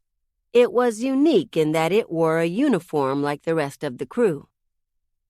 Jacklyn sucked in a breath when she saw that the droid had been given skin all the way down its waist, along with a pair of tiny, lifelike breasts. Suddenly, Watson's increasingly stricken faces in Otto's presence made more sense. Jacklyn felt such disgust in that moment that she could have punched him again. No one else on the team had any reaction toward the droid. They were focused on approaching the systems office. It was already sealed, which meant there were crew members inside. Giannis pressed the panel beside the door to ring them. "Yes?" a techie within answered cautiously. "This is Senior Security Officer Giannis Kokinos," Giannis said, his suit venting his voice through a speaker. "Confirm, is your department sealed, including vents and doors?" "Yes, sir," the techie said with more confidence. The panel changed to show them that the department was completely contained, as ordered. "Carry on until lockdown orders are revoked," Giannis said, satisfied. "Aye, aye," the techie said, before the line went dead. They did the same with the comms and sensors departments, slapping more luminescent tape along the doorways as they went. Some of the anxiety tightening Jacklyn's shoulders released at the smooth way they moved through this deck. She kept her ears peeled for any ominous banging, but heard nothing. Every time she glanced back at Watson, the droid gave a negative on any sightings. Archives wasn't a manned office. The room was full of tall towers of data storage units, each one breathing heavily as the heat sink paste lathered on the components struggled to keep up with the continual addition of more information. The team entered in the same order they'd perfected on the previous level, except for Watson. The droid took one step into the room and immediately backed out. Jacklyn frowned, quickly checking it and the egg for any harm. "What's wrong?" "It's too loud in there," Watson said apologetically. The data towers were noiseless to Jacklyn's ears, but she supposed if she could detect every signal passing back and forth between them, she would be overwhelmed too. Although there were no indications that the intruder held any interest in droids, Jacklyn didn't like leaving it out there by itself. They would have to be quick. "Wait here," she ordered. "Call me if something happens." The archives tower rows were deep, going back far enough that the ends were shrouded in total shadow. Jacklyn's nerves made her see things peeking from the towers and leaning out into the lanes just ahead of the team. Whenever she shone her flashlight on them, however, they disappeared. She walked with one hand ready on her weapon this time. "Giannis," one of the team members said urgently. "Perseus side, aft." The rest of the team converged on those directions. Jacklyn knew from the officer's grim but calm voice that it couldn't be an intruder encounter, but her pulse was still rapid as she trailed them to a dim corner with a dark stain on the ground. In the middle of it was a severed hand. Jacklyn spun right back around, shuddering at the sight of cracked bone sticking out of mangled red meat where the hand had been torn off. She could hear someone else on the team taking shaky breaths as they examined the scene. "Not enough blood," they volunteered. "Hand wasn't taken off here." Jacklyn had seen the mess the intruder left of Panjo. This was practically tidy. The bloodstain was tacky, but not old. Whatever had deposited the hand here had done so not that long ago. Smears of red led away from the corner, even farther back through the data towers. They traded positions methodically as they followed the trail toward the rear of the archives. Jacklyn was glad for Giannis's clear hand signals because she couldn't hear anything over the rush of her own blood. The smears stopped right under a vent. 2 team members went to either side while the rest knelt and fixed their weapons on the opening. At Giannis's countdown, they pried off the vent's grate and flung their weapons inside. There was no movement or noise in the ventilation shaft. One of the team members quickly darted their helmet inside, but when nothing swiped at them, they looked leisurely in both directions and pulled back with confirmation that it was empty yet again. "Let's clear this deck and shut it down," Giannis said. "If it's still here, we can trap it. If not, we're not letting it come back for its snack." Right as they turned around to leave, Watson's voice came crackling through their headsets. "Jack!" it shouted. "Come quick! Data!" Jacklyn broke into a sprint with the team not far behind her. She nearly burst into the last department on this deck, but Giannis grabbed the back of her suit and tossed her to the side in the nick of time. He didn't waste his breath berating her. He just signaled for the team to enter in their practiced file. The doors weren't sealed. They opened on an utterly unfamiliar scene. The department that had been so active and buzzing just a few days ago was empty.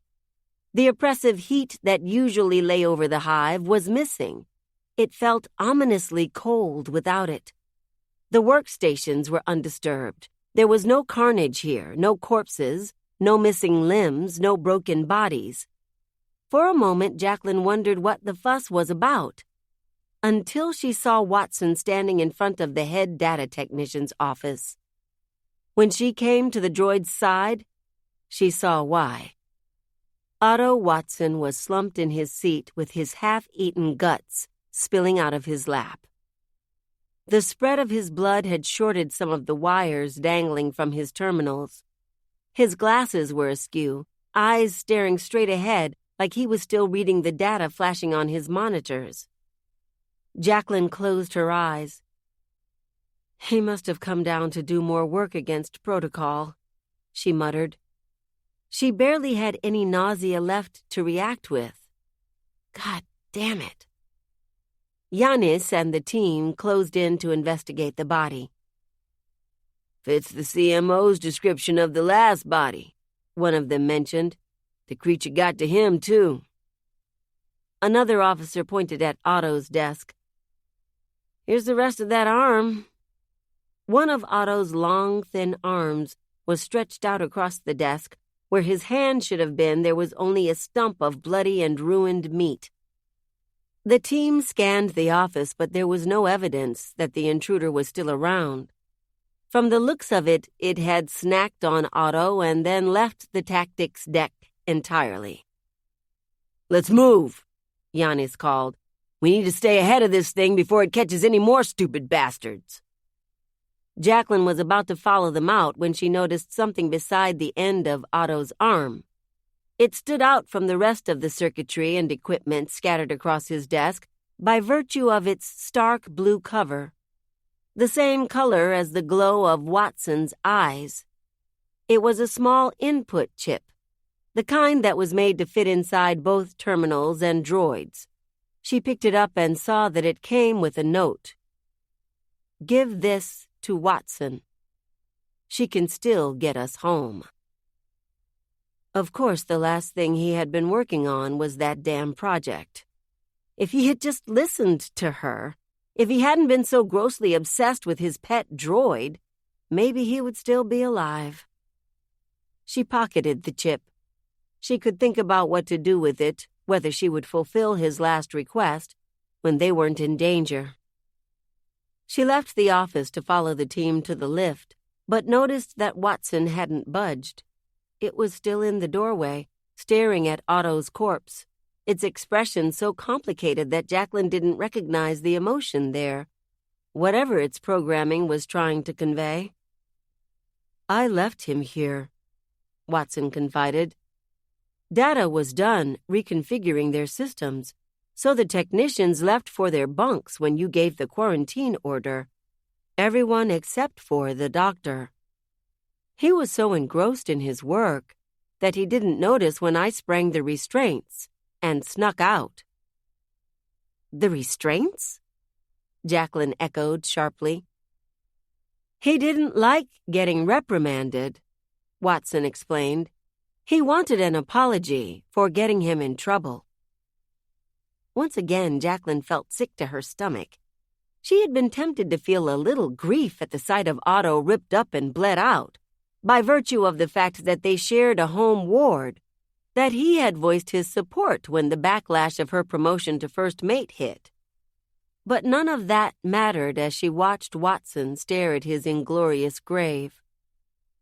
"It wasn't your fault," she said hotly. Watson seemed to consider that before confessing, "I'm not sorry for him." As an officer, Jacklyn wasn't sure how to feel about that, considering the empathy analog protocol built into every droid system was part of what kept the ship safe from a droid insurrection. As a person, however, she understood. "He used you," she said, "in ways that he never should have. You're allowed to feel that way." In the dark, Watson's eyes were luminous and eerie as the full moon Jacklyn had seen in pictures. "The Centauri gave him what he deserved." Jacklyn's skin erupted with gooseflesh at the gentle menace in Watson's tone, at the name it gave the intruder. She had nothing to say to that, not while they still had a job to do. "Come on." They jogged to catch up with everyone at the lift, where Giannis gave them both a hard look. Jacklyn asked with her eyes for him to drop it. He let her know with his that this was a one-time courtesy, before closing all the vents on the deck and marking it done. They left the corpse. There wasn't time to bring Otto down to the morgue. He would have to remain at his desk until they eliminated his killer. For now, they continued clearing the bow so they could rendezvous with the other teams. They entered the lab's deck near the astrophysics laboratory, where Jacklyn had done maintenance work. It was quiet and dark, and the memory of the banging was sinister in her mind. She kept her ears peeled, but the corridor was quiet all the way down. This deck had been little used recently, so clearing the laboratories went quickly. They marked door frames at a good pace. Still, Jacklyn felt her skin crawl with a nameless dread. She kept one eye on Watson at all times, waiting for the droid to announce another anomaly. Eventually, they entered the part of the deck under the most intense repairs. They avoided where the scaffolding was barely holding. Those locations were already sealed, exposed as they were to the void. Instead, the team went into the last lab, barely intact. Jacklyn felt more unsettled here than in any other room they had cleared so far. The lab looked like the ones that she had seen in old, two-dimensional movies, crowded with esoteric apparatuses, chemical cabinets, and strange vats and flasks. Instead of the bright white light sterilizing those scenes, however, this part of the deck was shadowy. The team had to move carefully through the abandoned equipment. A single wrong step would send the paused experiments crashing down around them. In the middle of their careful prowl, they heard glass shatter. Giannis spun to shoot an accusatory look at the team, but when everyone glanced at their steps and checked that they had disturbed nothing, he swung back around with his weapon drawn. Jacklyn's adrenaline spiked as he motioned them forward, hands sweaty in the gloves of her suit. They were heading toward the back of the lab when they heard a scream. It was shrill and agonized, the kind of scream that shredded vocal cords, the kind of scream that had come from Paño as he was ripped apart. The team broke into a controlled sprint, going after the sound. As they ran, however, Watson's voice broke through their headsets. "I sense no one here," the droid said, confused. Giannis didn't stop their advance as he barked, "What?" "Infrared sensors aren't reading anything," Watson clarified. "Neither are motion detectors." Giannis stopped the team at the end of the laboratory where the breach seal was. This was the darkest part of the lab. The lights had popped when the lab was exposed to vacuum. Earth-normal conditions evaporated here, where the engineers reduced pressure differentials for their work. It was hard to see anything around the corner where they were posted. Giannis did another countdown, and 2 officers swung their weapons into the open. One of them gasped as their lights illuminated the body on the floor. Instead of messy carnage, though, this one was picked clean. Its organs had been eaten away so that its pried-open ribcage and spine were visible. The blood on the floor was dark, crusted brown. This body was very old. One of the team members shouldered their weapon. "We all heard a scream, right?"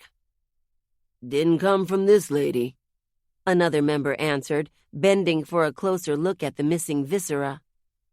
Jacklyn turned around to ask Watson what it could sense, but movement behind the officer bringing up the team's rear caught her attention. She only had time to suck in a breath before a shadow fell upon him. She screamed right as he did. It was impossible to see what happened next. The shadow cinched around the officer hard enough to puncture his suit and the skin beneath, making his blood burst out in a spray, powered by the outgassing of the air trapped in his lungs and guts. Red flecked Jacklyn's helmet. She stumbled back so fast that she tripped over a piece of debris. Her headlight detached from her suit and rolled on the ground, creating a strobe effect as the other team members brought up their weapons and fired. Jacklyn scrambled to retrieve her light and get back on her feet. The thunder of plasma shots disoriented her. She ducked her head as she tried to reattach her light with shaking hands. Suddenly, Watson was kneeling in front of her, doing the work with precise mechanical motions and pulling her one-handed back to her feet. Jacklyn patted her waist for her weapon and swung it up just as the firefight stopped. The circle of the team's collective light revealed the body on the ground. The officer wasn't moving. Jacklyn could see his helmet was cracked, leaving his face swollen and iced over with crystals of what used to be his breath. Nobody dared to help him, not with the bigger shadow lying just outside the illumination. Jacklyn couldn't see the creature clearly, but she could make out its size. It was massive, even sprawled across the ground, sizzling with the heat of several plasma shots in what seemed to be its side. She squinted, trying to identify more of its features in the dark, but she was shaken by the sound of another shrill scream. It was the same agonized screech from before, like someone was being killed right next to them. But Jacklyn knew better now. That sound wasn't human. Before the team could converge on the downed creature, another shadow reared up from the darkness. The sound of flesh dragging against metal filled the lab as a second creature pulled the dead one out of sight. "Engage!" Giannis shouted. The team lurched into pursuit. This time they didn't care how much noise or destruction they made.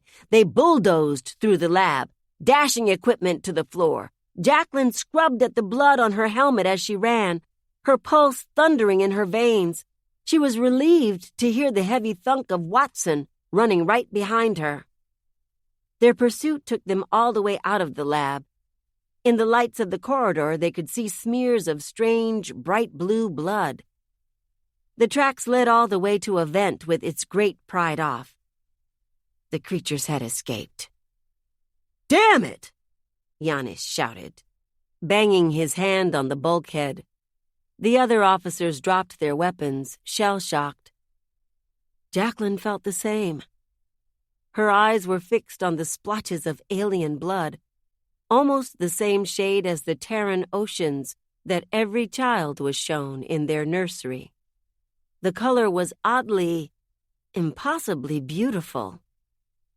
A wave of reassurance swept over Jacklyn that the creatures could be wounded by the crew's weapons, but a strange, fey part of her stared admiringly at the vibrant stains. The security team recovered their composure.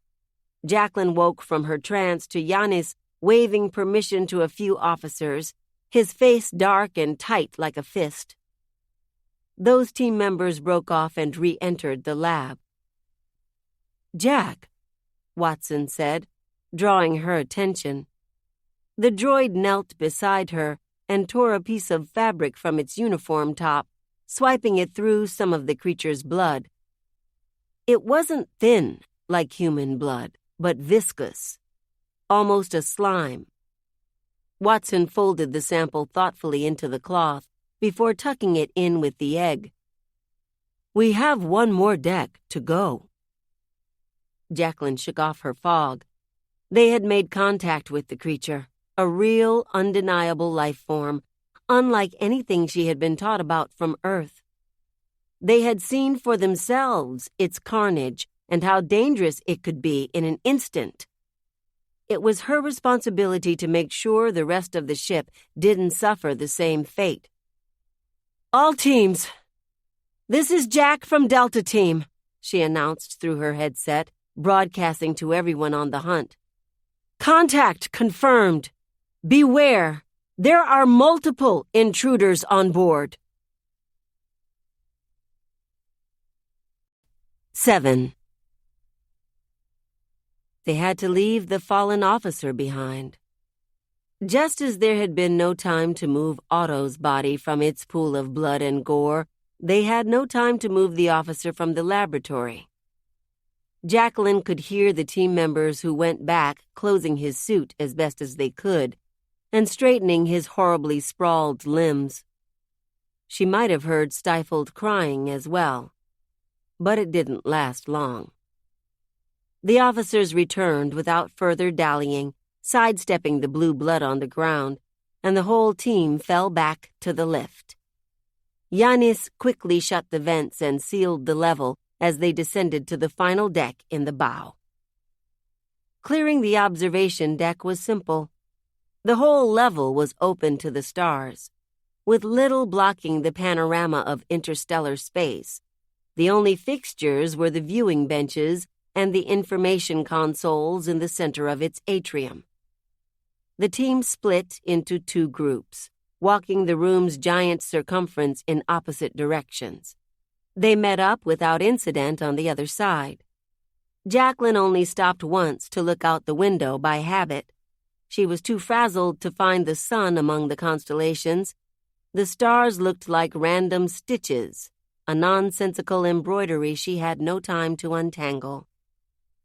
They sealed the deck with a sense of finality, ensuring the front of the Calypso was closed off for good. Then they took a lift all the way down to sickbay. Yanis kept his weapon drawn the whole ride, while 2 officers kept eyes on the ceiling hatch. Jacklyn half expected the lift to shake again, with the weight of another creature tilting the cab, making it shriek and grind along the shaft. She didn't know if the lift could handle that with the whole team inside. Maybe she wouldn't die from being torn apart, but from plummeting to her death in false grav instead. She didn't know which one would be messier. When the doors opened, every officer pointed their weapon into the corridor. Although it was empty, nobody let their guard down. They proceeded in formation all the way to the sealed sickbay doors. The team angled themselves outward protectively, while Yanis and Jacklyn sent a message through the door panel. "Wang," Jacklyn called. "It's us." "With another sample delivery," Yanis added. A group of medical officers let them through. They stared, horrified, as the team entered with their blood-spattered suits and wasted no time sealing the doors after them. No one on this deck was wearing the protective gear that the other sealed decks necessitated, since sickbay was structurally removed from the rest of the ship. It had its own ventilation and reclamation systems. The only things connecting it to the other decks were the lift shafts. It was the safest place on the ship. The team took the opportunity to ditch their helmets. Jacklyn shivered as cool air blew across her sweaty skin. Humid from her heavy breathing, she had been panting too much for the suit's equilibrium system to keep up. She was glad to get the blood spray out of her view. There was no time to rest, however. She and Watson went to the temporary biolab. They found the researchers bent over several data pads, marveling over the results from the earlier excrement sample. "If you liked that," Jacklyn quipped, without humor, "you're going to love this." The bio team erupted into exclamations as Watson unwrapped the egg. Someone wheeled over a new gurney at light speed, and they switched out their equipment for sterile gear as they took the egg and cut off the blood-soaked part of Watson's uniform for analysis. As soon as the droid was relieved of its package, Jacklyn pulled it to the side and slipped the tunic of some stolen scrubs over its head, covering its bare, blue-smeared breasts. She was surprised when the droid gave her a wide smile. "Thank you, Jack." The heartbreakingly familiar look lanced through Jacklyn like sharp claws. Unlike the times when she had looked at the droid's face and felt only grief, this smile pulled one out of her, too. She turned back to the researchers, gesturing toward the egg. "Can you get something useful out of that?" The head techie gave her an incredulous look. "Yes, Jack, I think we can get something useful out of this novel astrobiological specimen." "Don't get smart," Jacklyn growled. "Let me know if you can find a weakness. Anything we can use to exterminate the creatures." "I'll see what we can do," the techie promised apologetically, already turning back to the sample. With her team's objective accomplished and their payload successfully delivered, Jacklyn's adrenaline seeped away. The toll of the horror and pursuit hit her like a pipe to the head. She found herself swaying on her feet. Watson appeared beside her. "Are you okay?" Jacklyn slapped her hands hard against her cheeks. "I'll be fine," she said, for her own benefit. She couldn't sleep just yet. There was still work to be done. She went to the CMO's office. "Hey," she said, gently pulling Wong from the pitiful nap he was taking, folded at his desk. "How come you aren't freaking out over the alien we brought you?" "Did that," Wong yawned, "but my specialty is Earth biology. Couldn't keep up."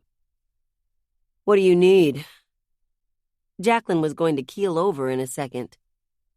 "Stimulant?" Wong's exhausted look collapsed into severe displeasure. "Jack, when's the last time you slept?" Jacklyn didn't appreciate the question.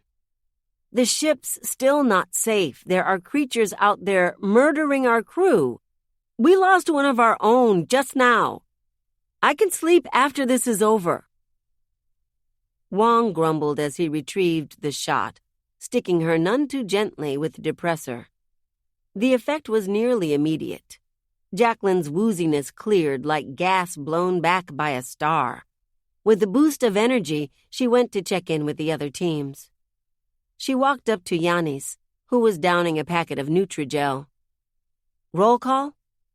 she suggested. He borrowed a pad from a med techie and opened a channel to the other security teams still clearing their regions of the ship. "Theta team, come in," he ordered. After a moment, the Theta team leader answered. "Delta team, we're here. Finishing up our sector now. No contact or sightings." They were responsible for the uppermost decks of the wards. "Kappa team," Yanis called, switching channels. That team responded in the affirmative, as did Lambda team, Sigma team, and all the rest responsible for ward decks. The going was slow since those were the widest and largest parts of the ship. Those teams had to pause and check that all the bunks were secure, with no hotshots trying to roam against orders. Jacklyn was heartened to hear that besides one episode of loud banging, there were no signs of the creatures in the populated decks. "The last two teams?" Jacklyn asked. Psi Team was responsible for the hold and life support, while Omega Team was on engineering. It was a tall job. The top end of the stern was packed with maintenance offices, machine shops, and more. At the extreme end of the ship was the engine interface and energy core. Some of those decks required extremophile suits to enter due to temperature and radiation levels, and conditions on the last few would obliterate any organics. Those wouldn't need clearing. That still left a lot of ground to cover. There were several harrowing minutes during which no one answered Yanis's call.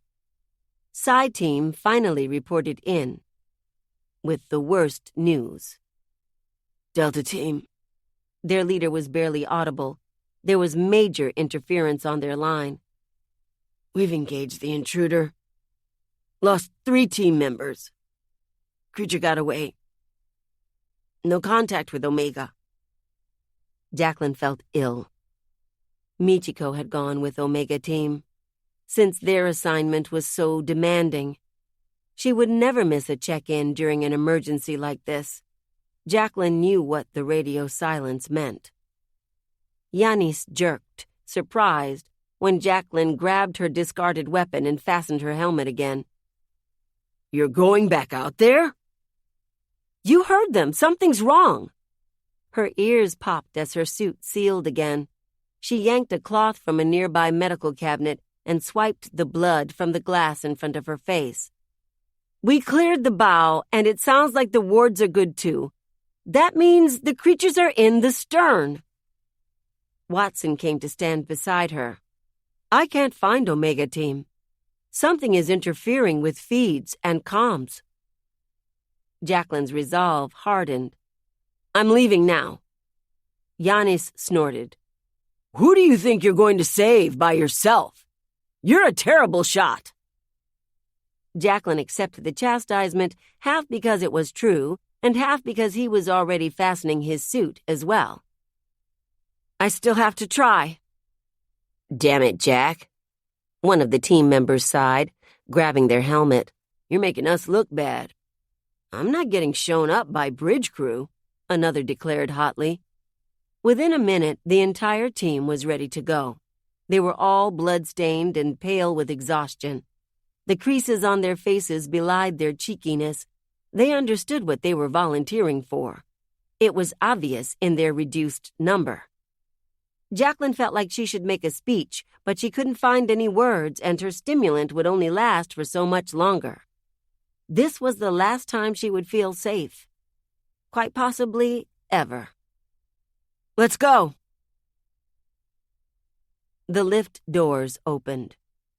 To pitch darkness.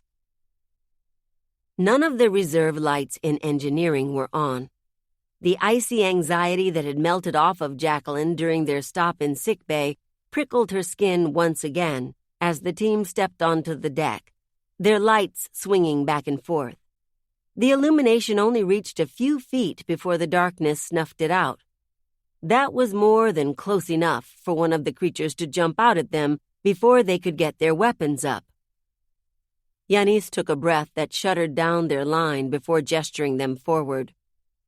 As they passed stations and storage units, they saw many doorways already marked with luminescent tape, showing Omega Team's progress. The engineer's office also had a mark. Jacklyn gestured for Yanis to let her approach. The team huddled up, watching her back. Watson, is anyone in there? Jacklyn asked urgently. There are several crew present, Watson said right away, including the first and second engineers.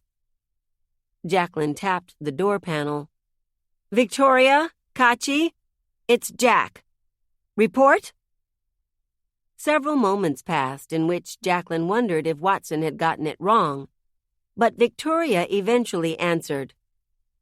Jack, she said hoarsely, you came. Are you hurt? Jacklyn demanded. Who else is in there? Have you seen the security team that came this way? I'm with my repair crew. We holed up when you gave the order, Victoria said. The only one hurt is Kachi. He was bringing up the rear. He's In a bad way. She paused. The security team is here. The ones we could recover. The deck started to spin around Jacklyn. She squeezed her eyes shut against the vertigo. Michiko? Victoria's voice was very soft. I have her, Jack. Jacklyn thought she had no more nausea left in her. But she was wrong. She felt like gagging again, this time on the tears tightening her throat. We need to get Kachi to sickbay, Victoria continued. He can still be saved. Jacklyn tried to respond, but speaking threatened to trigger her gullet and let grief spew out. Stay put, Giannis ordered, taking over. We still need to clear the stern. Be careful, Victoria warned. From what I saw, those beasts are tough. Nothing drops them except the plasma guns. Only high-energy attacks seem to work. Something about them makes everything else ping right off. My guess is they have some kind of natural electromagnetic defense. It was their star, Jacklyn realized. Proxima Centauri was a disgruntled red dwarf, constantly belching out flares due to its own magnetic indigestion. Anything that evolved on the surface of one of its worlds would have to develop their own organic defense to the energy lashings and charged particle rain. That explained a lot. The overheating droid, the glitching terminals, and Watson's fuzzy blind spots. They were dealing with an Apex Centauri predator. Jacklyn couldn't pinch herself through her suit, so she leaned hard enough against the wall that it made a deep bruise in her hip. The pain cleared her throat. Got it. We'll come back for you. Be careful, Victoria pleaded again, right before the connection cut out. This floor of engineering had already been taped. The team proceeded carefully through the corridor and then down a set of stairs to the next level, a gun pointed in every direction. Watson's eyes were wide, pushing its sensing capacity to its limits. They touched down on the floor of the engine interface, a huge chamber stretching from hull to hull, so cavernous that their flashlights couldn't penetrate the darkness to the ceiling or the sides. Enormous pipes coiled back and forth like intestinal tracts between the walls and deck, circulating fusion energy and radioactive waste away from the core. It was a shadowy labyrinth of the ducts, siphons, and cylinders that pumped the ship's veins and kept her running. The interface was the last level of the ship before the propulsion module that sailed them through the cosmic sea. Jacklyn felt the darkness bearing down on them like an extra atmosphere. Her hindbrain insisted something was waiting for them beyond the pitiful cones of their lights, ready to pounce as soon as they let their guard down. Apparently, it wasn't just her imagination. I sense them, Watson whispered. Ice ran down Jacklyn's back. How many? 1, Watson counted. After a moment, it added 2, and then 3. Jacklyn hadn't bargained for that. She looked toward Giannis, who immediately beckoned the team behind one of the huge pipes rising out of the floor. They took cover under its mazy twists, one of the officers posted as a lookout. We just need to cross the interface to the other lift, Giannis murmured. Jacklyn could hear his breath coming harder, too. Then we can seal this deck and regroup to make a plan. We don't need to take them all out. We just need to trap them here until we can bring reinforcements. Understood? Understood, the team responded. Everyone looked ghostly and drawn in the faint illumination of their helmet lights. I want someone on our ass at all times, Giannis said. Jack, take the middle. Have your droid give us updates on the creature's positions every 10 meters. Understood, Jacklyn echoed, her heart beating hard enough to burst. She wondered if she should have skipped the stimulant after all, what with renewed adrenaline making her febrile. Giannis waited for everyone on the team to take a few deep breaths and fix their grips on their weapons. Then he signaled for them to move forward. The instant they were beyond the cover of the pipe, Jacklyn felt such an electrifying sense of exposure that she seized, her legs locking her where she stood. Her body tried to skip both fight and flight to settle on freeze. A shove from the officer behind her made her trip back into motion. They made it to the next enormous pipe without incident, ducking under its makeshift cover. Jacklyn was breathing hard enough to fog her helmet again. She wondered if this was how gazelles used to feel on the Serengeti before it burned, hyper-aware of something following them in the grass. She swung her gun back and forth, no longer feeling like the one on the hunt. "Watson?" Her voice came out reedy. "Update?" "I'm not sure." Watson hedged. Droid, Giannis snapped. We need their positions. "Deck sensors are jammed again," it replied, peering into the darkness. "The electromagnetic defense," Jacklyn guessed. With Watson blind and deaf, they would be easy pickings. They had to do something, or else they would all go the same way as Michiko's team. Give me a prod.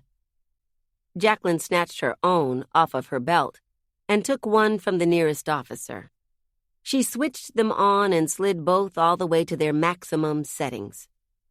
Electricity popped from the ends of the prods. Her suit was insulated, so she wasn't in danger of frying herself, but she could still feel the energy the prods were shedding. Sparks showered down on the metal gratings underfoot. "I'm gonna make a flare. Look away," she warned the team. "Watson, tell me what you see." She closed her eyes and touched the prods together.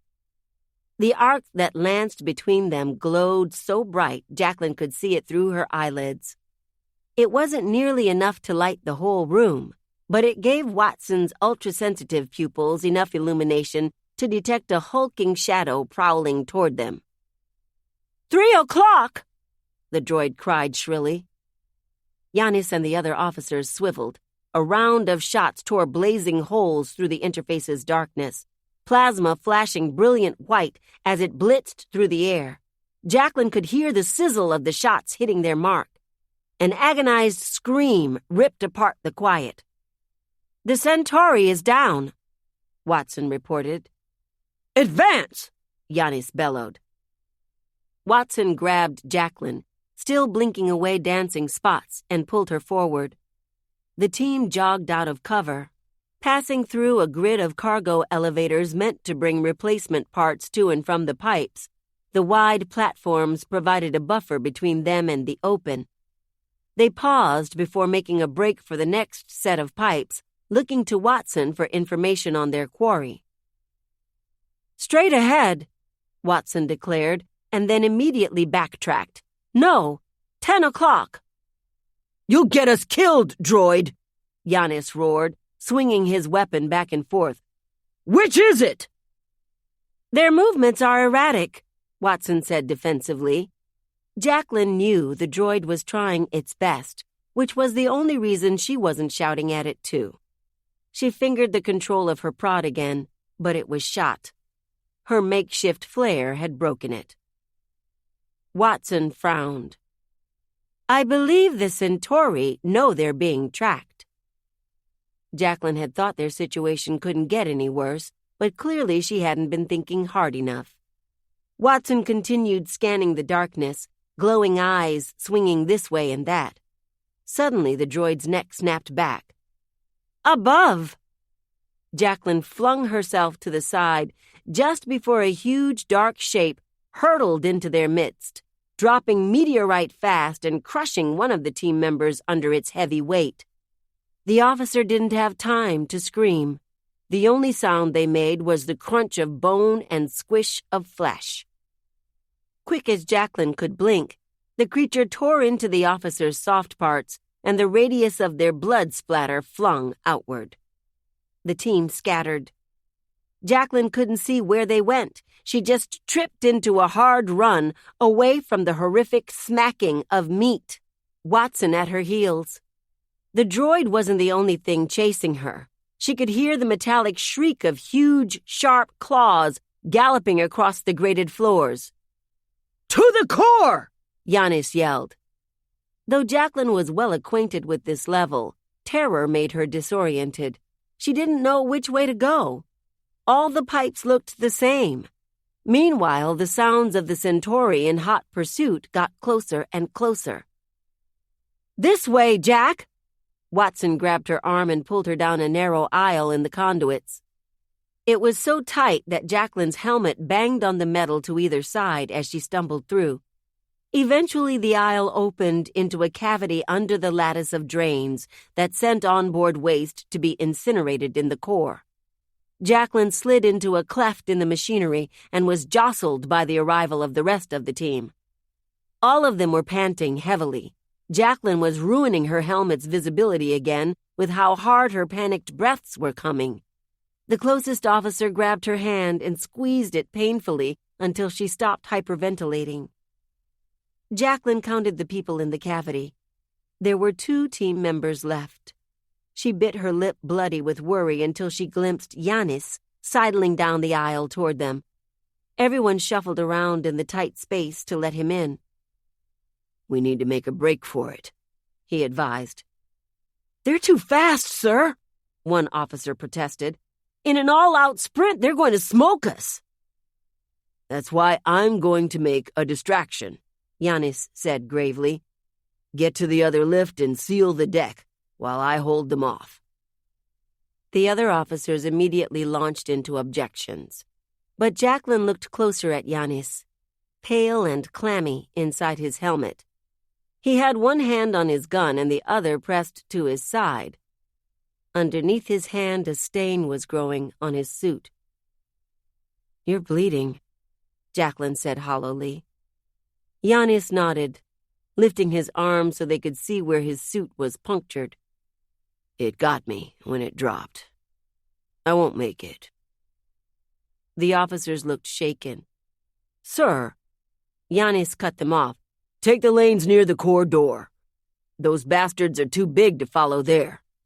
Head back to the office, grab the second engineer, and lock the creatures down here while you hightail it to sickbay." The team got ready mechanically. Everyone tried to ignore how Giannis was slowly forming a puddle beneath them. He raised a hand and they moved into position on his countdown. It was a tight squeeze in the interwoven bowels of the ship. Giannis led the way, followed by an officer. Jacklyn and Watson tailed them, while the last team member took up the rear. The deck was silent again. Intuition told Jacklyn they were being watched. "They're following us," Watson confirmed quietly, "from above." Jacklyn shivered and hefted her gun. She didn't look up. Her headlight couldn't reach far enough to bring the Centauri into relief, and she wasn't sure she wanted to see what was hunting them anyway. The tapered lanes and the conduits took them most of the way to the other side of the deck. The team came to a cautious stop right before the pipes ended and the exposed distance to the deck's second staircase began. "My mark," Giannis whispered. Jacklyn gulped. She couldn't see anything, but she knew the creatures were out there. She turned instinctively to Watson, but the droid shook its head. The Centauri were jamming it again. They would just have to take a leap of faith. "Now!" They burst outward at full tilt. As soon as they were in the open, the creatures leaped after them. The metal grating below groaned under their weight. The noise that their sharp feet, pinchers or talons or something unknown, made as they chased them came closer and closer. Jacklyn chanced a single glance backward. She could only see the faintest silhouettes of the creatures, fast and sleek. The way the shadows in the interface rolled over them reminded Jacklyn of panthers from Earth, though these beasts were much more massive. She didn't look anymore as she pumped her legs and picked up the pace. She only knew that they passed the corridor because the sounds of pursuit stalled and Yanis's last scream crackled across the team's connection. She gasped but kept going, aiming for the stairs just outside the cone of her headlight. Right as she reached the railing, Watson grabbed her hard enough to make her shout and yanked her back. A creature dropped down right on top of where she used to be. The other officers sprayed a lightning storm of plasma shots. Jacklyn couldn't make out whether they had hit the creature through her light-stung eyes. She didn't stay to find out, following Watson's painful tugging back toward the core. "There are still 3 Centauri," it said, as they tried to take cover again in the ducts. 4. 5. "Jesus," one of the team cried. "How many of these bastards are there?" "We're not going to make it," the other panted. "There's no way." Jacklyn felt the hysteria rising and cut through the chatter. "Shut up and run. There can't be that many. Only 1 silo was depleted. Just keep going." Someone screamed as they were pulled back into the dark. The last officer fired their gun behind them and kicked the pace up even more. Jacklyn's lungs were burning. Her helmet rang with a warning that she was taking in too much oxygen. She could feel the air getting hotter and hotter, closer to the core. There were radiation shields in place, but that didn't stop all of it from leaking out. Her suit could only metabolize so much. She started to sweat even more. The remnants of the team slammed to a stop at the airlock before the core door. Both Jacklyn and the last officer were shaking like overworked horses. Watson stared into the pitch black behind them. "They're closing in," it warned. The charge on their plasma guns was getting low. Jacklyn ran the numbers and arrived at just one answer. "Get inside!" The officer stared at her with huge, reddened eyes. "The radiation!" They didn't have time to debate. Jacklyn smashed the panel next to the airlock handle and forced it open. "I said get in!" The officer hesitated a second too long. Before Jacklyn could seize them and toss them inside, something reached down from the pipe above and snatched them, screaming, into the air. Watson spun around and gave her a mighty push. It knocked the wind out of her and sent her sailing through the door, which the droid slammed shut behind her. When Jacklyn shook off her daze and sprang back up, she found herself inside the airlock alone. The droid was out there with the Centauri. "Watson!" she yelled. "What the hell are you doing?" "I'm helping, Jack," it replied. "Stay there, and I will—" Watson's voice cut out in Jacklyn's helmet, right as she heard a loud crunch beyond the thick door. There was the deafening bang of metal on metal, and then nothing at all. "Watson," Jacklyn whispered. "Watson." The only response was a broken crackle across the line. Jacklyn tried to think of what to do.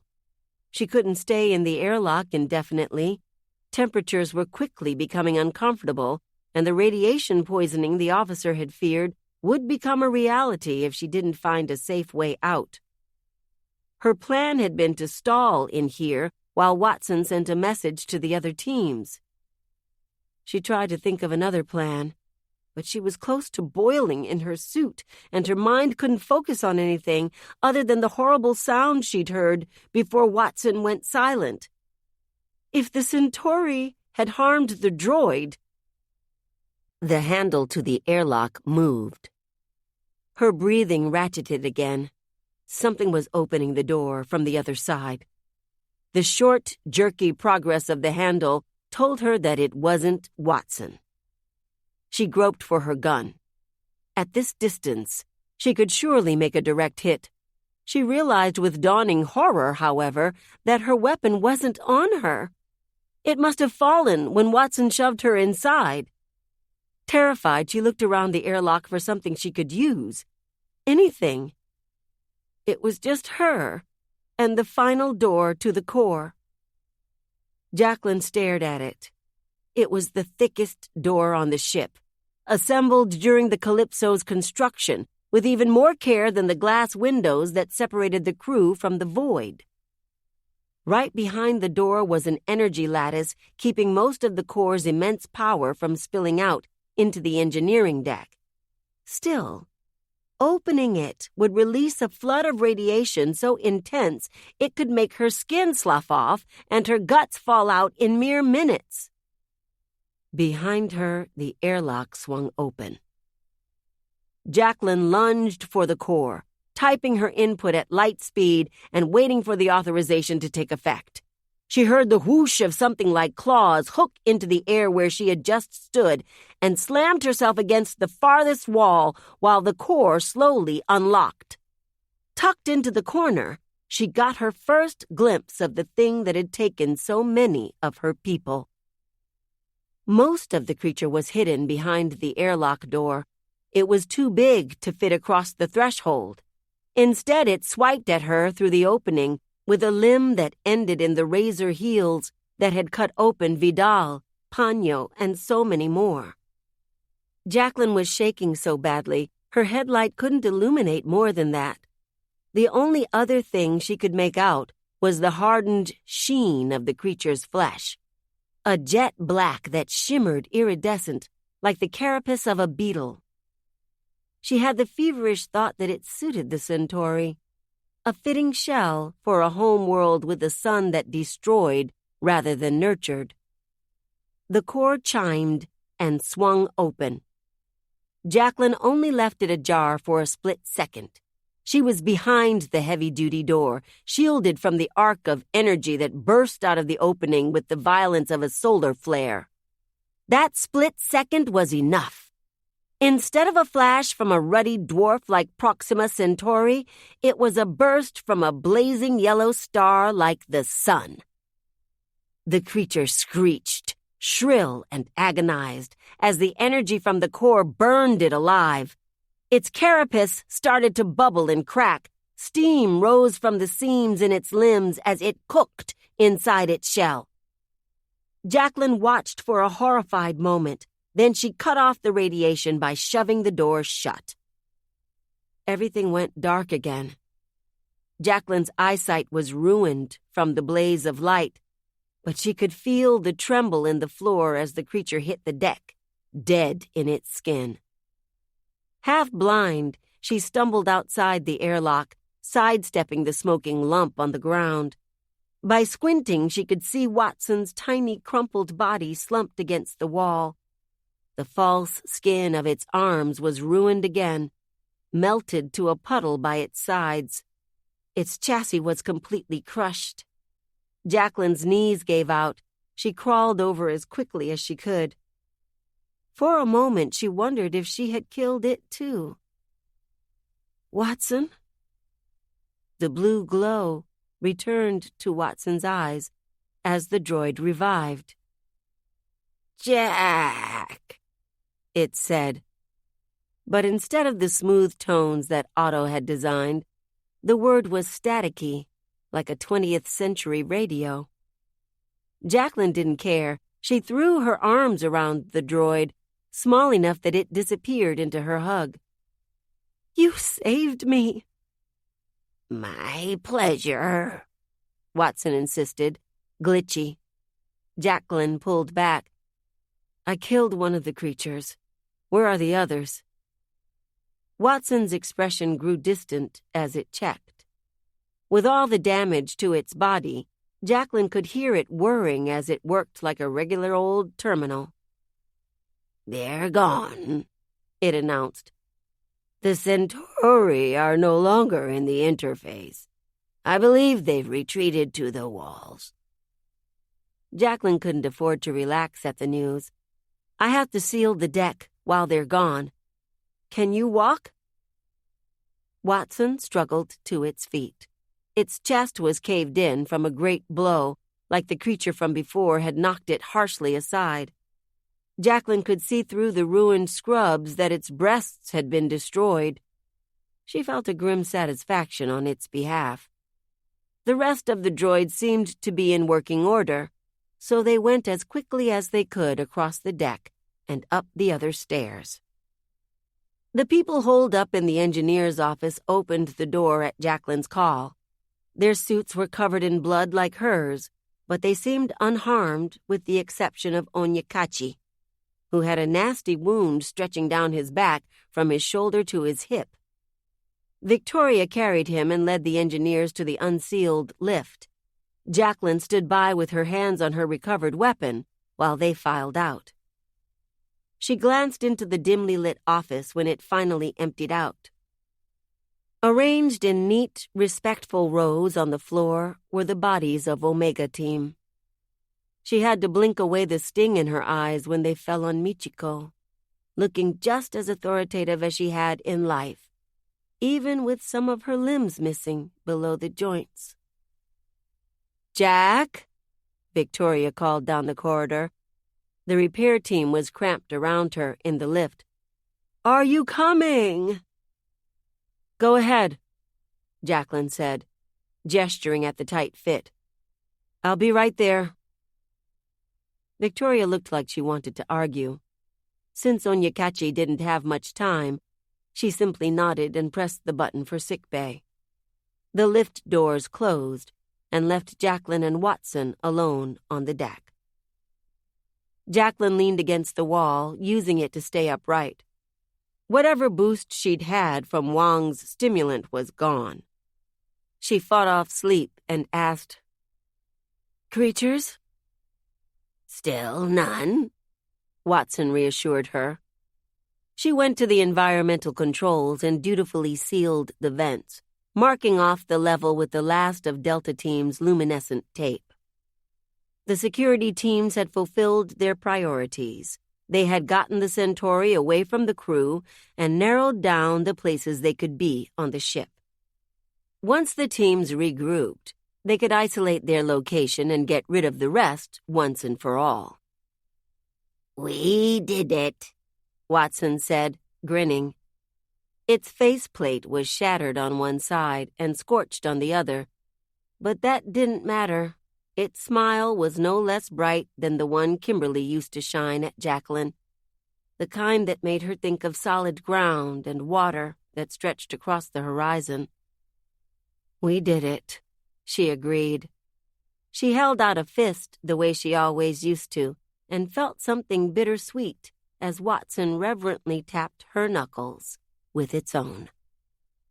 "We should rendezvous with the others," Watson advised, as the lift returned to engineering. They climbed into the cab. "All the decks are cleared now." "Yeah." Jacklyn was about to press the button for sickbay when a horrifying realization froze her hand in midair. "Shit," she whispered, and then slammed her hand on the lift wall. "Shit!" The security teams had cleared every deck, except one. 8. The lift stopped on the command quarters deck. The whole ride up, Jacklyn trembled with the expectation that the ceiling hatch would be pried apart by alien talons, and she would paint the walls of the lift red. She had to unlock and relock every deck that they passed, making sure that the Centauri couldn't follow them up the shaft. They had forgotten this deck in the chaos of being attacked. She went down the corridor with her gun drawn, the only armed member of her team left. "Dad!" she called at the captain's bunk. She tried the panel on the bulkhead. When that went unanswered, she pummeled the door. "Are you in there?" That damned silence again. For the past week it had needled Jacklyn, taunting her with the knowledge that the man she admired, the man who commanded the respect of a 6,000-strong crew, who kept not just the peace, but also the prosperity of a ship on a mission fated for failure, had abandoned his duties without a single word as to why. Now, instead of anger, the silence made her eyes burn with dismay. Jacklyn turned to Watson. "Can you see him?" The droid stared at the wall separating them from the captain's quarters. "I can see officers sealed and suited up in all cabins, except this one. Motion detectors are reporting something in the captain's bunk, but I don't know what it is." Jacklyn felt her stomach roil. She clenched her hand on her weapon. "Dad?" Sensors on the fritz were a bad sign. Could they have been tampered with? Or were they experiencing that peculiar electromagnetic defense? Maybe the Centauri hadn't been trapped down in engineering after all. Jacklyn jumped when a bang shook the door from the other side. "Watson," she hissed, stepping in front of the droid. She aimed at the bunk, finger on the trigger. "Get back!" The door unlocked with a click. Jacklyn's heart was going fast enough to make it back to Earth tomorrow. She had one chance to make a direct hit. The price for missing was her guts and maybe even the rest of Watson's parts. She couldn't let that happen. The door opened. Her finger twitched. "Wait!" Watson cried. Nothing leaped out at them. There was no black, hulking mass behind the threshold. The only thing Jacklyn could see through the doorway was a tall, disheveled figure. Her father. He was propped unsteadily on the edge of his bunk. His locks, which had hung thick, dark, and beautiful down his back all her life, had been picked apart at the ends. The salt and pepper beard that he kept close to his jaw had begun to curl up his cheeks. His brows were drawn down over wide-blown eyes, with pupils so dilated they looked like binary black holes. "Jack," her father greeted her for the first time in a week. Jacklyn stared. There were shriveled Nutrigel packets littering the bunk. A rank stench wafted out of his empty, overturned terminal monitor. Clothes and bedding were heaped on the floor in an unwashed nest. It looked nothing like the tidy space he had taught her to make of all her accommodations, nothing like the cozy, inviting room she and her sister used to pile inside for nights when they watched Earth recordings together. Jacklyn had expected to feel some kind of relief at the sight of him alive and whole, but the feeling that glowed white-hot in her chest was fury. "So you were in there," she whispered. "This whole time. Ignoring the calls. Shirking your duty. Listening to everyone else die." She expected some kind of apology, or at least some bullshit explanation. Instead, he gave her a small smile. "Your mother was right, you know," Noah said. His voice was hoarse from reclusion, and his tone was strange. The hairs on Jacklyn's nape stood up. "What do you mean?" she asked lowly, even though she already knew. "She used to beg me to make the ship go faster," he sighed, pulling himself to his feet. "She said the ship was infested, and the longer we took to reach home, the worse the vermin would get." Jacklyn had so many memories of her mother ranting and raving. Tegan had tried to tell them. How did she figure it out? "She heard things in the walls," her father explained, making Jacklyn's breath catch. "Then she found out she wasn't the only one.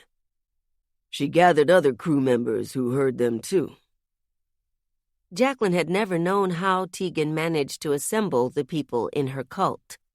Loyal followers who injected themselves with the same stolen depressors from sickbay as she had. "As quartermaster, she had access to stats about our stores," Noah continued. He took a mincing step forward, like his legs were asleep. Jacklyn instinctively stepped back. The numbers convinced her she was right. She radioed other quartermasters in the flotilla. They reported similar discrepancies. Why didn't they send the stats to the fleet? Jacklyn demanded. Tegan was convinced it was something we picked up on Proxima B. Something the colonists disturbed. But that was a fairy tale. I couldn't justify letting her break the seals based on children's stories. Noah shook his head. I regret denying her. That was what pushed her over the edge. For the 100th time, Jacklyn found herself tearing up outside the captain's quarters. You couldn't have let her look? Michiko had told her again and again that numbers were straightforward. Numbers were neutral. Jacklyn had used simple, objective numbers to calculate herself out of her behavioral programs. Numbers had put her on command track. If her mother had the numbers, not to mention the support of other quartermasters across the fleet, how could her father have refused her? It's been a century since the fleet left. I asked her how a life form could have lived so long on board. Noah frowned, pausing to cough. His phlegm was the color of Nutrigel. She started talking about hibernating clutches, doors with eggs. I couldn't take any of what she said seriously. But she was right, Jacklyn choked out. Now people are dead because none of us listened. Actually, her father said, smiling again. There was something she got wrong. Jacklyn was unsettled by the expression peeking through her father's unkempt hair. What's that? Noah laughed. Tegan was convinced that the creatures were monsters. She was so consumed by that fear that she died before she could see any alternative. Jacklyn's skin crawled. She didn't see what there was to laugh about regarding her mother's death, or the ones that she had seen herself today. What are you talking about? These creatures are not our destruction, Noah insisted. They're our salvation. The grav system must be malfunctioning. The ventilation in Jacklyn's suit must be broken too. Otherwise, the lightheadedness making her feel seconds from fainting was from the revelation that something was very wrong with her father. I just watched those bastards tear through our crew, she breathed, dizzy with disbelief. They slaughtered our people. What part of that sounds like salvation to you? If you've encountered them too, Noah said excitedly, then you know they're perfect. Jacklyn's shameful, instinctive reaction to that was agreement. Mere flashes of the Centauri had shown that they were peak organisms, mobile, adaptable, faster and deadlier than humans by far. They had proven their ability to survive in both Terran and Centauri environments. They might even be intelligent. They had come aboard the fleet, made a home in their resources, and bided their time while they left the Proxima hellscape in search of something better. Outrage smothered that feeling.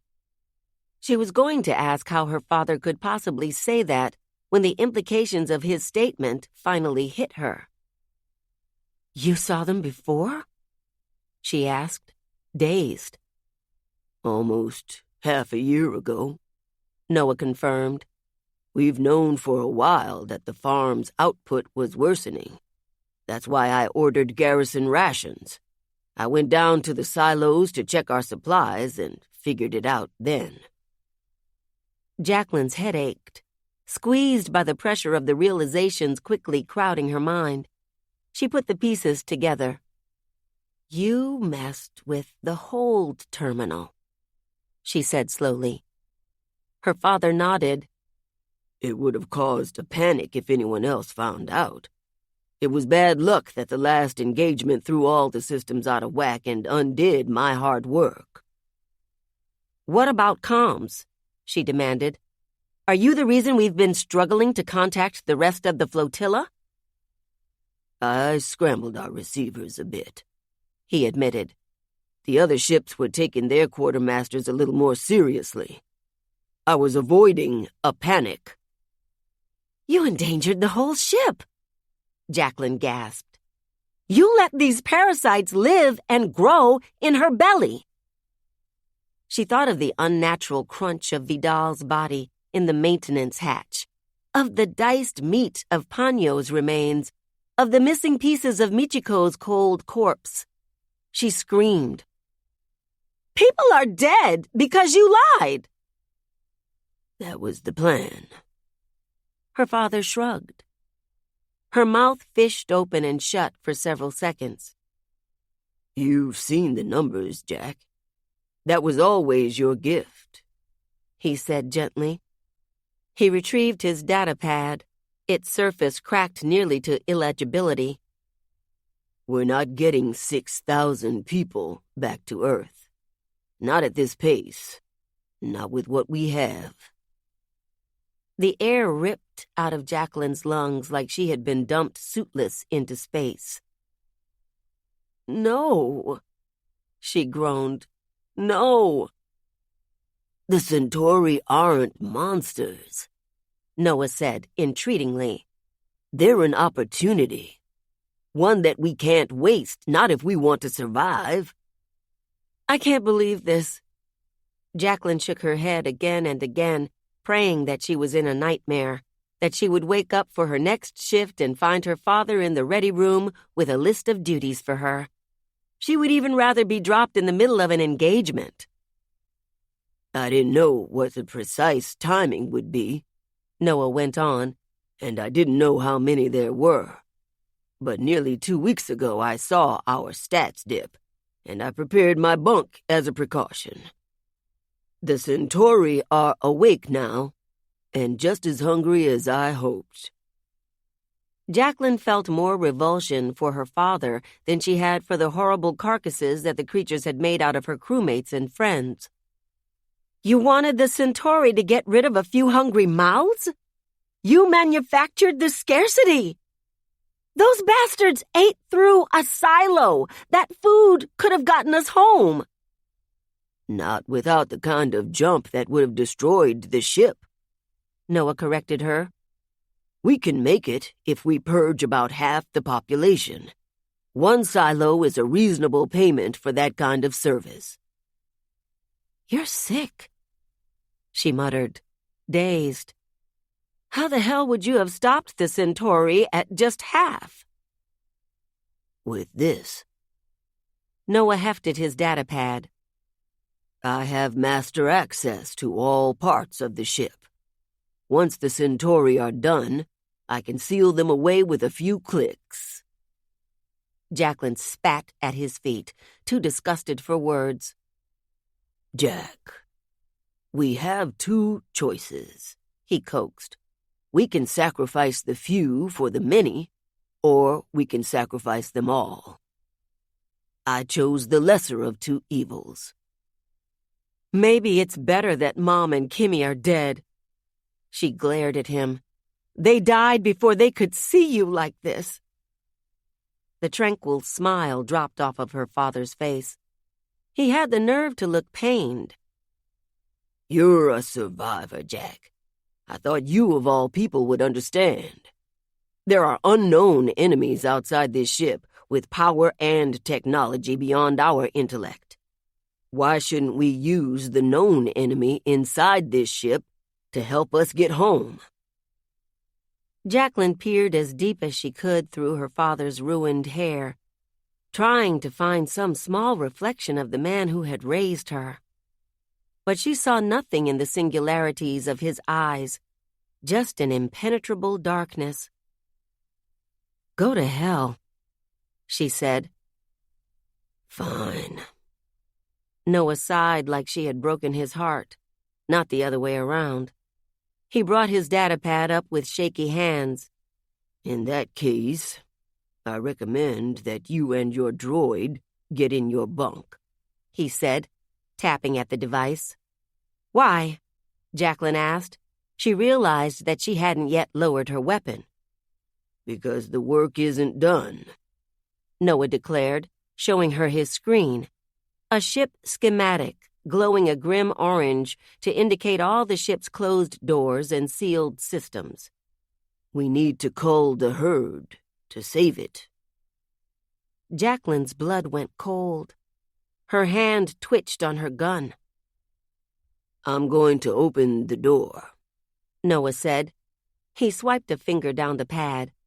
One side of the ship's schematic turned green. No! Jacklyn screamed, squeezing the trigger.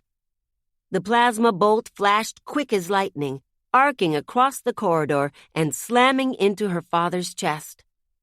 The shot threw him back against the wall of his bunk.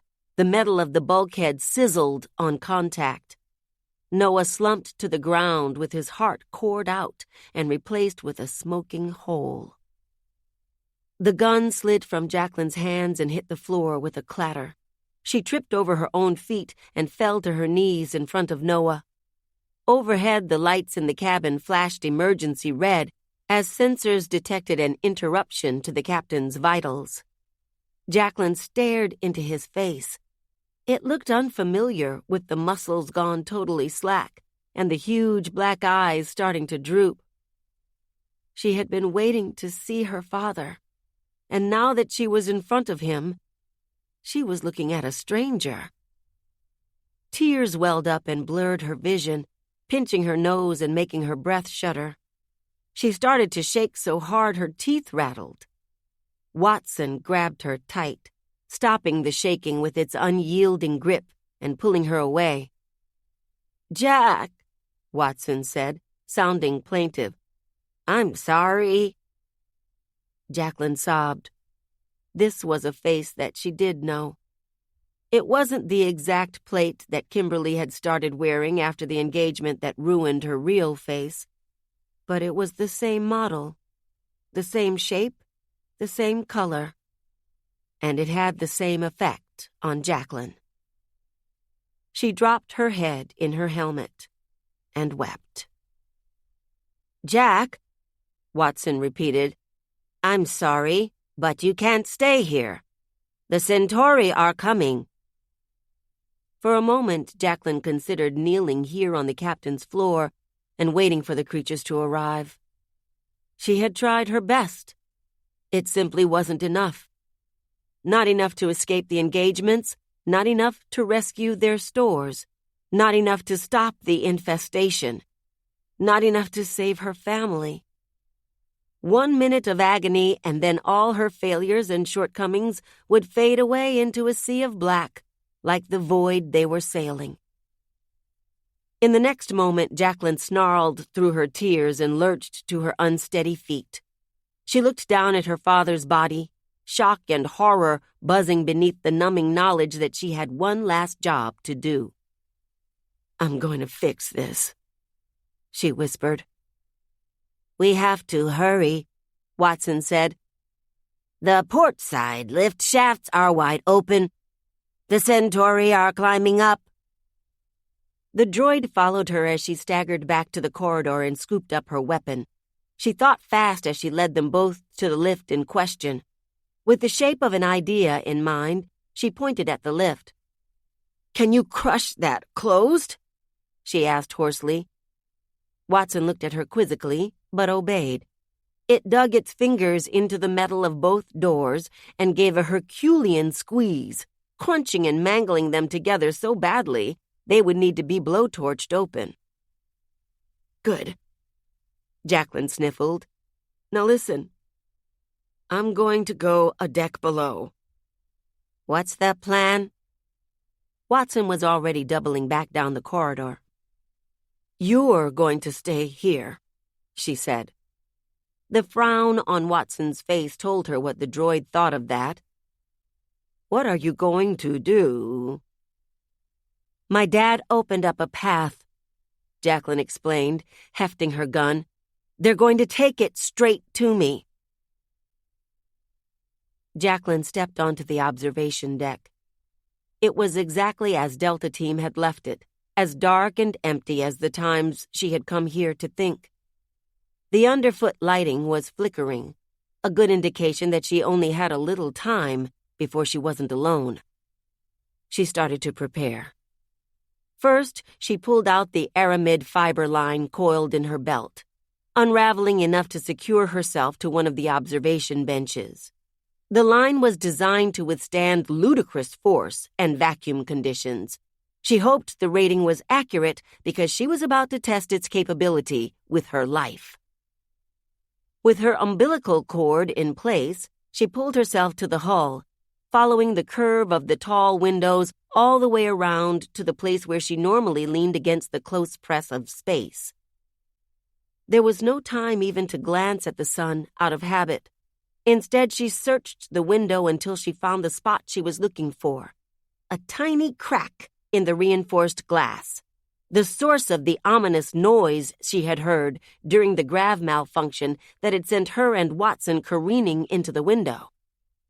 She triple-checked her gun and gear.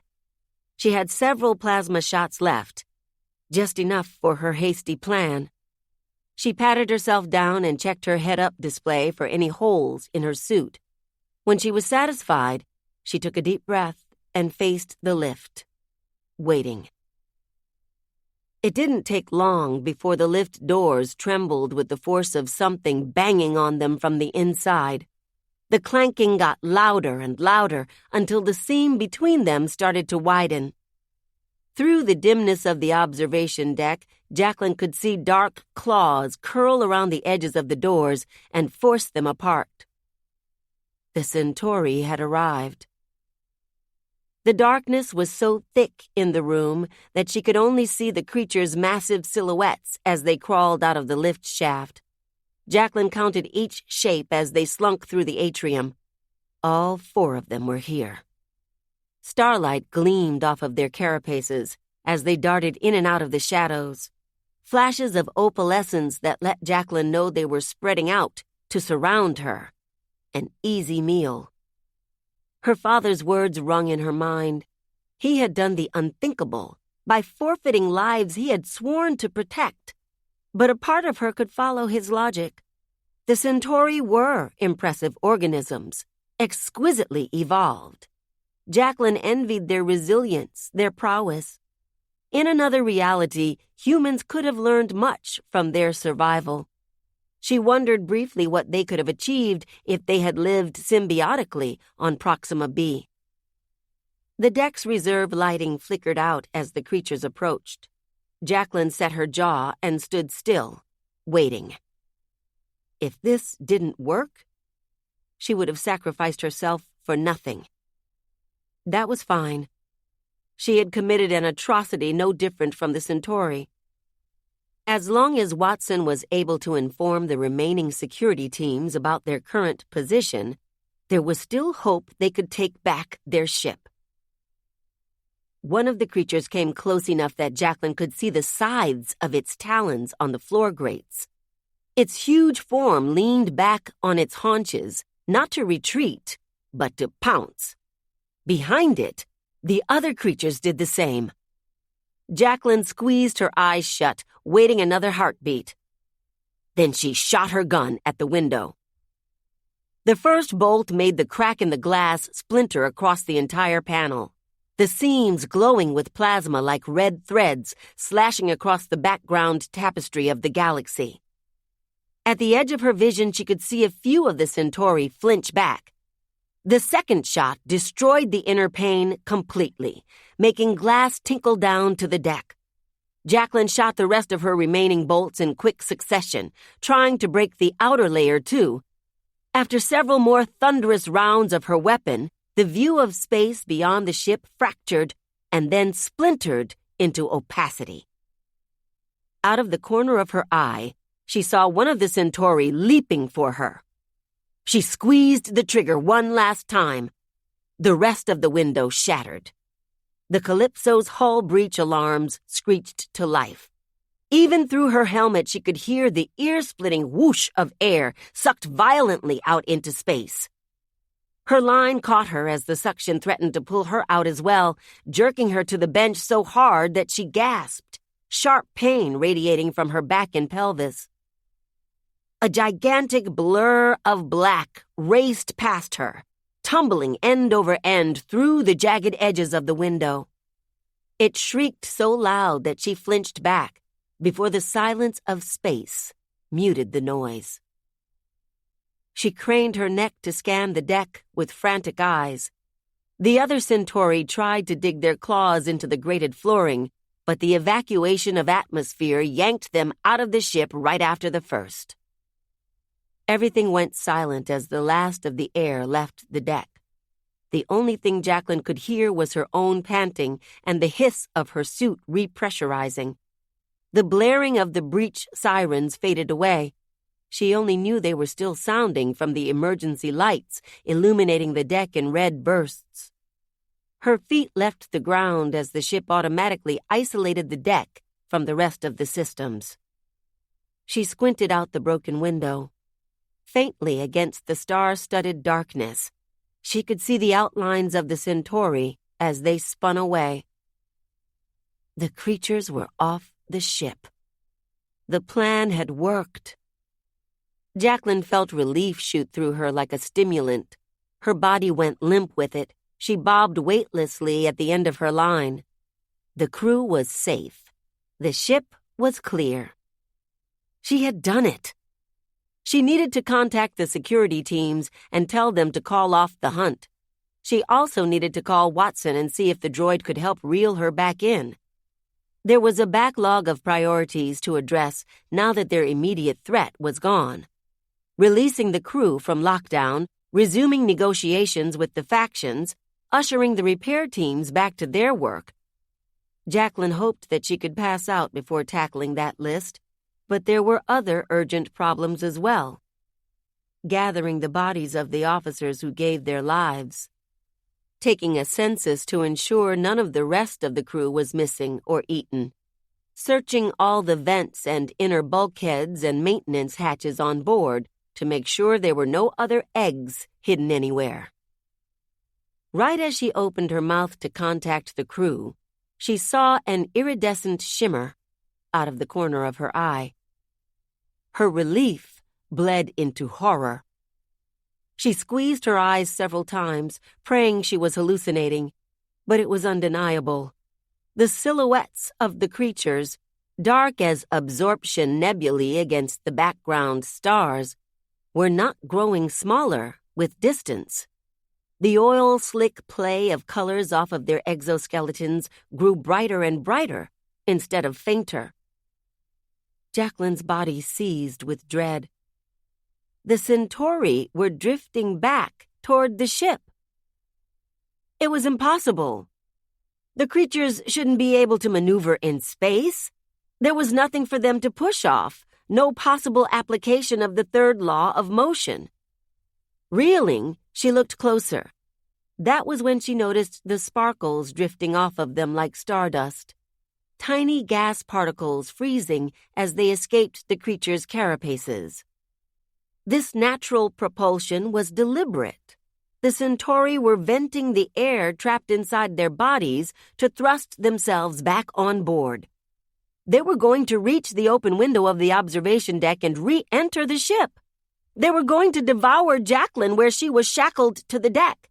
They were going to infest the ship again, and the Calypso was going to die, just like the rest of the flotilla. Jacklyn did the first thing she could think of. "Jolie!" she howled through her headset. "Jolie, come in!" Her helmet comm crackled to life instantly. "Jack," Jolie gasped through the connection. "You're alive." "Listen to me," Jacklyn blurted. "Space jump, now!" Jolie sucked in a breath. "Jack, what?" "It doesn't matter where," Jacklyn said, watching the Centauri approach faster and faster. "Pick any trajectory. You have to jump or we're all going to die." She could see the creatures slowly running out of air, their acceleration dropping off. But they had built up enough velocity that they were going to intercept the ship again. As they drifted closer, the emergency lights rolled over their dark shells, painting them the color of human blood. "No!" Jacklyn screamed. She was floating in an airless room. There were no particles surrounding her capable of transmitting vibrations or sound. When the Calypso's propulsion module fired up, she couldn't hear the rumblings of its engine warming or boosters engaging. She didn't realize they were jumping until she smashed against the wall, squashed like a bug. She felt 1 second of excruciating, indescribable pain. And then everything went black. 9. Jacklyn woke up in sickbay. Even before she opened her eyes, she knew where she was. Her nostrils stung with the smell of antiseptic. The stiffness of the cot underneath her and the scratchy sheet drawn across her were familiar, as was the sluggish beep of vitals overhead. So she was hurt. That was a pleasant surprise, since she had expected to be dead. She felt close to it. Bone-deep weakness threatened to send her back to sleep. There was a fuzzy emptiness in her limbs, like they were detached. When she pried her eyelids apart, she had to wait a long time for her eyes to focus. The first thing she saw was Wong, sitting next to her cot, frowning at a datapad. She wondered what he was doing at her bedside. It was rare for the CMO to camp out next to patients. She could ask him later. First, she needed to know the status of the Calypso. What? She got one word into her question before the tickle of her parched throat became a coughing fit. The pain that burst through her at that small motion made her vision go completely dark. She went rigid, lying perfectly still to keep from triggering that agony again. Don't do anything, Wong warned acidly. I mean it, Jack. Not a single thing. The black spots took a long time to fade from her vision. When it no longer felt like someone was twisting screws into her spine, she tried again, careful not to move this time. How's the ship? Wong almost looked like he was going to withhold that information on principle. She's fine, he finally assured her. Don't worry about that right now. It was impossible for Jacklyn to think about anything else. Is the crew safe? I said yes, Wong grumbled. I also said I want you to forget about duty. You're in no shape to sit up, let alone go gallivanting around the ship. On another day, Jacklyn might have pushed back on that. Right now, it ached to blink.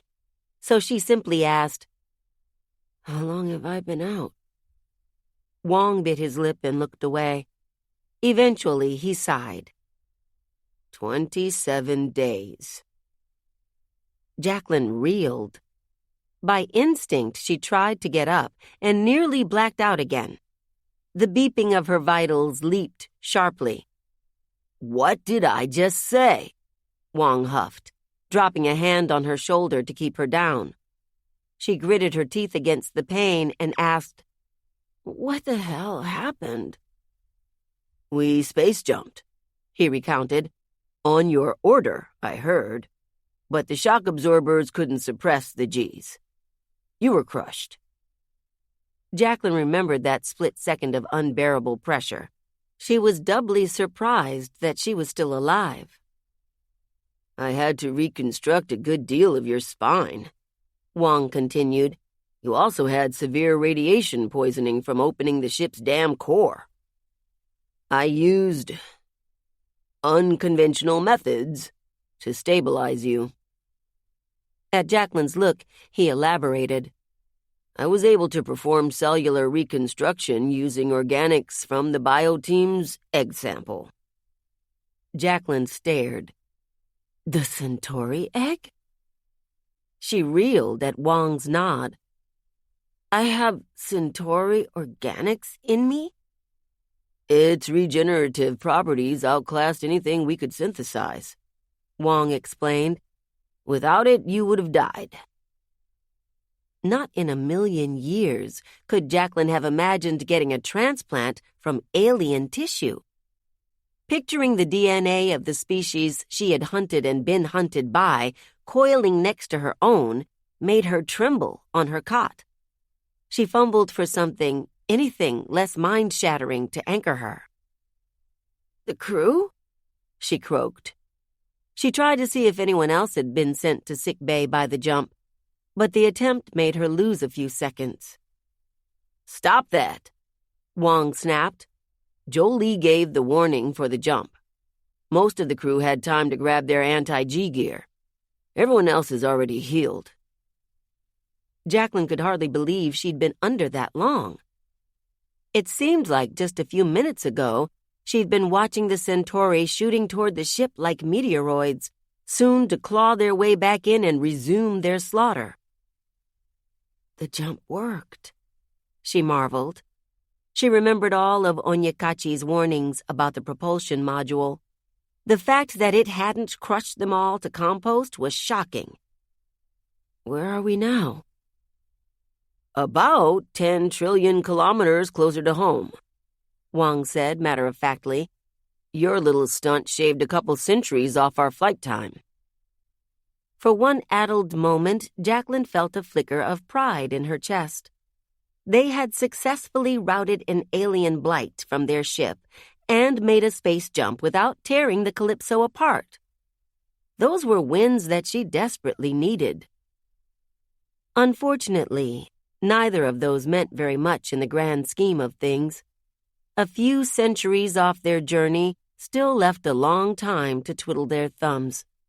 Now that their stores were lightened, turned into fodder for the Centauri nest, they would never last that long, even with the boost of the jump. How much time left now?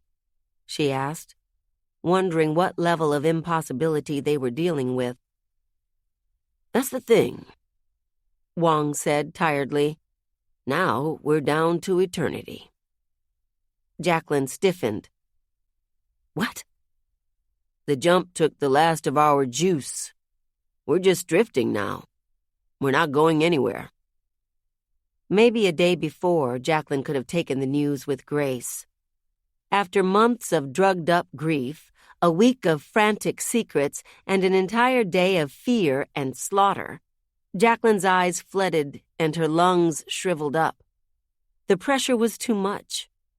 The first sob racked her with so much pain that she slid right back into unconsciousness.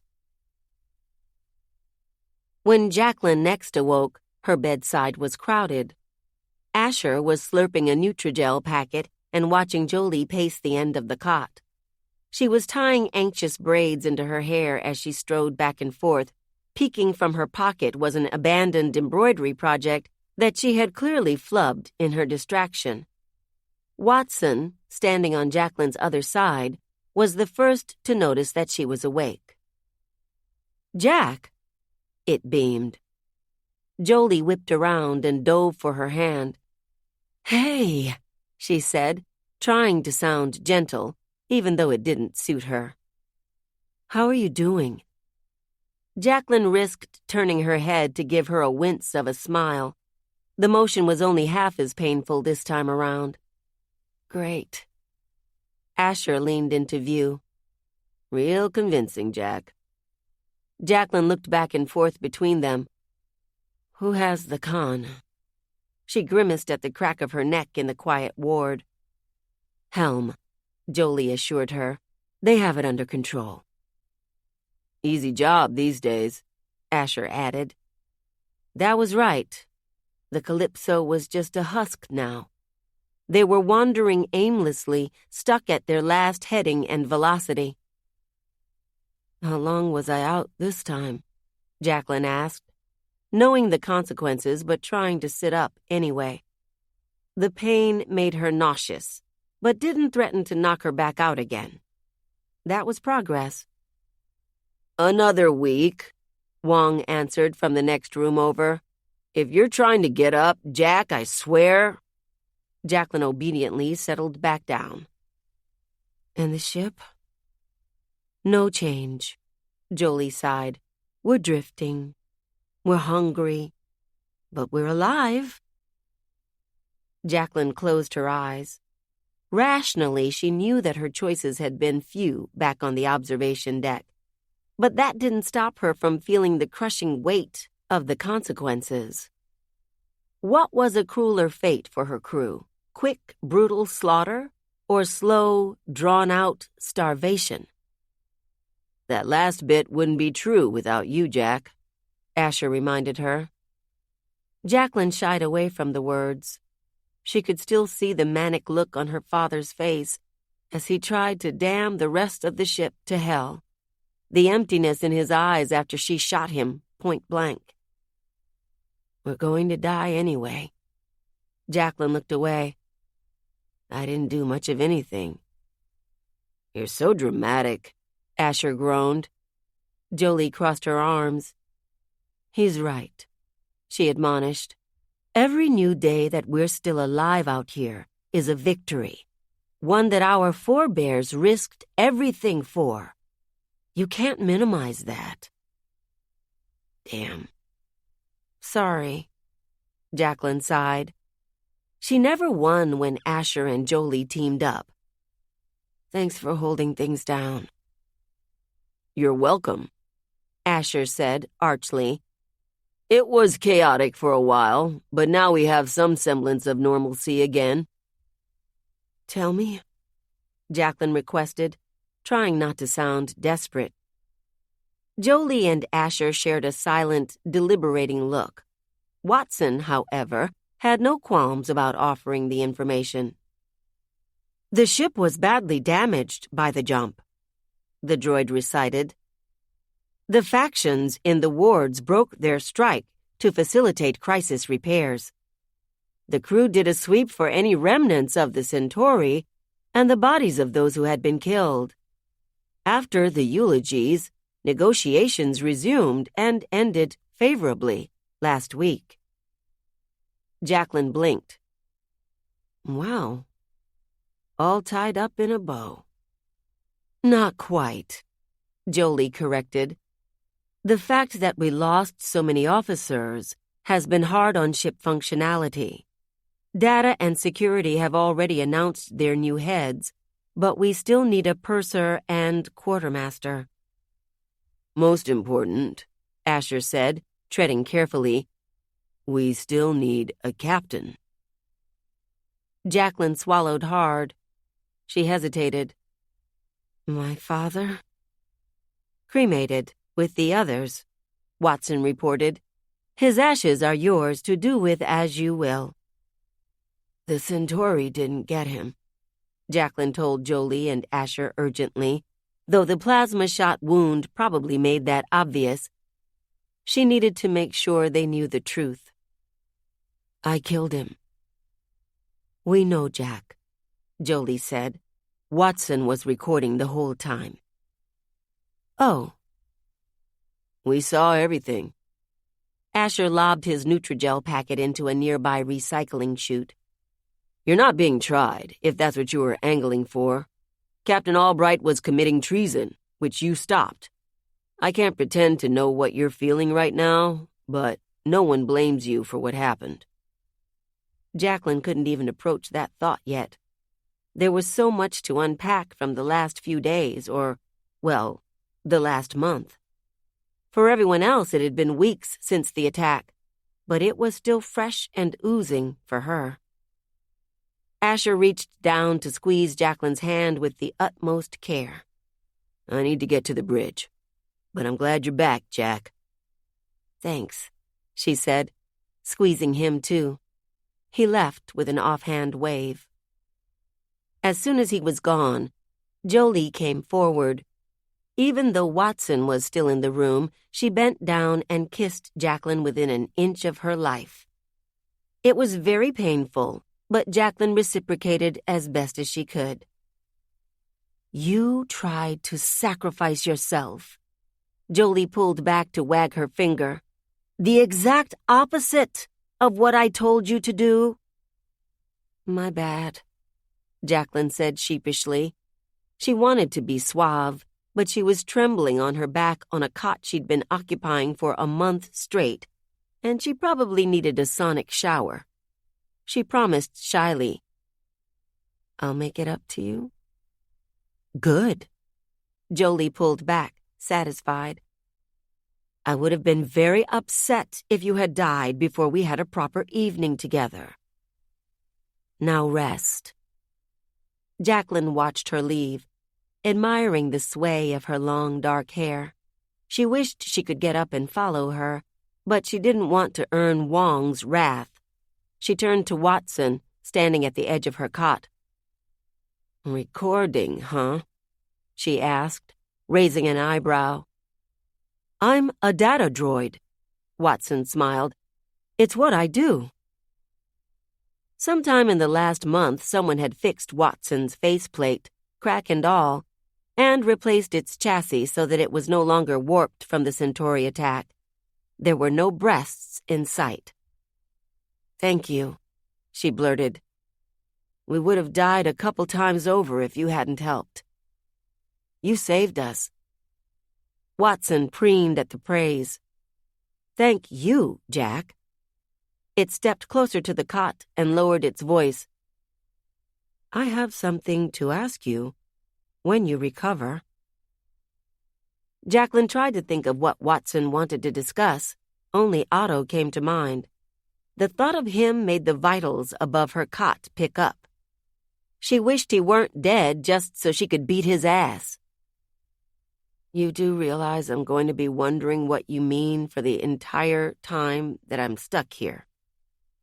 "You'll just have to heal faster," Watson said placidly. Was that teasing? Jacklyn's eyes went wide.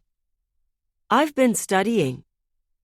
Jacklyn groaned, dropping her head back down to her pillow. She was relieved that the ship had gone on smoothly without her, but the things yet undone nagged at her. Even though she hadn't moved since she woke up, she felt very weak after all that talking. "Rest, Jack," Watson said, but Jacklyn was already drifting off. It took another week for Jacklyn to escape bed rest. When she recovered the strength to sit up, Wong handed her over to the ship's physical therapist. She had to wear a special uniform with a built-in brace while she relearned how to walk. By then, she was accepting Watson's offers to assist her prescribed exercises just to break the monotony of sickbay. She deliberately didn't think about how quickly her recovery was progressing or why. Jolie stayed with her in her bunk after her release, ostensibly to monitor her progress. It wasn't all honeymoon. Jolie spent as much time holding Jacklyn's braids back as she vomited and cried from nightmares as she did making Jacklyn cry out for much more enjoyable reasons. Jacklyn had to go back to sickbay to intensify her meds. She didn't protest the addition of a regular therapist, not when the faces of Panyo, Michiko, and her father still haunted her. She resumed her patrols. She couldn't do full rounds anymore, but it was more of a compulsion than ever. Every time she passed a deck and heard the familiar sounds of the Calypso's heartbeat, instead of banging in the walls, she breathed easier. At the first briefing she attended after waking up, she was asked to be acting captain. Her immediate refusal was followed by an hour of debate that ultimately convinced her it was the best choice for the ship. She had taken over so many of her father's duties in the end that it was simpler to have her continue in that capacity. Not long after she was back on duty, the bio-researchers called her to their reconstructed lab. They had spent the month wringing every bit of knowledge they could out of the Centauri egg, monitoring its growth and development. They had concluded that the life cycle of the creatures was long. Their cells possessed some kind of endospores, which allowed them to lie dormant and remain viable for long periods. That was how they had lasted in the ship's stores and walls.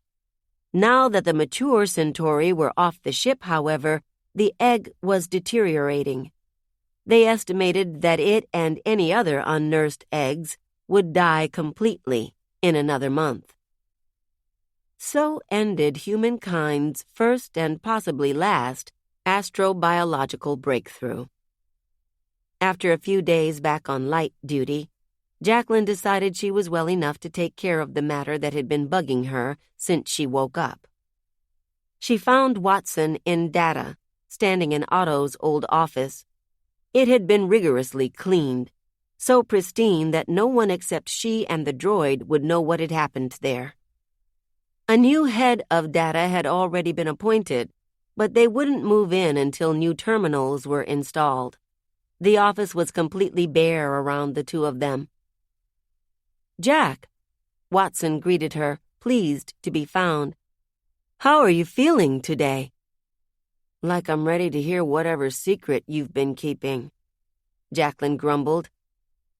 "Are you fully recovered?" the droid asked suspiciously. "Does it matter?" Jacklyn huffed. "Spare me the suspense."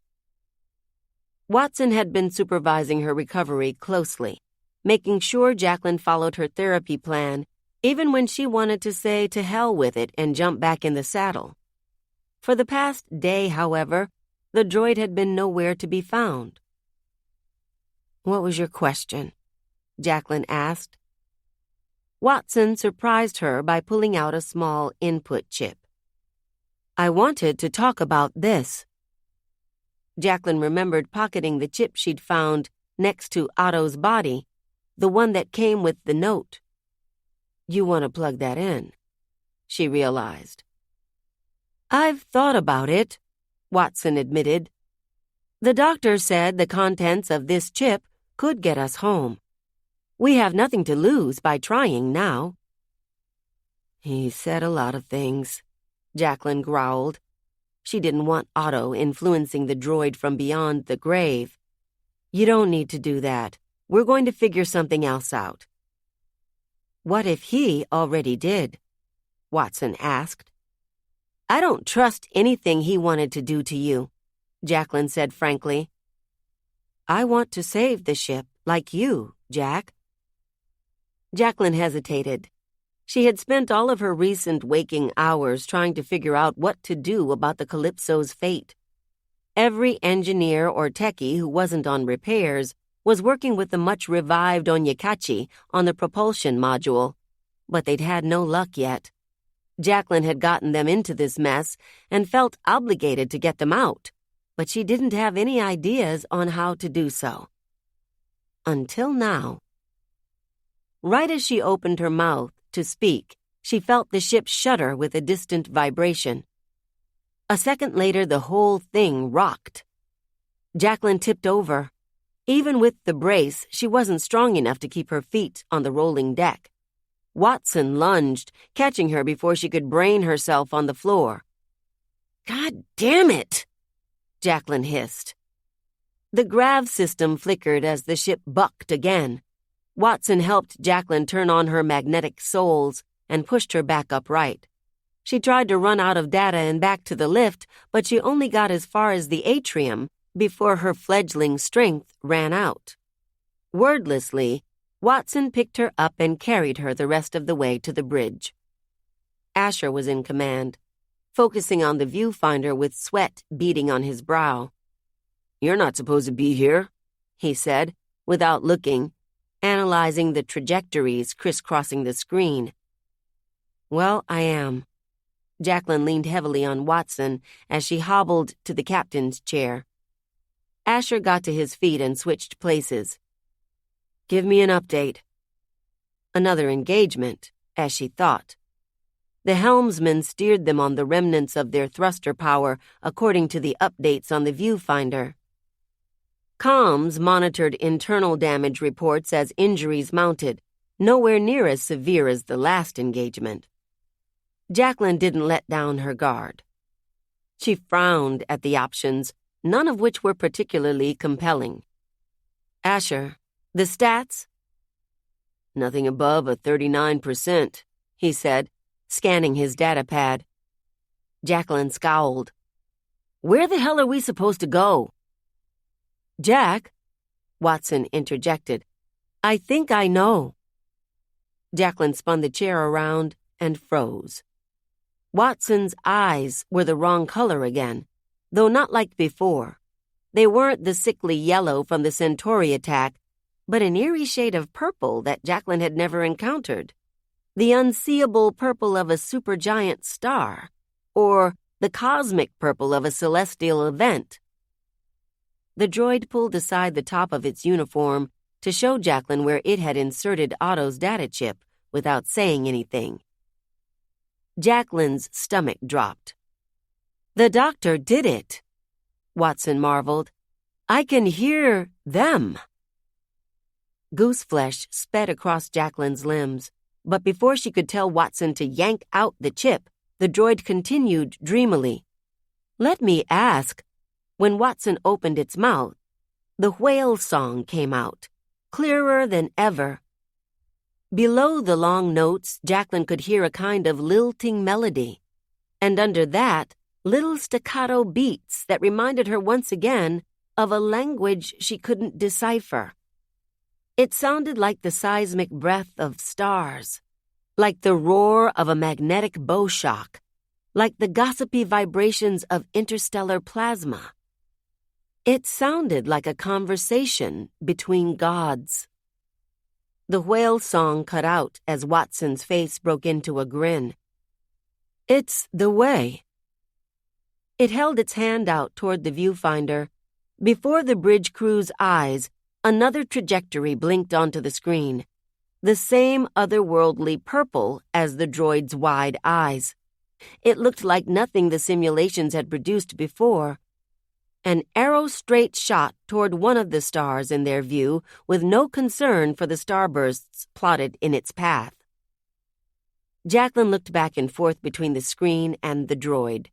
She didn't know what the hell Otto's chip had awoken in it, if she could trust what Watson was saying. Watson turned its glowing eyes on her.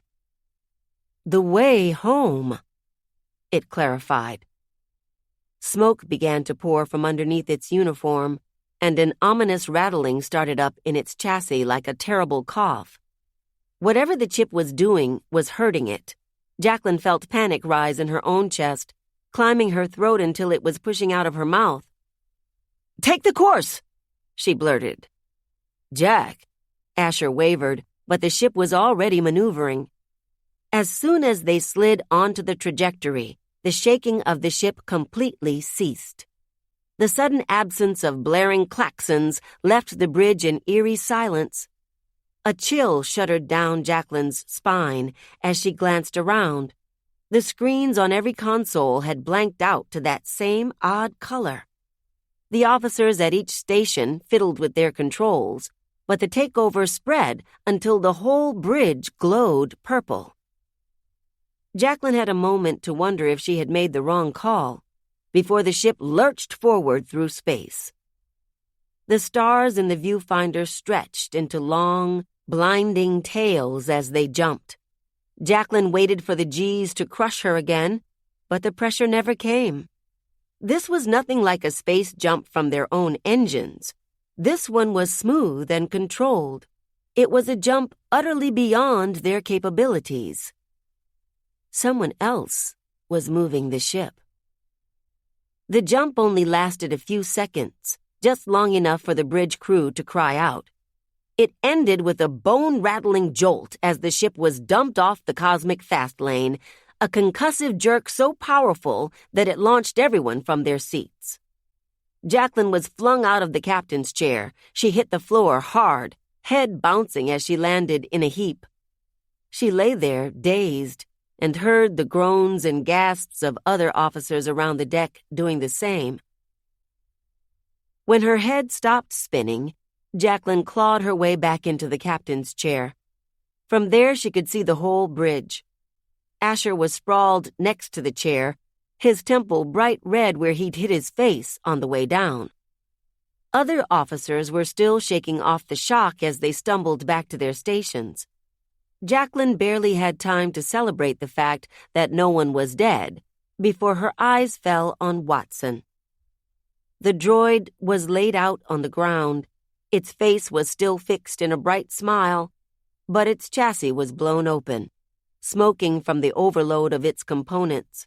The lattice inside had burst. Jacklyn stumbled over to the droid. "Watson, wake up." Nothing happened. No processes whirred on. There was no response to the voice command. Jacklyn grabbed Otto's chip and flung it away. "Hey!" she said, louder.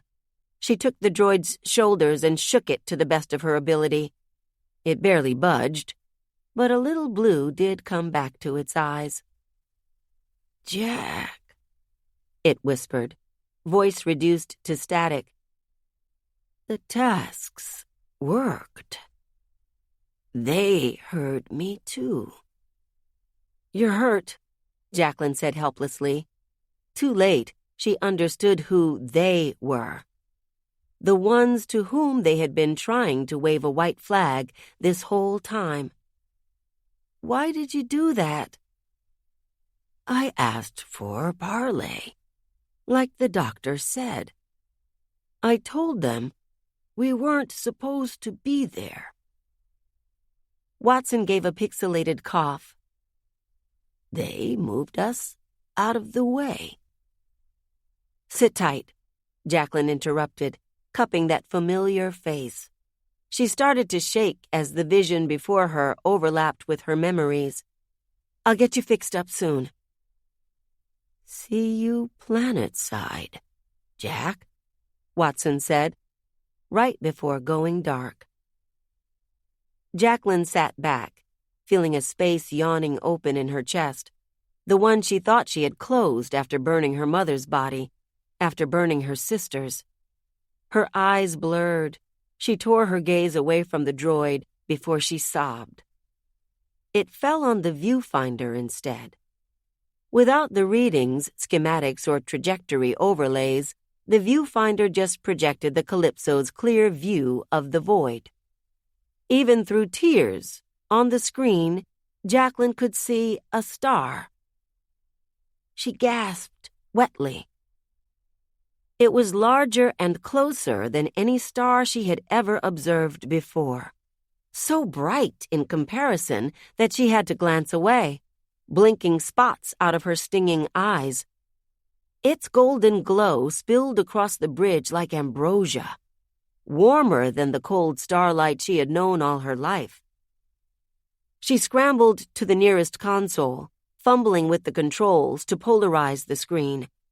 When the worst of the brightness was filtered, she took another look out into the system where they had been delivered.